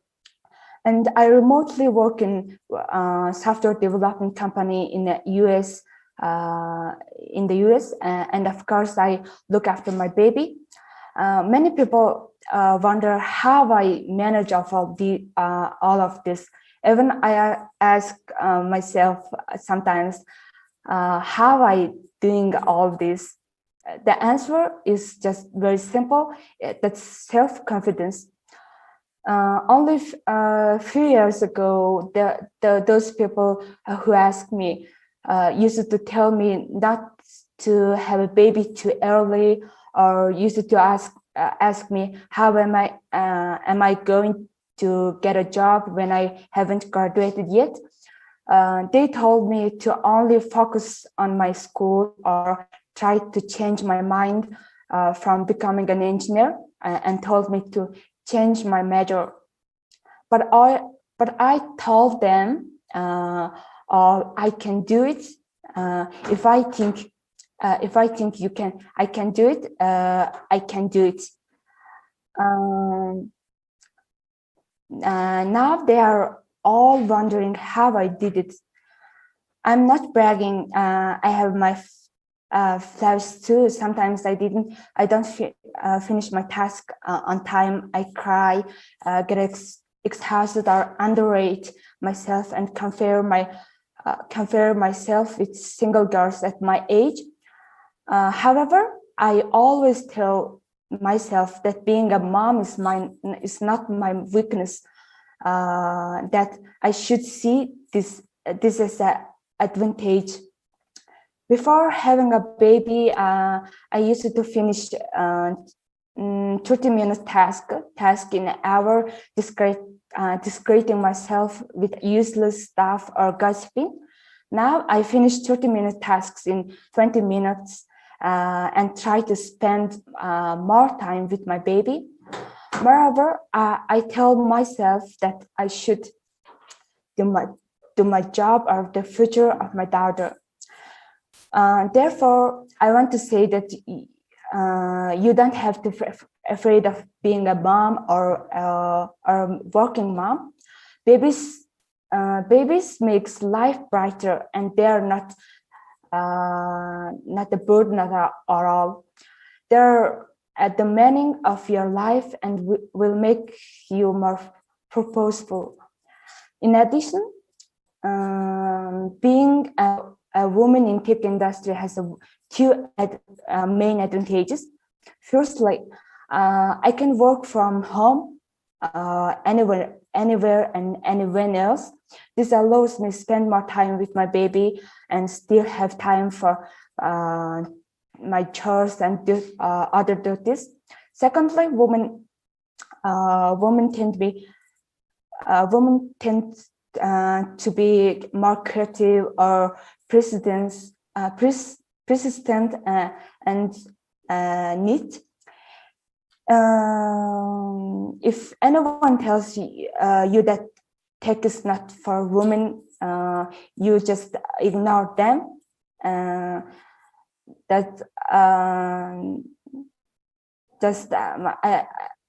want to tell other world people, if you think you can do it, you can do it. You don't have to afraid of being a mom or that's not your weakness. That's not your any wrong thing. Thanks your attention. Thank you, Ms. Namon Tokapar. Thank you for your thoughtful message about social cliché against women, right? And I hope that your voice is heard throughout the world. Now, let's welcome our seventh speaker. Speaker number 7, Mitterma Mshigdarch. She's a teacher. She's passionate about teaching and traveling, and she would love to share how we as Mongolians to keep our tradition and culture and keep up with the rapidly changing global development at the same time. And her speech topic is move or stay.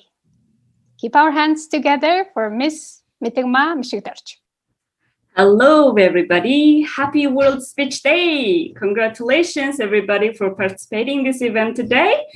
And I'm so glad to participate here today. So this is my honor to deliver my speech and make my voice heard around the world with the help of World Speech Day today. So I have been working as a tourist guide more than a decade now during the summertime when I'm not teaching in winter.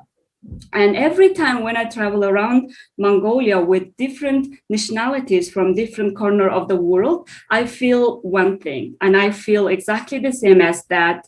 Mongolian nomadic people are being a bit more globalized than it should be. And we are started forgetting about our traditional way of life. And what I mean is the world know us as nomadic Mongolians and the descendants of Genghis Khan. And this is our national identity, and this is who we are in the world, right? So of course, globalization is not only because we receive more than 500,000 tourists every year. It's also because of the world changes and technological developments. So we can find out thousands of examples how technological developments can influence on our traditional way of life. For example, let me give you some examples. For example, when I was a little nomadic girl, once my father brought a big black antenna phone like this. Then that was my very first time seeing the cell phone. But now today, my 90-year-old grandparents, they use the smartphone daily. And then they can use it and they can control it, how they control their 10 fingers.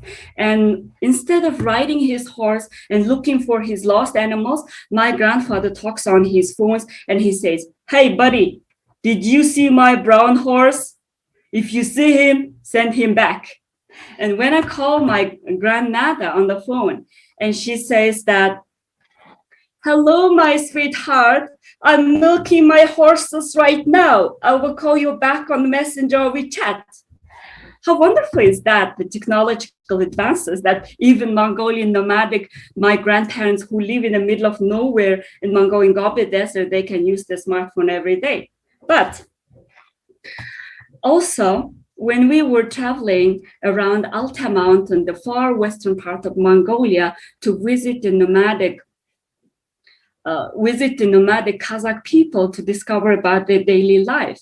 And our clients were a bit more surprised at how much all of the ready stuff to use and ready food to eat and ready materials to use. You know that ancient Mongolian nomadic people used to make everything by hand. Most of the gear products, most of the household items were handmade, right? Even the food and beverages were homemade from the livestock. But today we are getting a bit lazy and just buying it from supermarket, right? So which means that, do you think that the tourists travel thousands of miles just to see what they can see back every day? No, right? Absolutely not.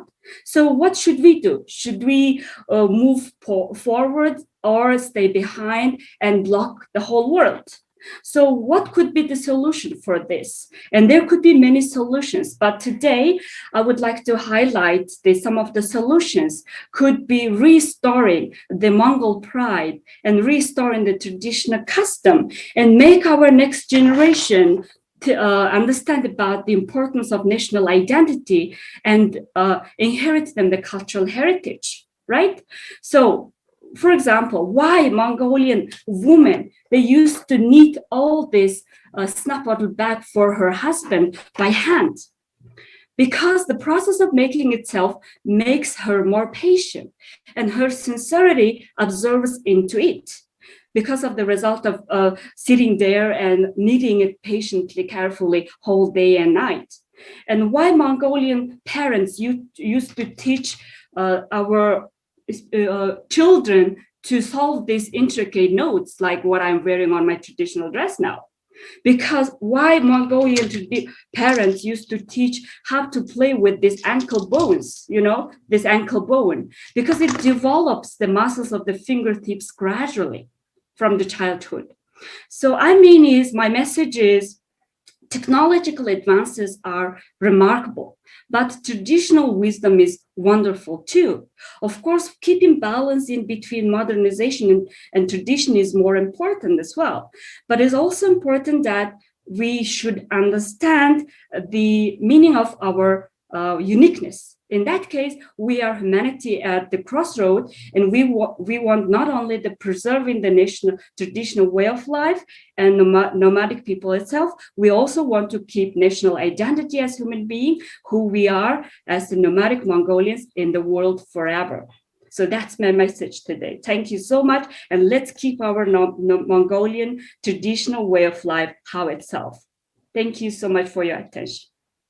Thank you, Madam Mitugmam Shiktorch, for your wonderful speech. And you have vividly visualized the globalization and mentioned the recent reality of lifestyle changes, and at the same time offering solutions how we can do to keep both of the things that we want to keep. Thank you. And we would like to invite our speaker number 8, Lonzaya Batbayer. She's a student, university student. She wants the world to stop and think about our young generation, how they're struggling to go through this situation in the middle of the pandemic, keeping their sanity and struggling to protect their mental health at the same time. And her speech title is Your Youth Mental Health. Good luck, Lonzaya. Thank you. Hello, everyone. Let's get to the point. Today, I want to talk about youth mental health, especially during this world pandemic, which is being told about as much as it now. This world pandemic is impacting all of us, even a little bit, although we're going through in each different situations. In the last decade, the rate of suicide has increased by nearly 60% among people those aged 10 to 24.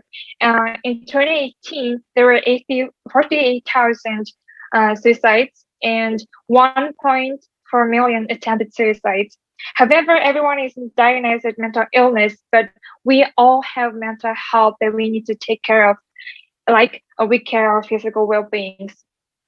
We all know societal thoughts come to mind under hard circumstances like loneliness and self-critical issues, etc. Also, it's such a common thing among young people. I think it's very miserable that so many countries around the world keep losing their young generation because of suicide. And it's always been real pandemic among us. A few weeks ago, I got an assignment to prepare a lecture within a group with my classmates. And I think it was pretty hard to research and communicate with my group mates during lockdown. All libraries and bookstores were closed at that time. If I was working alone, I would give up very soon, but it's not the main point of my idea. What I'm really trying to say is our education system is not that satisfactory for online learning. We didn't expect the disease, we didn't prepare, and even most of teachers and professors weren't be prepared for teaching online. So I started to get really scared. I thought, can we really be provided high quality academic education from online learning? So then I started to get afraid of my future. Then I had that feeling, that sense of hopelessness. And I'm pretty sure most of my friends have felt this feeling even one time during this disease. So, but now I think college and universities are first step right into adulthood, and really big step before entering the real world, waiting to face so many obstacles individually as an adult. But now we're going and adapt about our future and our dream. And then we get less our confidence. We're given more anxiety and depression and stress and overwhelming with grief before our family, like everyone that we love. And although it doesn't look like such a big thing, I think also being a student doesn't mean only studying. And this time consists of job interviews and learn how to with within a team, and joining so many kind of clubs and meetings, extracurricular activities, internships, and learn how set apart from family. As for me, I can't imagine my student life without these activities. And I think, in my opinion, these activities are only thing that keeps young adults away from societal thoughts. And a significant period in our life, which is incredibly influential for for our life. Also, starting from home is affected the time that we spend on social platforms such as Facebook, Instagram, YouTube, and TikTok, etc. We're spending more time on those platforms, and we see so many influencers and celebrities. And I think it's getting become more serious problem that we compare ourselves with others. Anxiety and depression have been always critical issues among university or college students, especially compared to other ones, because of such a high expectations from society. And youth mental health has been already such a huge problem even before worldwide pandemic. Okay, so what can we do now? Everyone might be thinking about so many big things, big ideas, but from my angle, all we need is just talking and communicate and share our feelings with others. Besides, we need zero assistance from government. Yesterday I saw the post that said, obviously no one cares about nobody.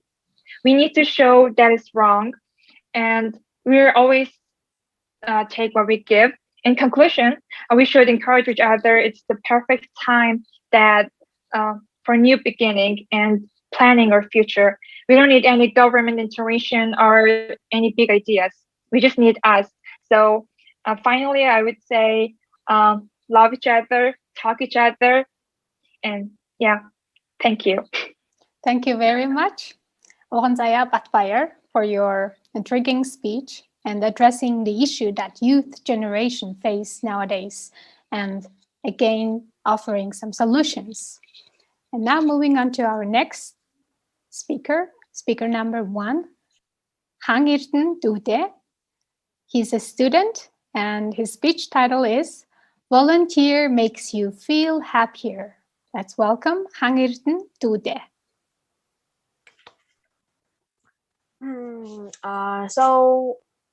First of all, happy World Speech Day, everyone. And my name is Hangirten and I'm 13 years old.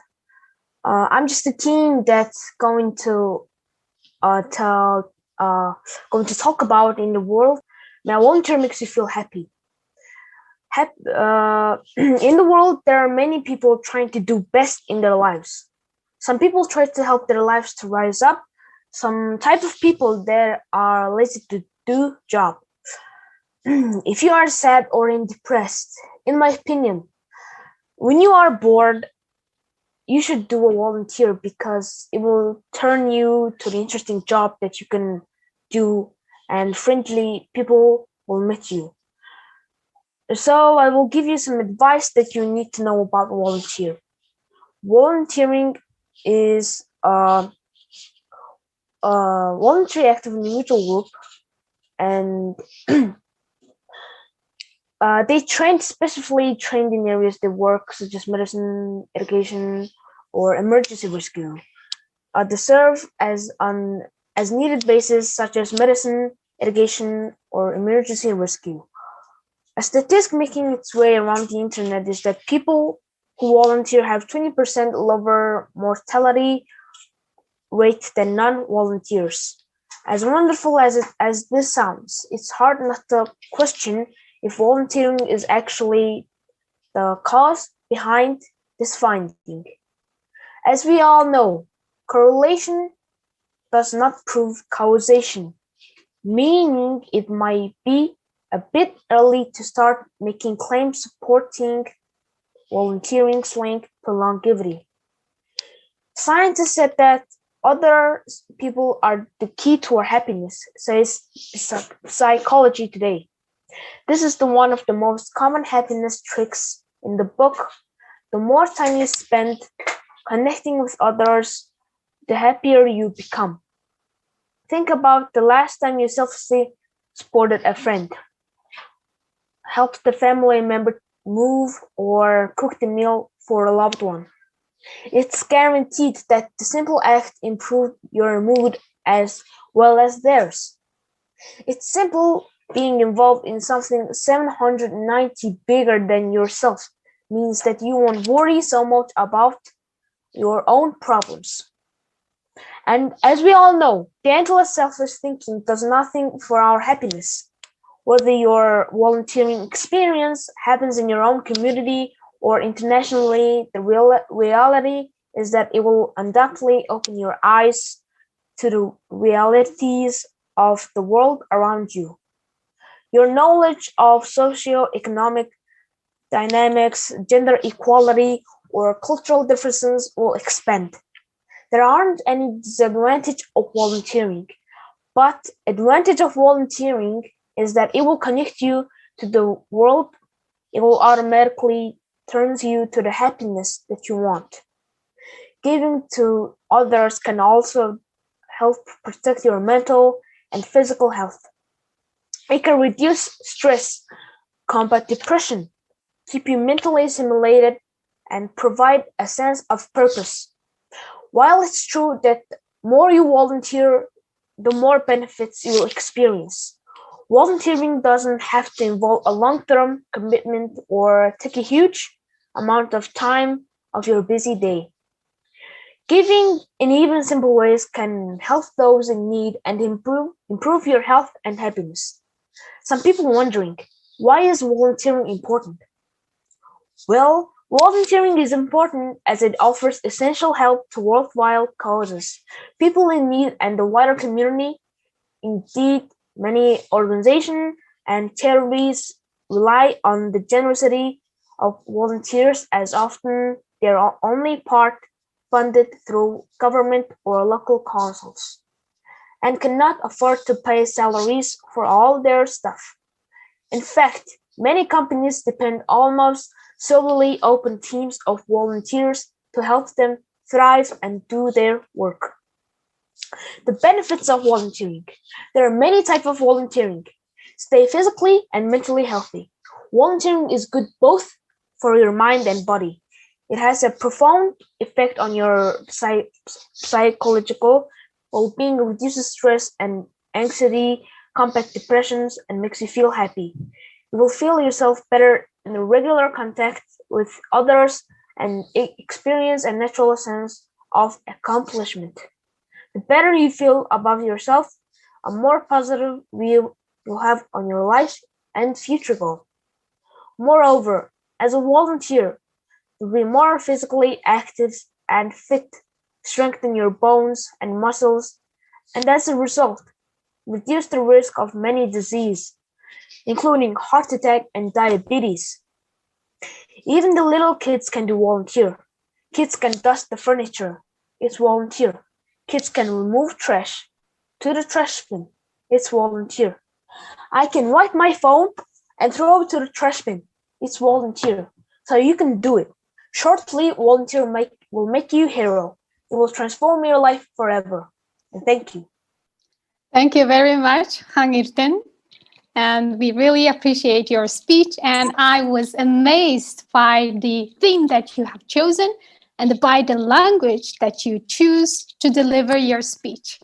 And it is greatly appreciated. Thank you, Hangirten. Let's move on to our next speaker. Speaker number 10, Sorma Batsingil. She's a civil engineer, and the reason she wants to participate in this event is she wants to help the other young women to speak their voice and to be encouraged by her speech. And her speech title is Choice. Good luck, Sorma. Good afternoon, ladies and gentlemen. Every day we face different choices that would determine our lives somehow. Me too. I faced it to make an important choice in my life. What was it? In September 2020, I had two different choices, such as study or continue. So I started to research where I would study. As a result, I found such universities, Mongolian International University and the University of the Humanities, where I could study for master's degree. But at that time, I thought seriously about my past, present, future life. Then I decided to continue my journey with my fellow postmasters. Let me tell why I choose to continue my journey. First of all, in 2017, I wanted to learn English in advance, so I enrolled UB Toastmaster Club. Back then, I had a 1-year-old boy. 2 years later, I had another child. At that time, I was stopping in the crossroads. So I thought, taking care of children was the important obligation to human beings. So I decided to pay more attention to my family and kids than English and work. It means that I couldn't work as my profession and I couldn't attend our meetings. Even if I chose to be a mom, I had a desire to learn something new. On the other hand, I had been learning a lot of things from them, a little by little, day by day. Maybe you all confused a little bit. Let me tell. And two crucial things happened in my life since I enrolled in our club. It's also my choices. My first choice was to become an assistant teacher in a big online group. It means that I can meet wonderful people every day. It makes me happy. Also, it reminds me you made the right choice in your life. Next one is a travel. What an amazing travel it was. I traveled such famous cities in the world as Moscow, Warsaw, and Brussels, and Paris. The truth is, I am a mom of 2 kids, no having working experience, and no having too much money to travel. But I could do it. How did I do it? In January 2020, I could attend in a global volunteer project. At the time, the project manager asked me the following question. Please tell me why we chose you for this project?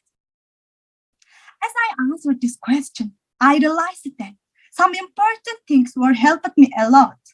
For example, our manual that give we speech along the projects and our meeting we attend. So I could answer it easily and I could travel these countries. Second of all, on 15th of March 2021, I am standing in front of you to attend World Speech Day. It's also choice. Instead of being here, I and you could have met some friends and watching some movies and eating some delicious foods. What we are here and also I am here. The reason why I have many dreams to come true and the goals to achieve in my life. For example, I want to help young people and women. So this is the perfect place to share my thoughts and feelings with other people. Eventually, you all how I could make an important choice in my life. I think that one important choice was Toastmasters Club. On the other hand, life was a matter of choices, and every choice you make makes you. Let me leave one question to you all. What choice do you do every day? What choices do you do every day? Thank you for paying attention. Thank you very much, Ms. Sorma Batzingel, for your amazing speech. And now we would like to invite our next speaker, speaker number 11, Амар Tөвшин Цагтгэрэл. He's an engineer and his speech title is What We Need for the Future. And good luck, Mr. Амар Tөвшin. Hello, ladies and gentlemen. Nowadays, nanotechnological breakthroughs have reached a high level. Nanotubes, nanofilms, nanomaterials are the products of the sophisticated technologies. But raw materials for the sophisticated technologies are becoming scarce. I mean, a production of massive raw material is becoming a difficult task from day to day.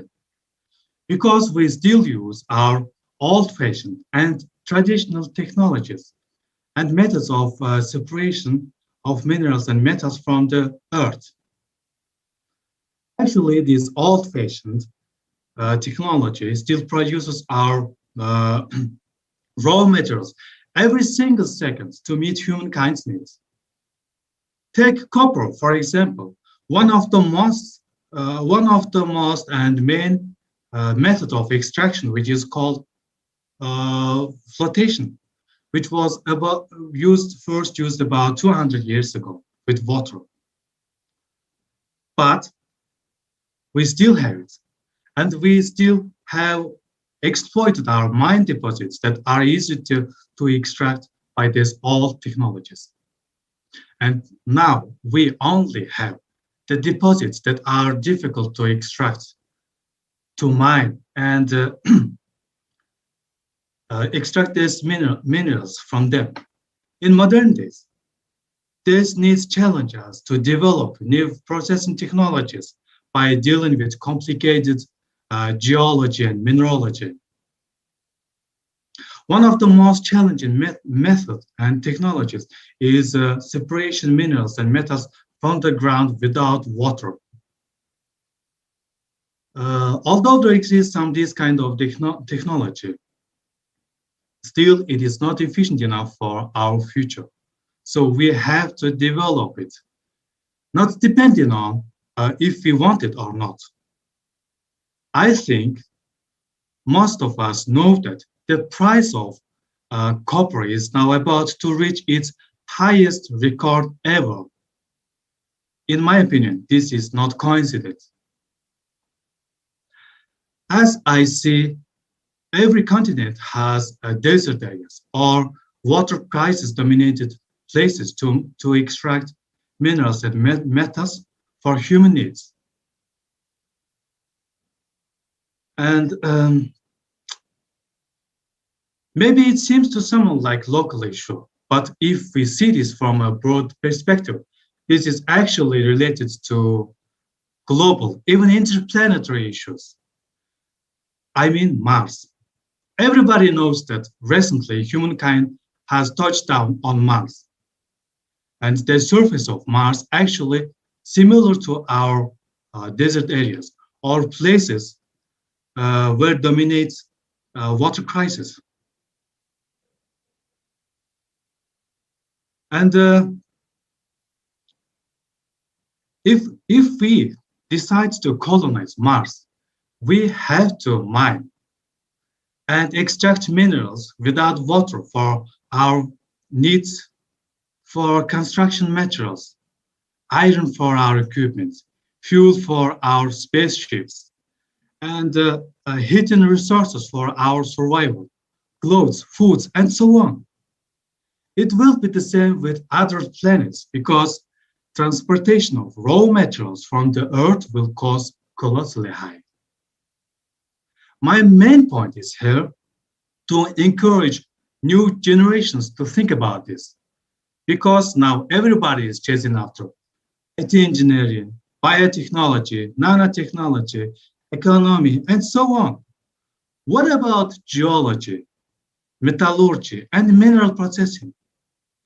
Even if we have sophisticated and smart computer machines and humanoid robots, still we need to study natural science more deeply.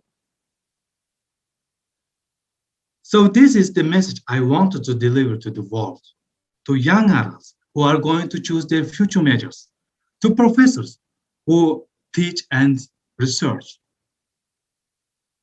So now we are at crossroads to think about this. It will be too late if we don't take an action. And thank you everyone for your attention. Thank you very much, Mr. Amartukshan Taktgeril, for your important message that you want to convey to the world. And we would like to invite our speaker number 12, Ms. Tirgitsin Andre.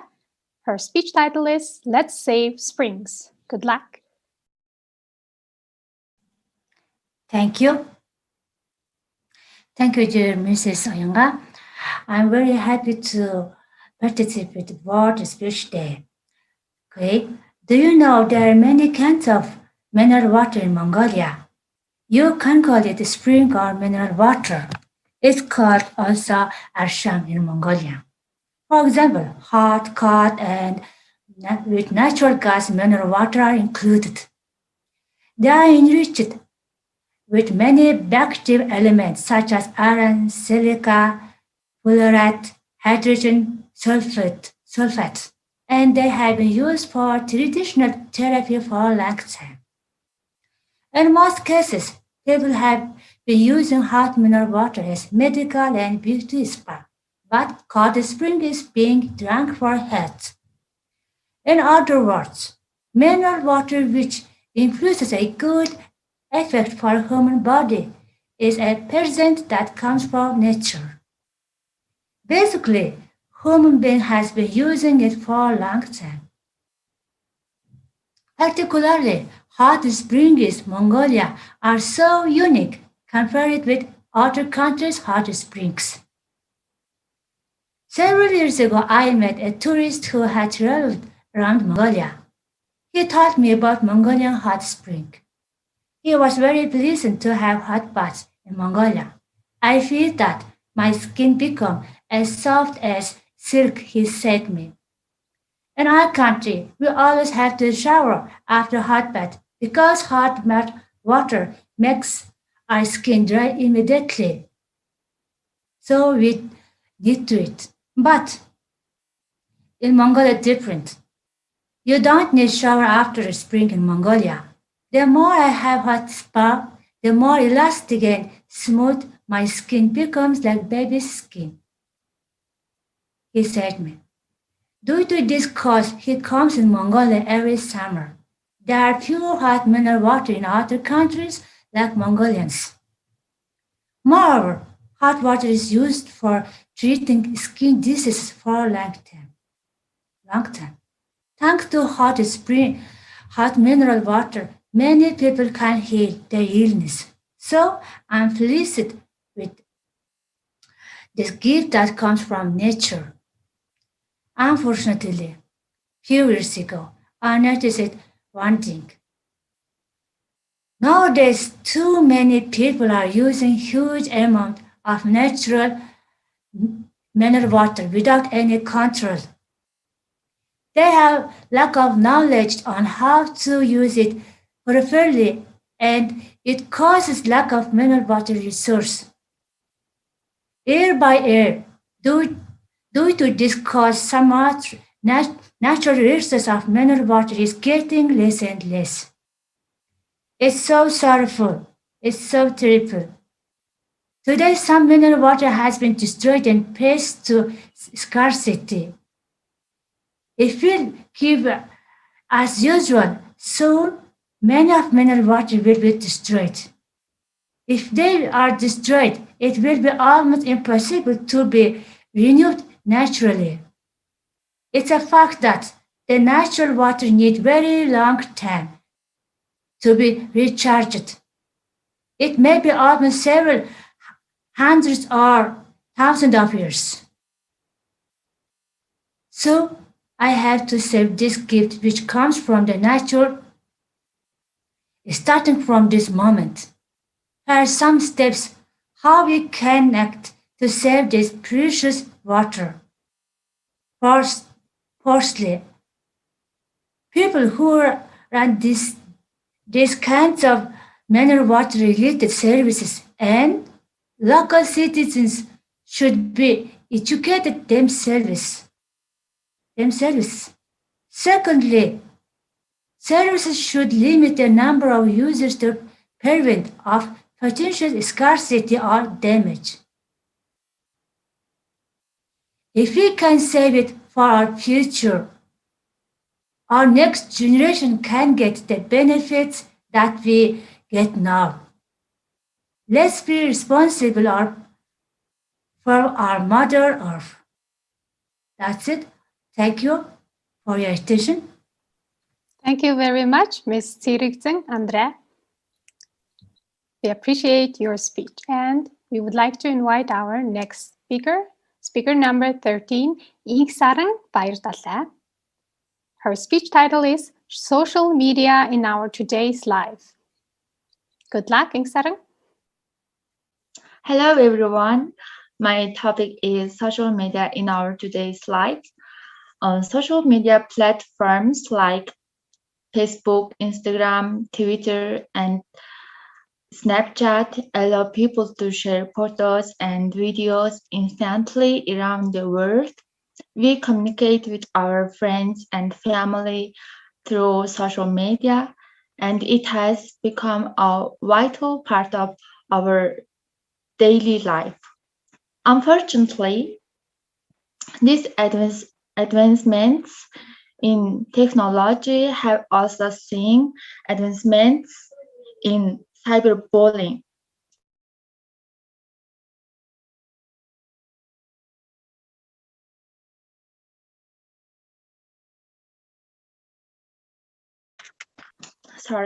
Social media gives bullies a safe environment to say what they want and target whom they please.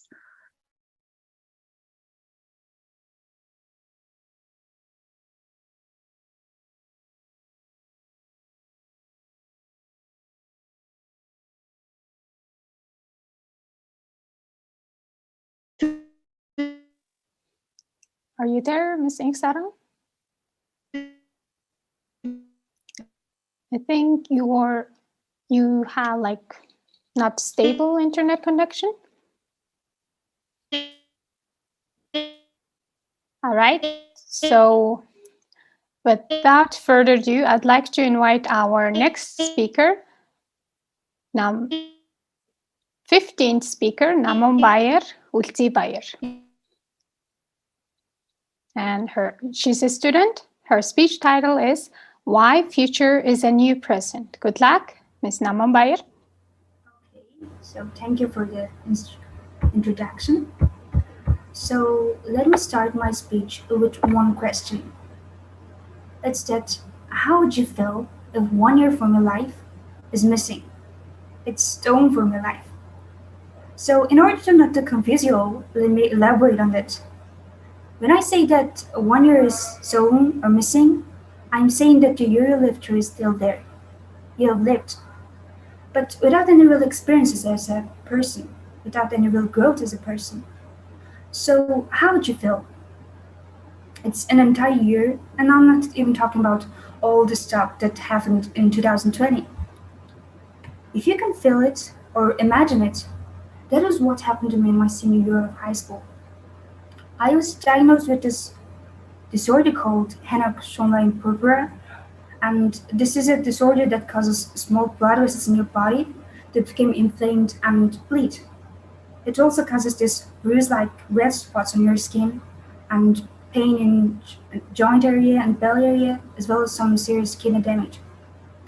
So in order to get better, I had to do certain things, or more like abstain from certain things.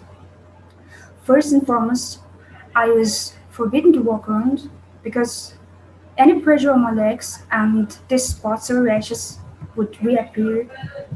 And I was forbidden to walk around except for like going to the bathroom.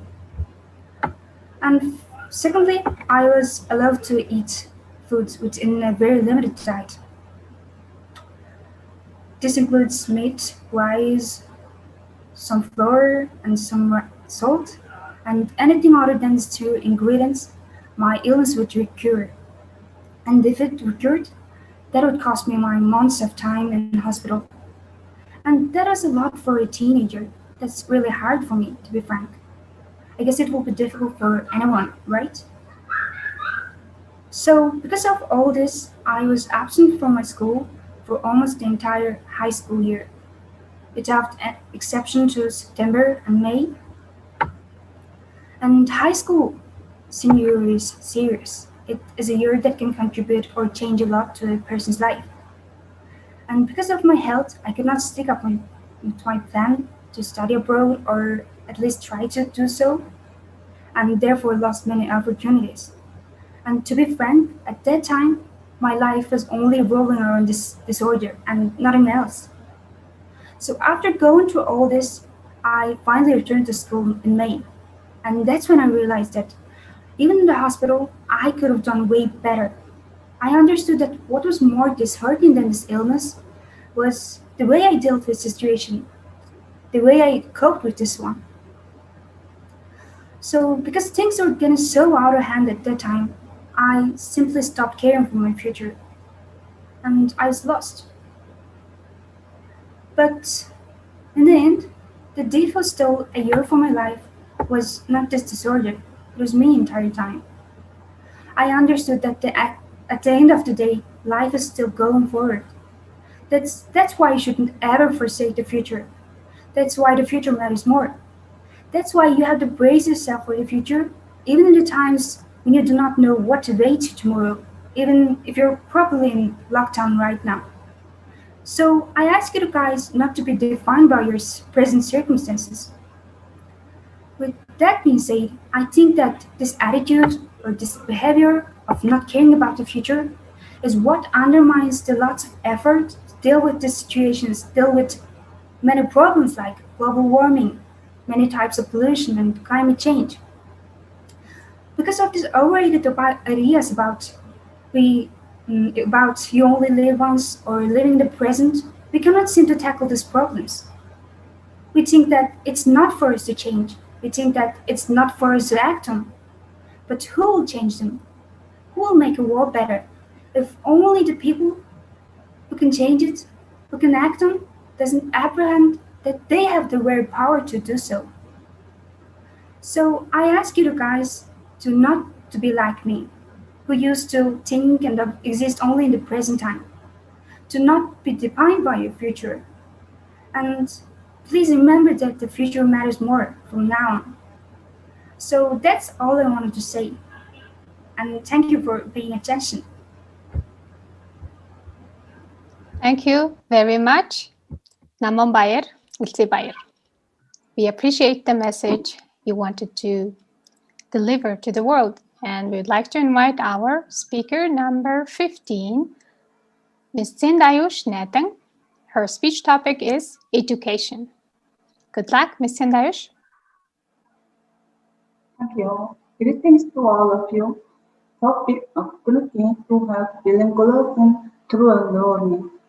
Introduction into the colonizer world with bilingual children can learn, live and work anywhere. There are many opportunities for bilingual children to learn, inherit, and promote their native language, history, and culture. Main part during native language, the reform discussion was discussed the living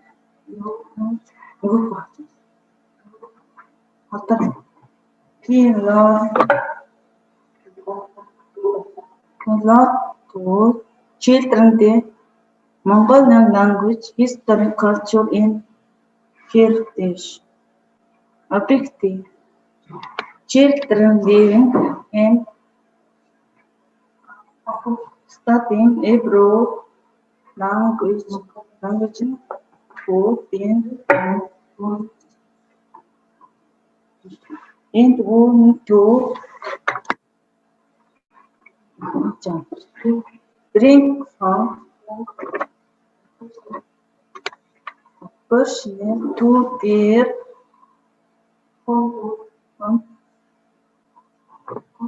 homeland and need to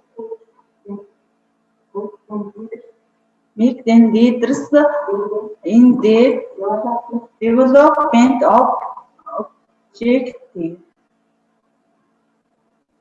Key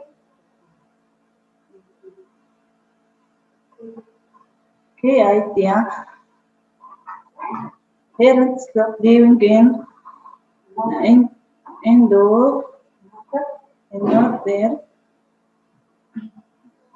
country would be better culture. But in the it mine have 10 want to produce degree and encourage Mongolia in beautiful world green history and culture tradition.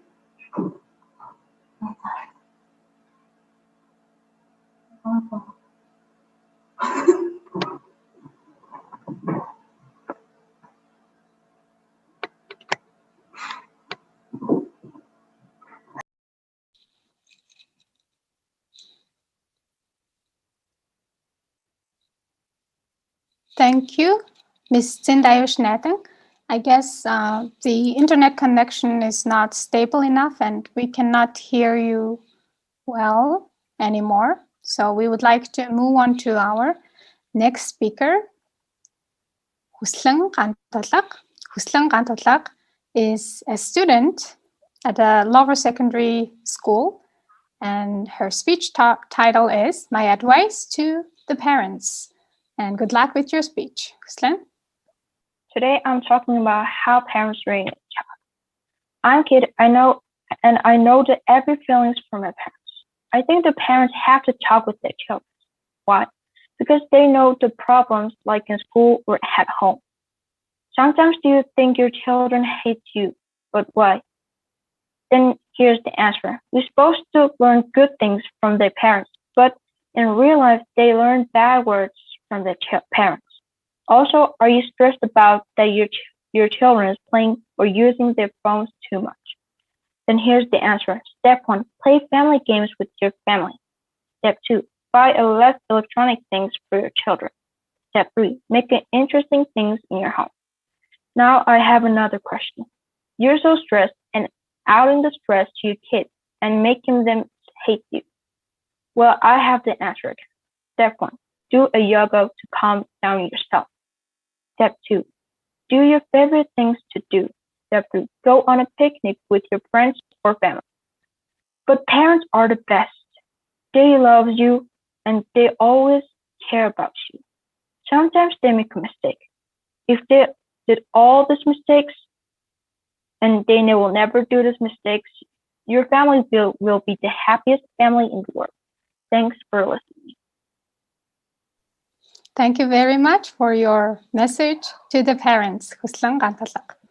Thank you. Now we would like to, I would like to give the control back to our co-host, Mr. Bira, on the screen. Would you continue the event from now on? Thank you very much, Madam Oyinga. Now I would like to welcome next speaker, Megmur Jargal Mintbayer, who is a Toastmaster and young professional. She is here to increase the diversity of innovative ideas. The topic that she is speaking is the contagion that we should spread. Please welcome Megmur Jargal Mintbayer.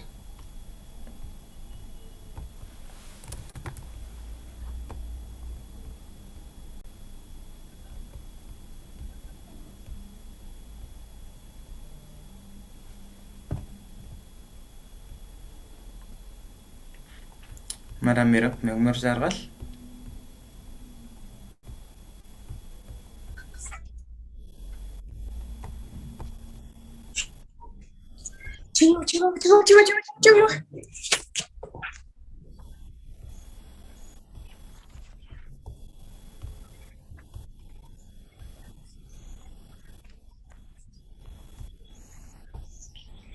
Have you ever realized that airborne diseases and wipes share similar aspects in terms of spreading other people?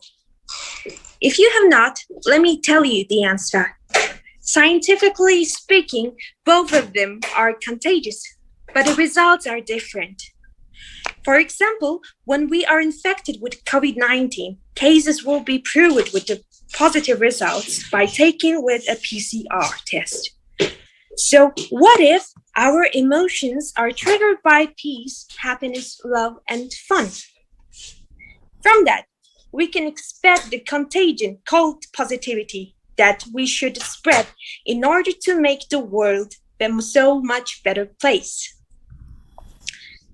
There are so many things to be grateful for in this life. In my case, I have been always fond of volunteering. I'd like to share my personal story. If you would like to surf around the numberless waves of positivity, I highly recommend you to become a volunteer. From this experience, you can expect new skills, new acquaintances, and unforgettable memories to flashback whenever you feel down. In my case, I have participated in the marathon named after Hope and Possibility, organized by Achilles International Mongolia, non-governmental organization, since 2016 as a guide. This position at the event is responsible for helping runners who have a difficulty to reach the finish line on their own, physically and emotionally. Right before COVID-19 controls everything, in 2019, I was at the event as usual, doing my job, looking for someone to run together for next 5 kilometers. At the beginning of the run, there is no one who needs help. Then I decided to keep running. And for the first 300 meters, everyone was smiling and keep running. Unfortunately, things had changed for another 300 meters. Then I targeted approximately 10-year-old girl, chubby one, who has suffering for just running for that long distance. And when I come to the girl and I offered my help, she said, please. And I taught her basics of proper running. Even though having a conversation is not appropriate for this activity, we had a small talk. Generally, what I do, where do I work, etc. For the last 300 meters, miracle happened. We ran faster right next to professionals and reached the finish line proudly. At the moment, I heard the sentence that stays in my mind for the rest of my life. She said, if you were not there for help, I couldn't make it on my own. That complex sentence sparked my soul within a moment, and my brain did save it in my long-term memory. This is just an example of millions and millions of cases waiting to be happened to you. Also, intentionally tiny efforts leading to massive positive vibe will make you forget all the negativity in your life. So, let's stay positive mentally and let's help others to become a positive. Thank you. Thank you very much, Madam Migmar. We are grateful for the time and effort you took to share your thoughts and experiences. Now I would like to welcome our next speaker, Ustilgur Mukhoyer, who is one of the youngest participants in today's event, and Ustilgur is participating to describe the ideas through this speech. Topic that he's speaking on is the life as a teen addicted to technology. Please welcome Ustilgur. Okay, thank you. As a teenager living in the most advanced era, I am very lucky, but also unlucky somehow. Technology has become our important tool and part of our lives from few decades. We can contact each other by Facebook, WhatsApp, Instagram, by just texting each other from a long distance instead of meeting each other or sending a letter to contact. We can buy just a click in the button products we want from the online shops instead of going to the shop. But not only internet changed it. There are now electric cars, and it is compressing the traditional fuel cars, which means one of the main reasons of earth pollution will be decreased a lot. Also, even most of our service jobs replaced by AI technology in developed countries, and there would be no longer sellers, bank tellers. Like these examples, internet and technology simplified our daily lifestyle much better. But internet also had negative changes. Youths are a huge group of internet activity. Teenagers born with huge technological revolution. There's a statistic about teens' internet consumption, and half of them answered active constantly. Teens check frequently, all day, when waking up, when eating breakfast, lunch, dinner, and even use it in the toilet.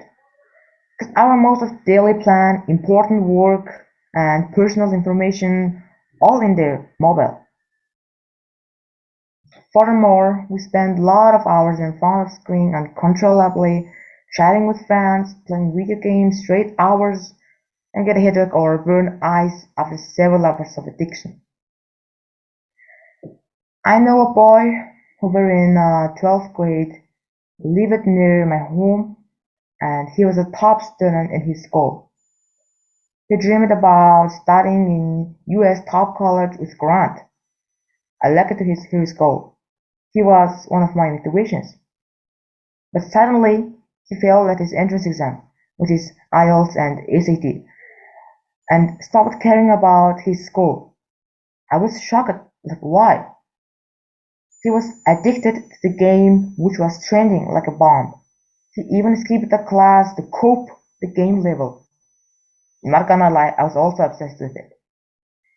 After that, I hardly see him, and when I meet him, he talks very upset. Then after a few months, he moved away.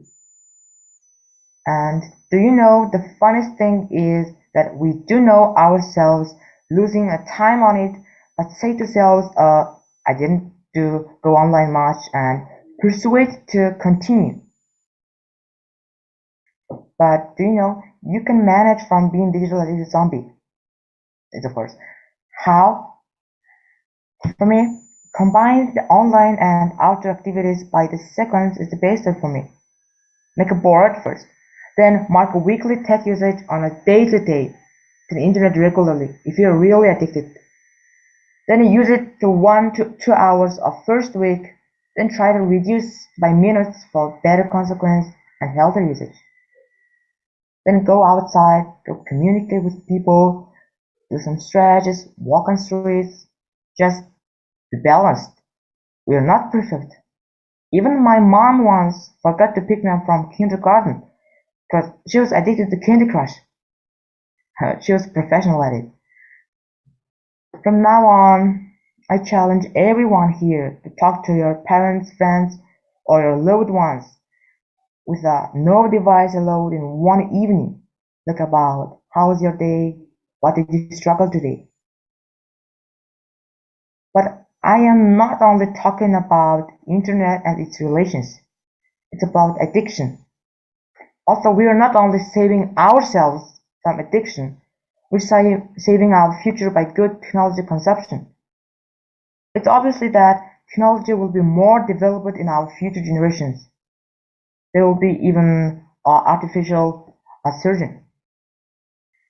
At the last but not least, technology really gave us great simplifications to some of daily problems, and also gave lack of social relationship. But as I mentioned before, if you can use it correctly with a time limit, it's a great change that turning disadvantage to advantage. Thank you. Thank you very much, Mr. Ustulger.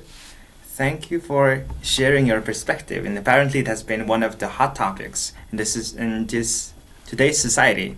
And thank you for addressing this again. Now I would like to invite our next speaker, Anojin Batokto, who is a student and she is speaking about one of the hot topics, racial discrimination. The topic that she is speaking on is Asians in Europe. Please welcome Anojin Batokto.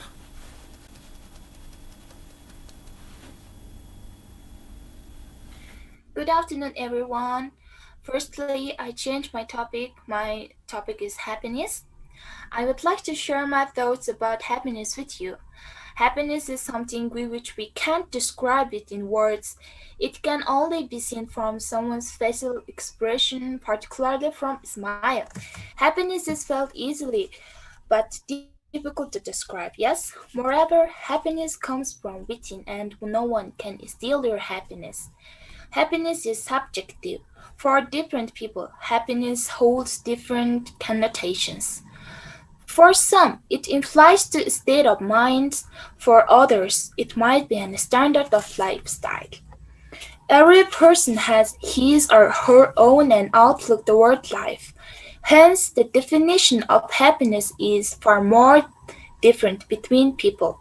There is no point of life without joy and happiness, right? What makes you happy? For example, family, baby, a good couple relationship, good grades, a nice car, house, or money? Do you really think money can bring happiness? There is a famous quote that says, "Money can't buy happiness." Some people agree with it to some extent, while others may find it to be completely wrong. For a particular social group, happiness is meant wealth. These people tend to consider wealth as the measuring rod for their joys in life. For them, happiness in life comes from material possessions like money, jewelry, gold. They are satisfied with how much they have. The more have they, the more they are satisfied it. For another societal group, wealth is nothing to do with happiness in their lives. This kind of people consider happiness as a peaceful and calm state of mind that exists within one's soul. Whatever be our modes and methods of becoming happy, it tends to keep changing over time. As we grow up, we achieve a mature outlook to life and we no longer feel happy about we used to love before. Thus, the state of being happy largely depends on what a particular person wants from life. It depends on person's desires and goals he or she wants to achieve in life. Above all, and in most cases, indulging in the things that one loves the most becomes the key a happy life. Hence, the love and happiness are directly linked with each other. Happiness can't exist without love and vice versa.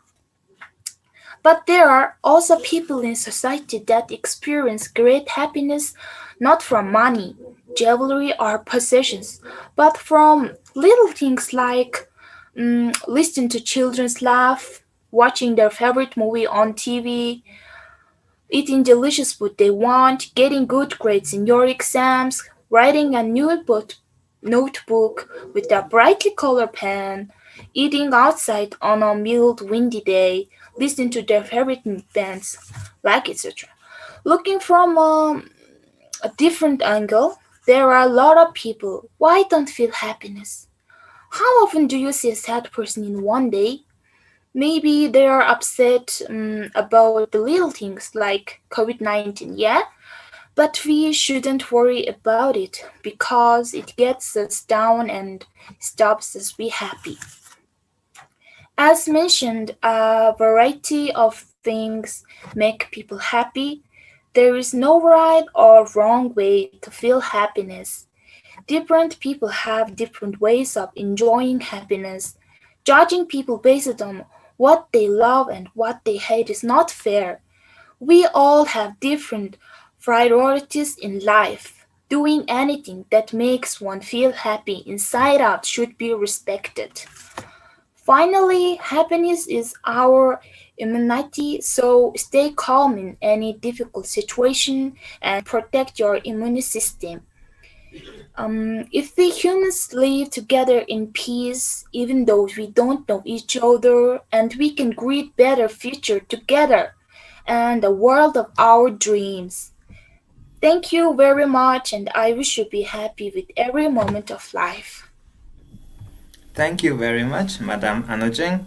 I'm grateful for the time and effort you took to share your thoughts and experiences in this speech. Now I would like to welcome our next speaker, speaker number 20, Inrilt Avraltot.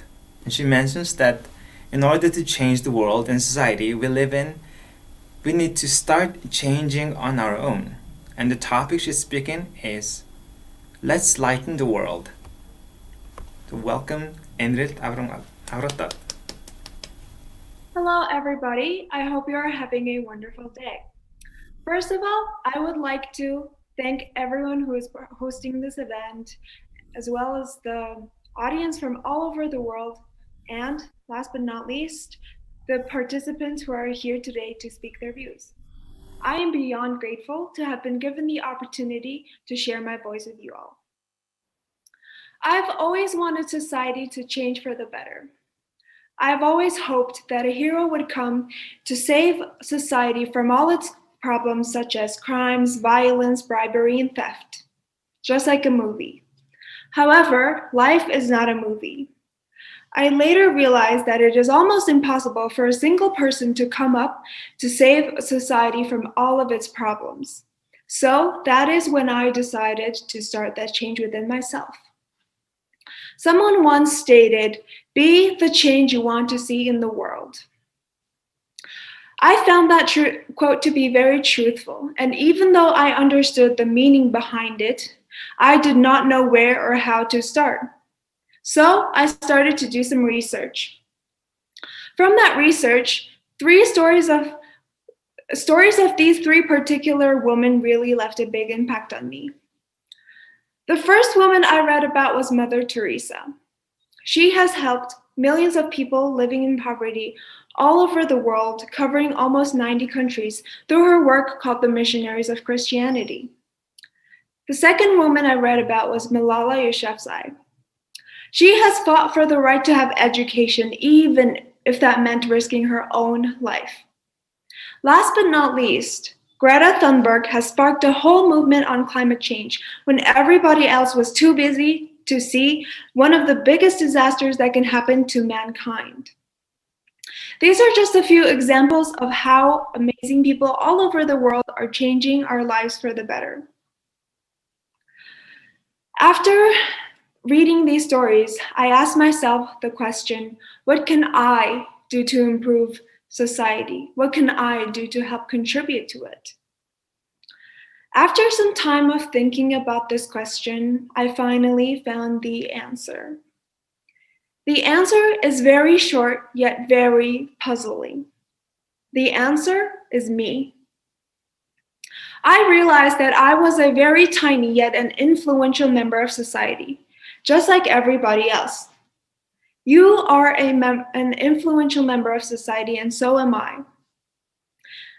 Like I said before, this is when I started to make that change from myself. One of the biggest changes I've made was I overcame my laziness. To overcome my laziness, I started to read books in order to expand my creativity. I started regularly exercising in order to be more attentive to my health. And I started to meditate in order to seek for a peace of mind. One of the second changes I have made within myself is I became more focused on my personal development, changed my mindset, and became more active in my passions.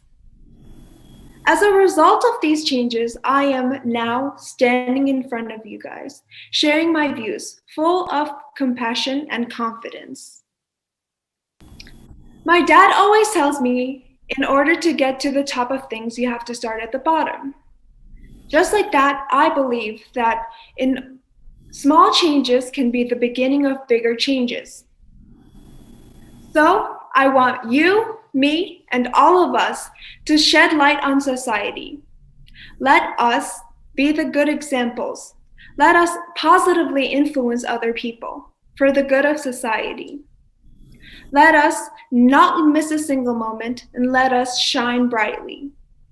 Let us start changing within ourselves. Thank you. Thank you very much, Madam Enrit Tauraltad. We are grateful for you inspiring us, and I believe you gave all of us a spark to enlighten the world. Now I would like to welcome our next speaker, speaker number 21, Amina Norjma. She is one of the youngest speakers for today's event, and she is participating because she wants to share her ideas about problems we face and to find a solution for this. And the topic that she's speaking is health. Please welcome Amina. Hello everyone. So first of all, my topic is health, and I choose the topic like the faces in the world, smoking and adolescence. So in the world after opening our society, adolescent smoking is like more popular, and the year to year, the rate is really increasing. So I think adolescence is a vital stage of the period that developing or maintaining your social and emotional health of the mental being. So I just want to share some interesting fact about the smoking teenagers. First, 1 in 6 people are aged 10 to 19 years using smoking. Half of the mental health condition start by 14 years old, but most cases undetected or untreated. Globally, the depression is the one of the leading causes illness and disability of the among by the adolescent. And suicide is the third leading cause of the death in 15 to 19-year-old teenagers. So I found this, and also it's like the really interesting. And so what's the common cause of the smoking? So first of all, it's like the peer pressure or following the media culture, and they're like the following by their smoking in their family members. And also they are choose by their curiosity, and they choose voluntarily by smoking. And like the most common cause of smoking is include affecting with their friends and environment by their surrounding. In research, they discovered that approximately 19% of the people who smoke for the first time at the age under of the 18. So I just want to talk about the mental health about the adolescent. First of all, they are always like being anxiety disorders and like the eating disorders, like maybe the cause of obesity or changes in their bodies. And after they like disappointing and also lack of focus and thoughts of the suicide. Also, school demands and frustration is one of the most common mental health problem, like problem with their friends or negative thoughts or feeling about themselves. So why smoking is really harmful and addictive substances. So first, smoking is contain the 4 main harmful and addictive substances. First of all, it is carbon monoxide, nicotine, tar, and methanol. And every people know that nicotine is the most addictive substance. And when you use tobacco or nicotine, it's like it's quickly absorbed into your body and goes into directly to your brain. So nicotine like to activate your brain, like make you feeling happy or like the more satisfied. I just want to let you know that whether you smoke or vape, the nicotine in your body is dangerously addictive and harmful in your developing brain. So some diseases like the causes of smoking. So I already like researching this, and also it is lung cancer and heart disease, like such as coronary heart diseases, asthma, especially in women. It's like they're really affected on reproductive effects in women. If you always like using smoking, and also diabetes. So how do we prevent smoking and find a solution? So in my opinion, the most common way to prevent smoking is discussing about the harmful substances and effect to your body. Nowadays, like the technology is like really developing, and so you can see that how like the smoking is affecting in your body. And think more than cigarettes, like discussing with your dream and your the purpose. And like in my opinion, the most important is smoke free home. And do the math. Like nowadays, smoking is really expensive. So I think help your family or friends to calculate weekly, monthly, or yearly the cost of smoking, vaping, or every day. So I think there is a plenty of the solution of the prevents smoking. So I think the most important the way is like control yourself and discussing about the harmful substances, like how they are affecting on your body. So in my conclusion, nowadays like the technology and technological society is really developing. So it's like the same as teenagers are really curiosity and maybe easy to influence, try to smoke. So however this kind of situation is occurred, I already mentioned that the most important is you should control yourself and you have to research and like be your own version you can. And hence you should have to build like the non-stressful life surrounding on your teenager friends or family on your environment. And the psychologists say that the one of the most common smoking is cause of smoking is peer pressure. So according to the science and research, think the most good way is discussing and understanding each other by your friends and family. Thank you. Thank you very much, Madam Amina, for sharing your information and your perspectives concerning health and mental health, which is becoming one of the hottest topic among today's generation. Now, I would like to invite our next speaker, Muhtasral Bukhbatar. She's an English teacher and she is here to talk about the stereotype that all women face. And the topic that she has chosen is We Are in Two Minds. Please welcome Muhtasral. Hello, everyone. I really appreciate that I received an opportunity to deliver a speech and give my voice to the World Speech Day with such a great speakers. And I have a question from you, gentlemen. Have you ever thought that girls and ladies have faced more problems than you? Okay, think about it. And if no, you think that we all face same problems. If yes, you agree with being a woman is harder than being a man. In my point of view, women don't jump in 2 feet, which means we have to walk slowly. Why? Our gentlemen just can jump. Our one leg is our career, and another one is our family responsibilities. As we know, we women always are thinking and worrying about our children's upbringing. At the same time, we think about our career as well.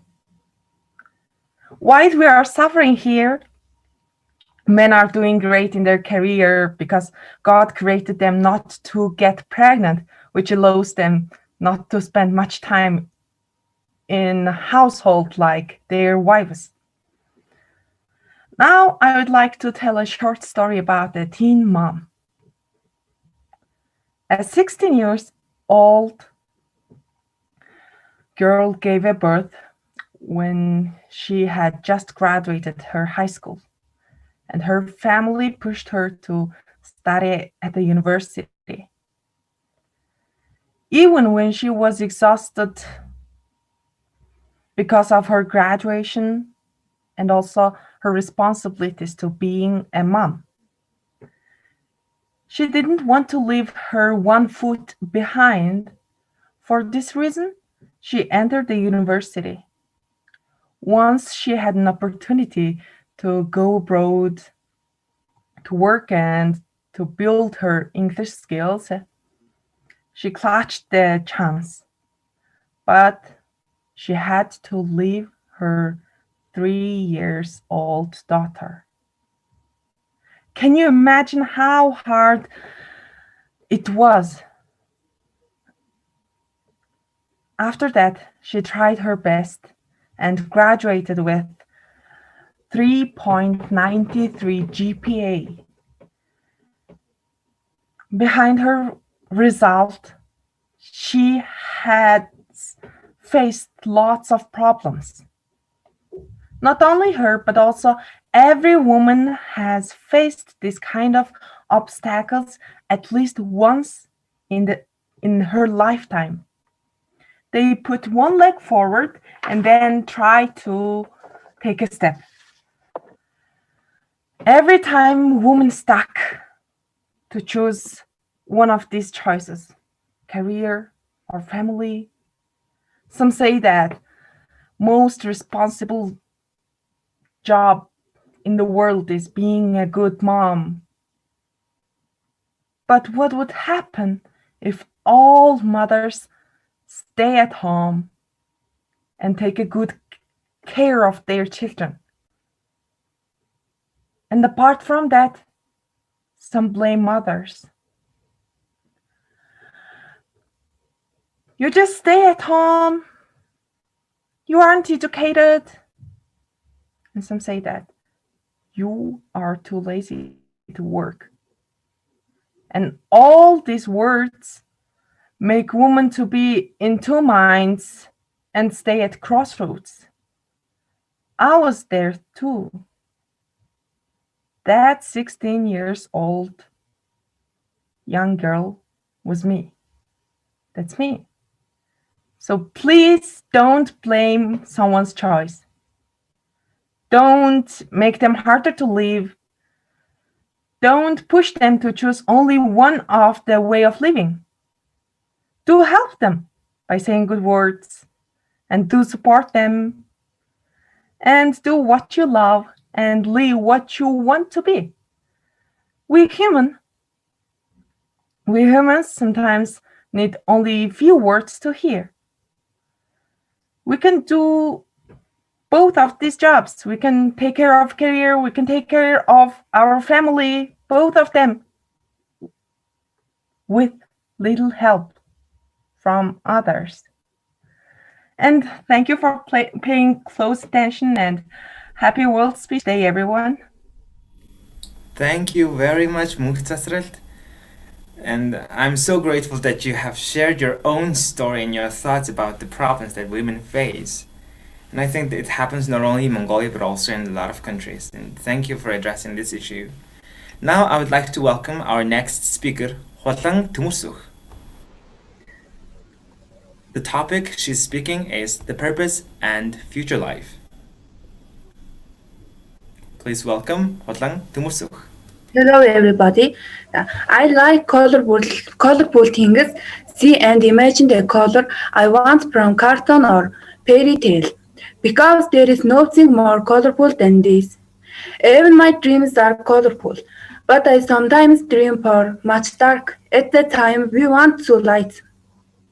If we always dream white or colorful, sometimes we want black. This is people. Desire never runs out. Dissatisfied with what you have. If you have a purpose, you need a plan. The plan is the most important thing. It's impossible to live without plan. People make plans every day. For example, what to cook, where to go, what movies to watch. It's all part of the plan. I love the main character of everything. I want to be the center of this short life. Why it's nice to be the main character? Because the main character has all the attention and does everything once. You have to have a purpose to be the main character. Being center is the key to future life. But the only difference that the world is not abstract. Because it's real, everything is opposite. Example, white and like hot and cold. But it's okay.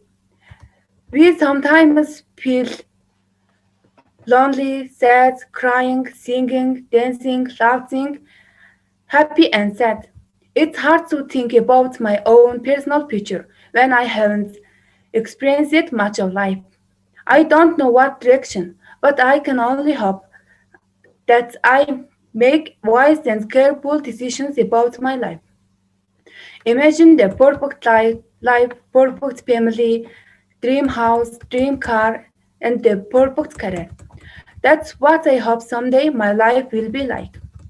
Every choice I make affects my future. Everyone has a future plan. To make the best out of our life, what is your plan? My plan is to be a labor and study in Peruvian, especially in America. When I graduate high school, I plan on having future goals that I plan on achieving.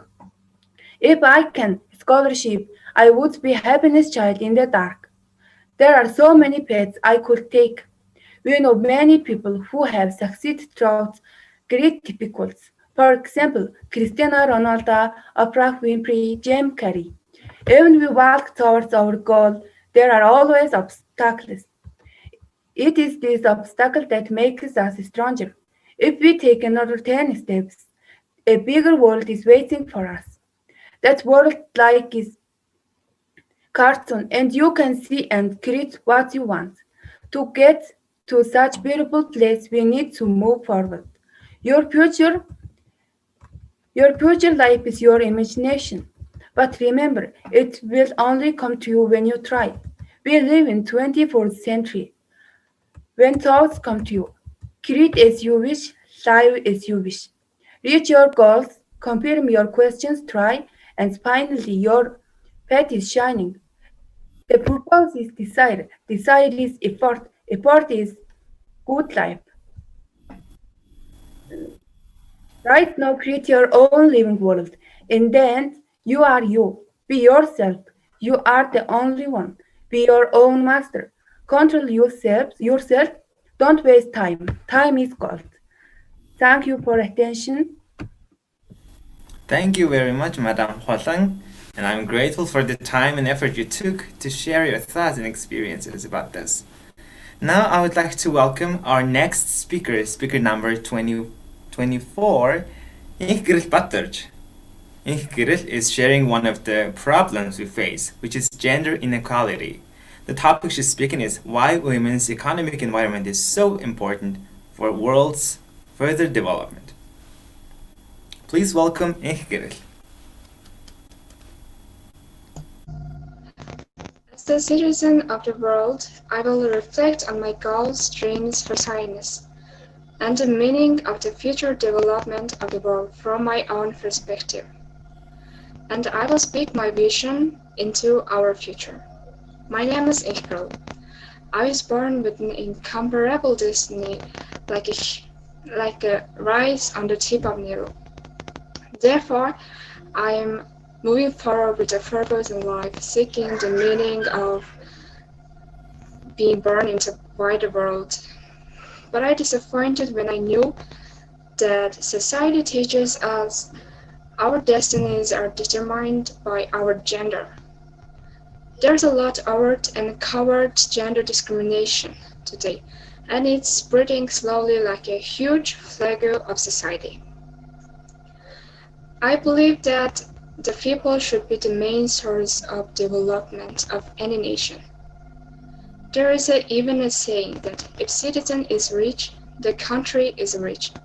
Therefore, the further development of the world cannot be imagined without the participation of women.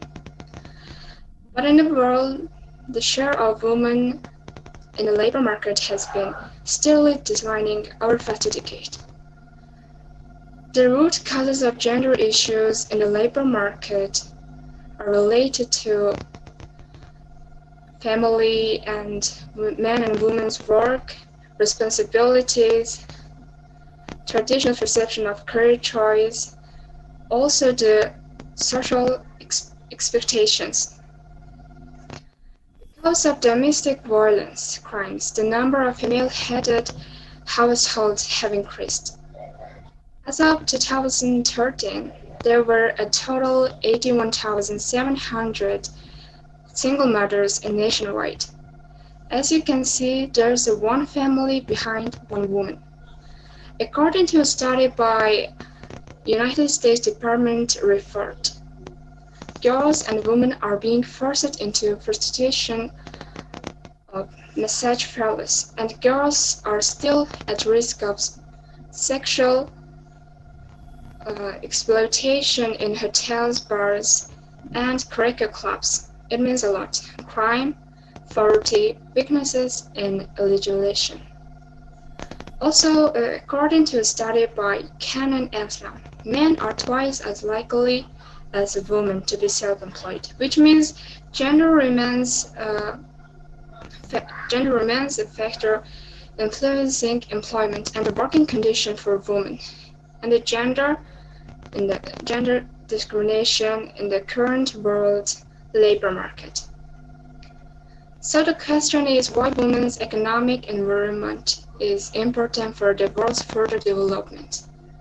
I'm convinced that the above-mentioned researchers showed you that the gender issues in the world aren't just a simple and specific issue, but a social and economic issue. Today, due to lack of economic power and opportunities, more than 65% of women economically dependent, and lack of participation in decision-making, vulnerable to poverty, borrowing to expanding their businesses are limited. Improving women's economic empowerment will increase household incomes, alleviate poverty, increase employment, reduce exposure to domestic and other gender-based violence, and promote good governance. In conclusion, I believe that the sum of all our dreams are the way to build our own country's future. We are the citizens of the world, and we are the answer to our own progress. If we make dreams come true today, we can change tomorrow. Progress is close to us. Thank you very much. Thank you very much, Madame Kirill. Thank you for sharing some of the global issues today. And now I would like to invite our next speaker, speaker number 25, Gantizik Gantolak. Gantizik is a teacher, and the reason for the participation of this event is to make awareness to care our health, care our earth. The topic she's speaking on is how to survive the nature. Please welcome Gantizik. Okay, hello everyone. I love the nature as much as I love myself. I decided to tell you about how we feel about the nature and how the nature makes us happier and healthier. Okay, briefly, nature is our home. This is not just a place to visit. Keep it in your mind that everyone is dependent on the nature. Of course, everyone wants to live in a comfortable, clean, and his home. Like that, we need to love and save the nature. When you travel around the nature, you don't make trash, don't cut the trees, and don't cut the growing grass and the beautiful flowers. If you kiss a fire in the nature, you should food it completely. We need to start from very simple step, which is our daily lifestyle. This is the one way of the save and love the nature. Colors are nature of smile. It hurts. Nature is alive. It hurts, it cries, and it feels joy. They feel every act which we are doing. In the future, our kids and young generation will have to love and save their nature. That's why we need to show good examples to them. Our country has 4 seasons. Every season has its own beauty. When you look deep into the nature, you will understand everything is getting better. It's exactly true.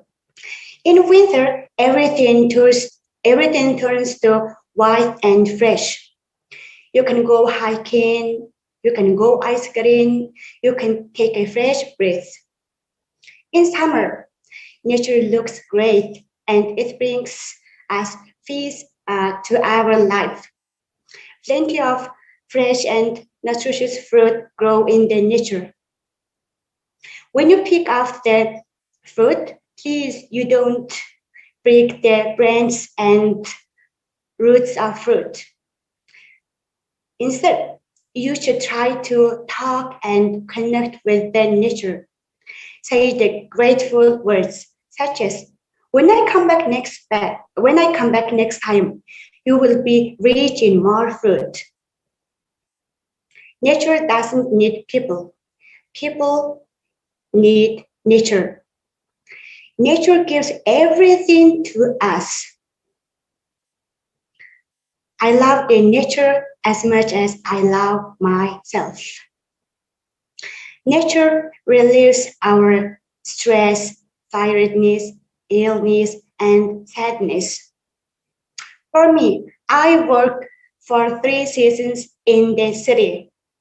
In summer, I work in the countryside, which is surrounded by the beautiful nature.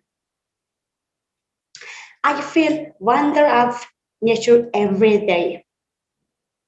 Maybe when I have little bit stress and tiredness, I leave the room directly and go to the forest.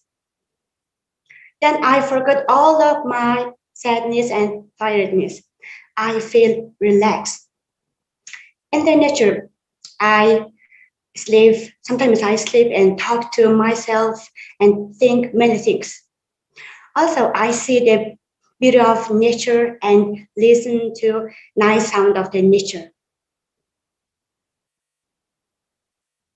We need to live in the green zone. We need to save the nature all the time.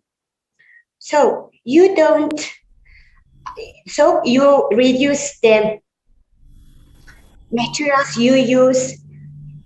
If you reduce the waste you create, reuse the paper and bags, save the trees, recycle the cans, plastic, and glass.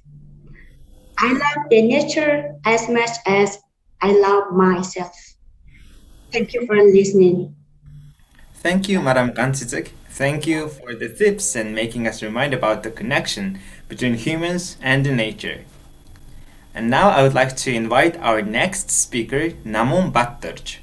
Namong is a student and she believes her strong passion for public speaking and concerns about the very world we live in can start a conversation through her speech and how she delivers her messages. Her speech topic is Life Without a Legacy. Please welcome Namong Batterj. Hello. First and foremost, I would like to thank everyone who organized this great event, and I'm truly honored to express my voice and opinions to this very topic. And from discussing this very topic, I've discovered a pattern between everyone, and that is that we are all concerned about nature. So I am my parents' legacy and the great ancestors that came before them. And when my mother looks at me, she says, "You are my life." Well, what is this life we truly speak of? Even our greatest scientists can't find a definite definition for what life truly is. Is life the first breath we take? Or is it the very cells and bacteria that form a living organism? Well, I wouldn't get too technical with the term, but life for me is living. A life worth living, where life can eat, move, grow, and reproduce, where humans can taste, love, socialize, experience, and thrive. So as humans, we're actually the only species on Earth that is aware of our existence.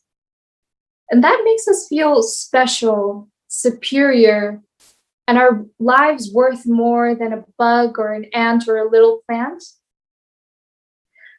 But yet we say things like, you are as beautiful as a flower, or you're as tall as a tree, or your mind is deep as an ocean, or you are my universe. We mimic ourselves with these very life forms, but yet we forget that they are living beings themselves. We are not the only lives worth living. Our legacies are not as more important than the fertilization of plants or the growth or birth of a new animal that was going to be extinct. Every life should be able to leave their legacies. And by legacies, it's not just children or our offspring. Legacies can be the very stories and accomplishments we leave on this earth. I am a legacy. A novel can be a legacy. History is our legacy. Or even companies such as Gucci, Ford, Porsche, they're legacies. But sooner or later, our chapters may come to an end. You see, because when us youth say, you are stripping away our future, we're not just exaggerating. Because humans can form life. I'm the breathing example of it. We are also capable of creating death itself. Many years ago, our forefathers of economics, ingenuity, politics, and social structures may have never thought that the very social structure they had created would lead to our very extinction. We may be the first ever species to be the very cause of our own extinction. But there's one thing humans are good at, and that is finding solution. Because when we want to live, we want to find solutions. When a pandemic happens, we create vaccines. When a recession happens, we create economic reforms. When a life is taken, we make justice. And when humanity is at a crossroads, we act upon bringing life back to it. So I want my legacy to strive in a world that finds these very solutions for these very problems.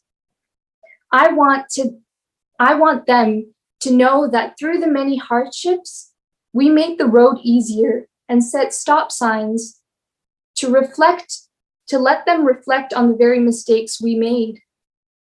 It's good that we're having conversations about this, and even a whole World Speech Day dedicated to these very concerns and opinions about humanity. Because when we voice our opinions, we act upon it. Or else, it may just be life without a legacy. Thank you. Thank you very much, Madam Namum Batterj. We are grateful for the time and effort you took to share your thoughts about. Now I would like to invite our next speaker, speaker number 30, Imujing Inholt. Imujing is one of the youngest participants, and Imujing is participating to make a better world. The topic that she has chosen is the best route to change engage all voices. Please welcome Imujing. Hello all. I'm really sorry I didn't open the camera. Please understand that my camera can't be opened. It's broken. So, my name is Emojo. I'm now 11th grade. It has been 2 years since I haven't met my classmates due to the pandemic, but I secretly thought that I would be happy to be free from the school, from competition for the grades, teacher abuse. But let me share with you a story that happened to me personally. I didn't think it was important to listen to my voice. I used to take throat medicine when I was a child, but eventually it became so difficult that I couldn't even make a sound. I underwent through surgery in winter almost 3 months later. That's what I have understood since that incident. I really wanted to share my feelings and voice in this society. I believe in the saying that every word becomes an action that creates positive difference in the world. The world has energy and the magic. Mongolian people believe that the word can save or kill a person. The word itself is an energy that passes lots of important value in it. I always thought that young generation can create that beautiful city that they want to live in by expressing their voice. This is the old people. That's why involvement of it in changing the living environmental is crucial. Therefore, I am a believer in the fact I have to be involved by expressing my voice and the all people and the voice changing in the community and the society. Thank you. Thank you very much, Imujing. Thank you for participating to make the better world. Now I would like to invite our next speaker, speaker number 31, Jawhlang Tsingenbayar. He works as a doctor and wants to Toastmasters voice reach to the world. And the topic that he's speaking is pursuit. Please welcome Jawhlang Tsingenbayar. Thank you.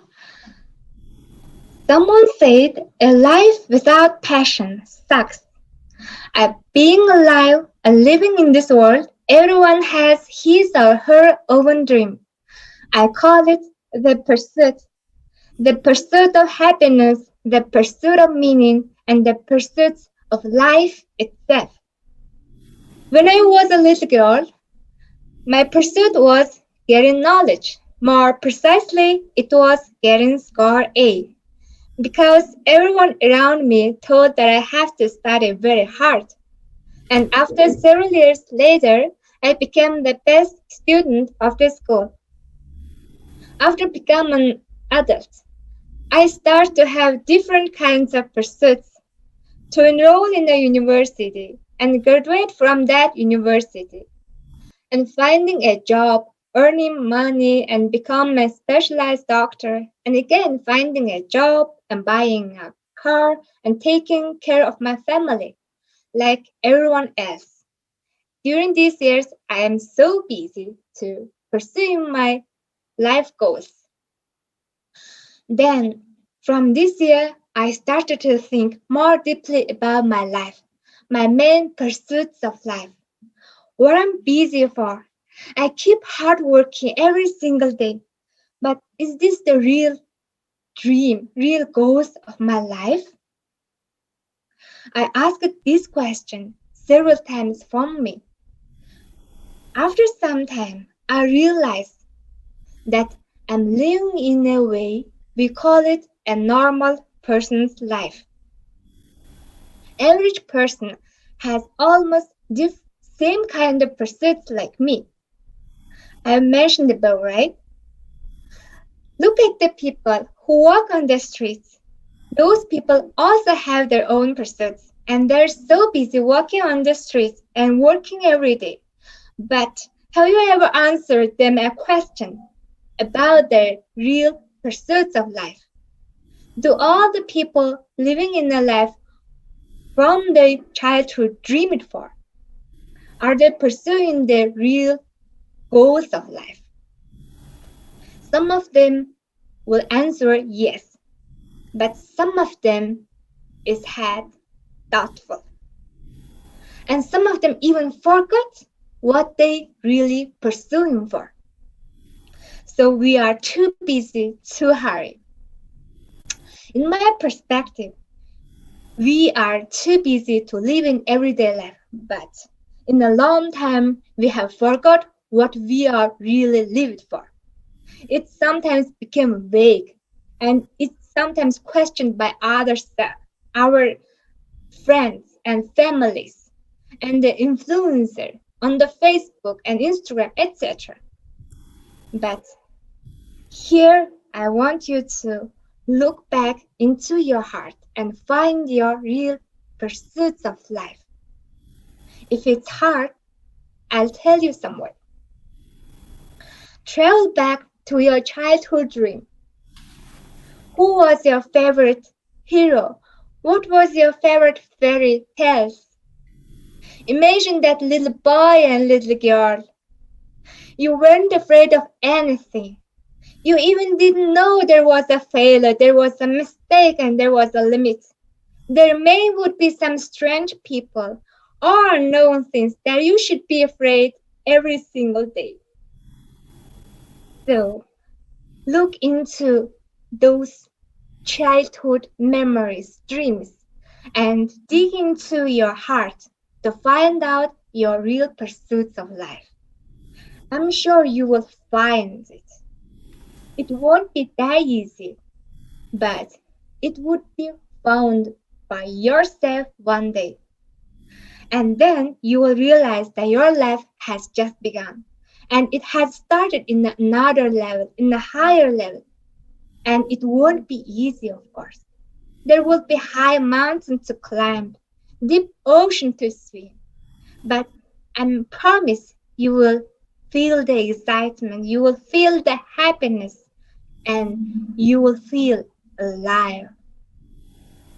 In the conclusion, I just want to tell you that live in a life that you always dreamed for. Live in a life you always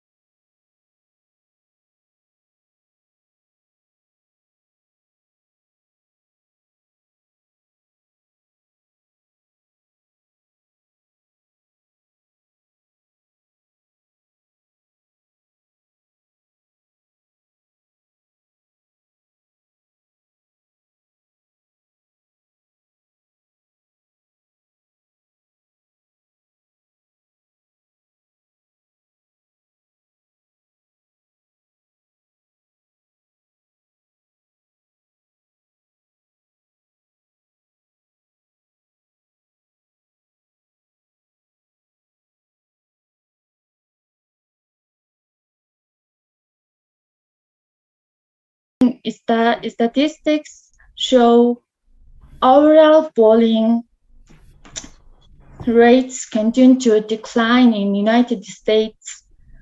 Social media has made it easier than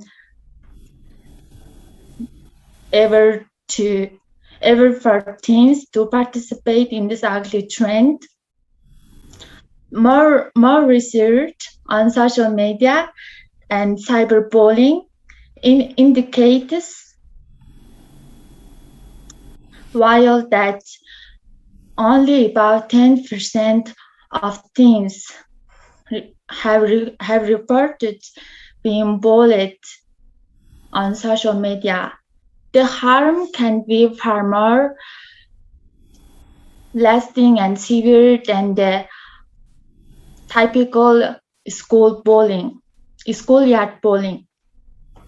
Making threats through social media, sexually suggestive comments, and hate speech are all various of forms, all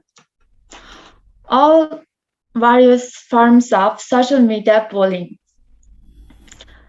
In addition, this is most inhuman thing for me. Therefore, I would like to invite all teens around the world, including adults, to be kind to one another, to show love, faith, hope, and goodness in humankind. We can create a better world together. Thank you. Thank you very much, Madam Ingsarang. Thank you for addressing the issues that we could face in the social media platform. Now I would like to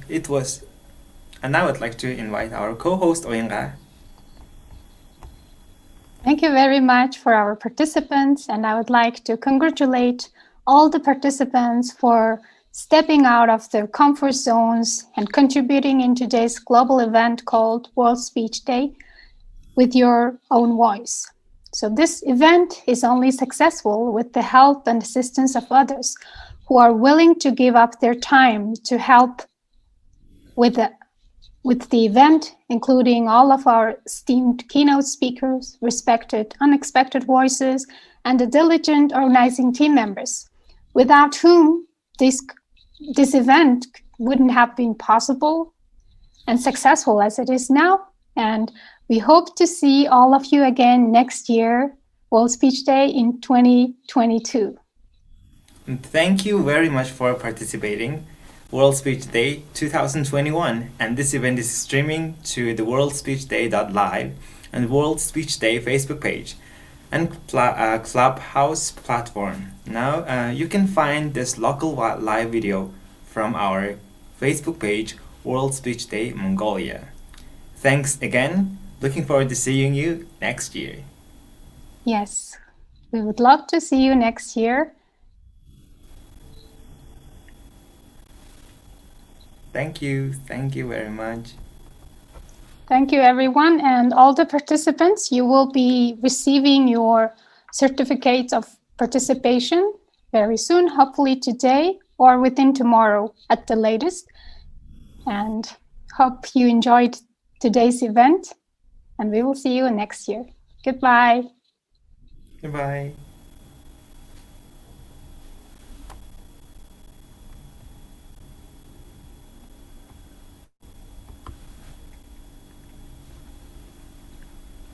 Is Peter here?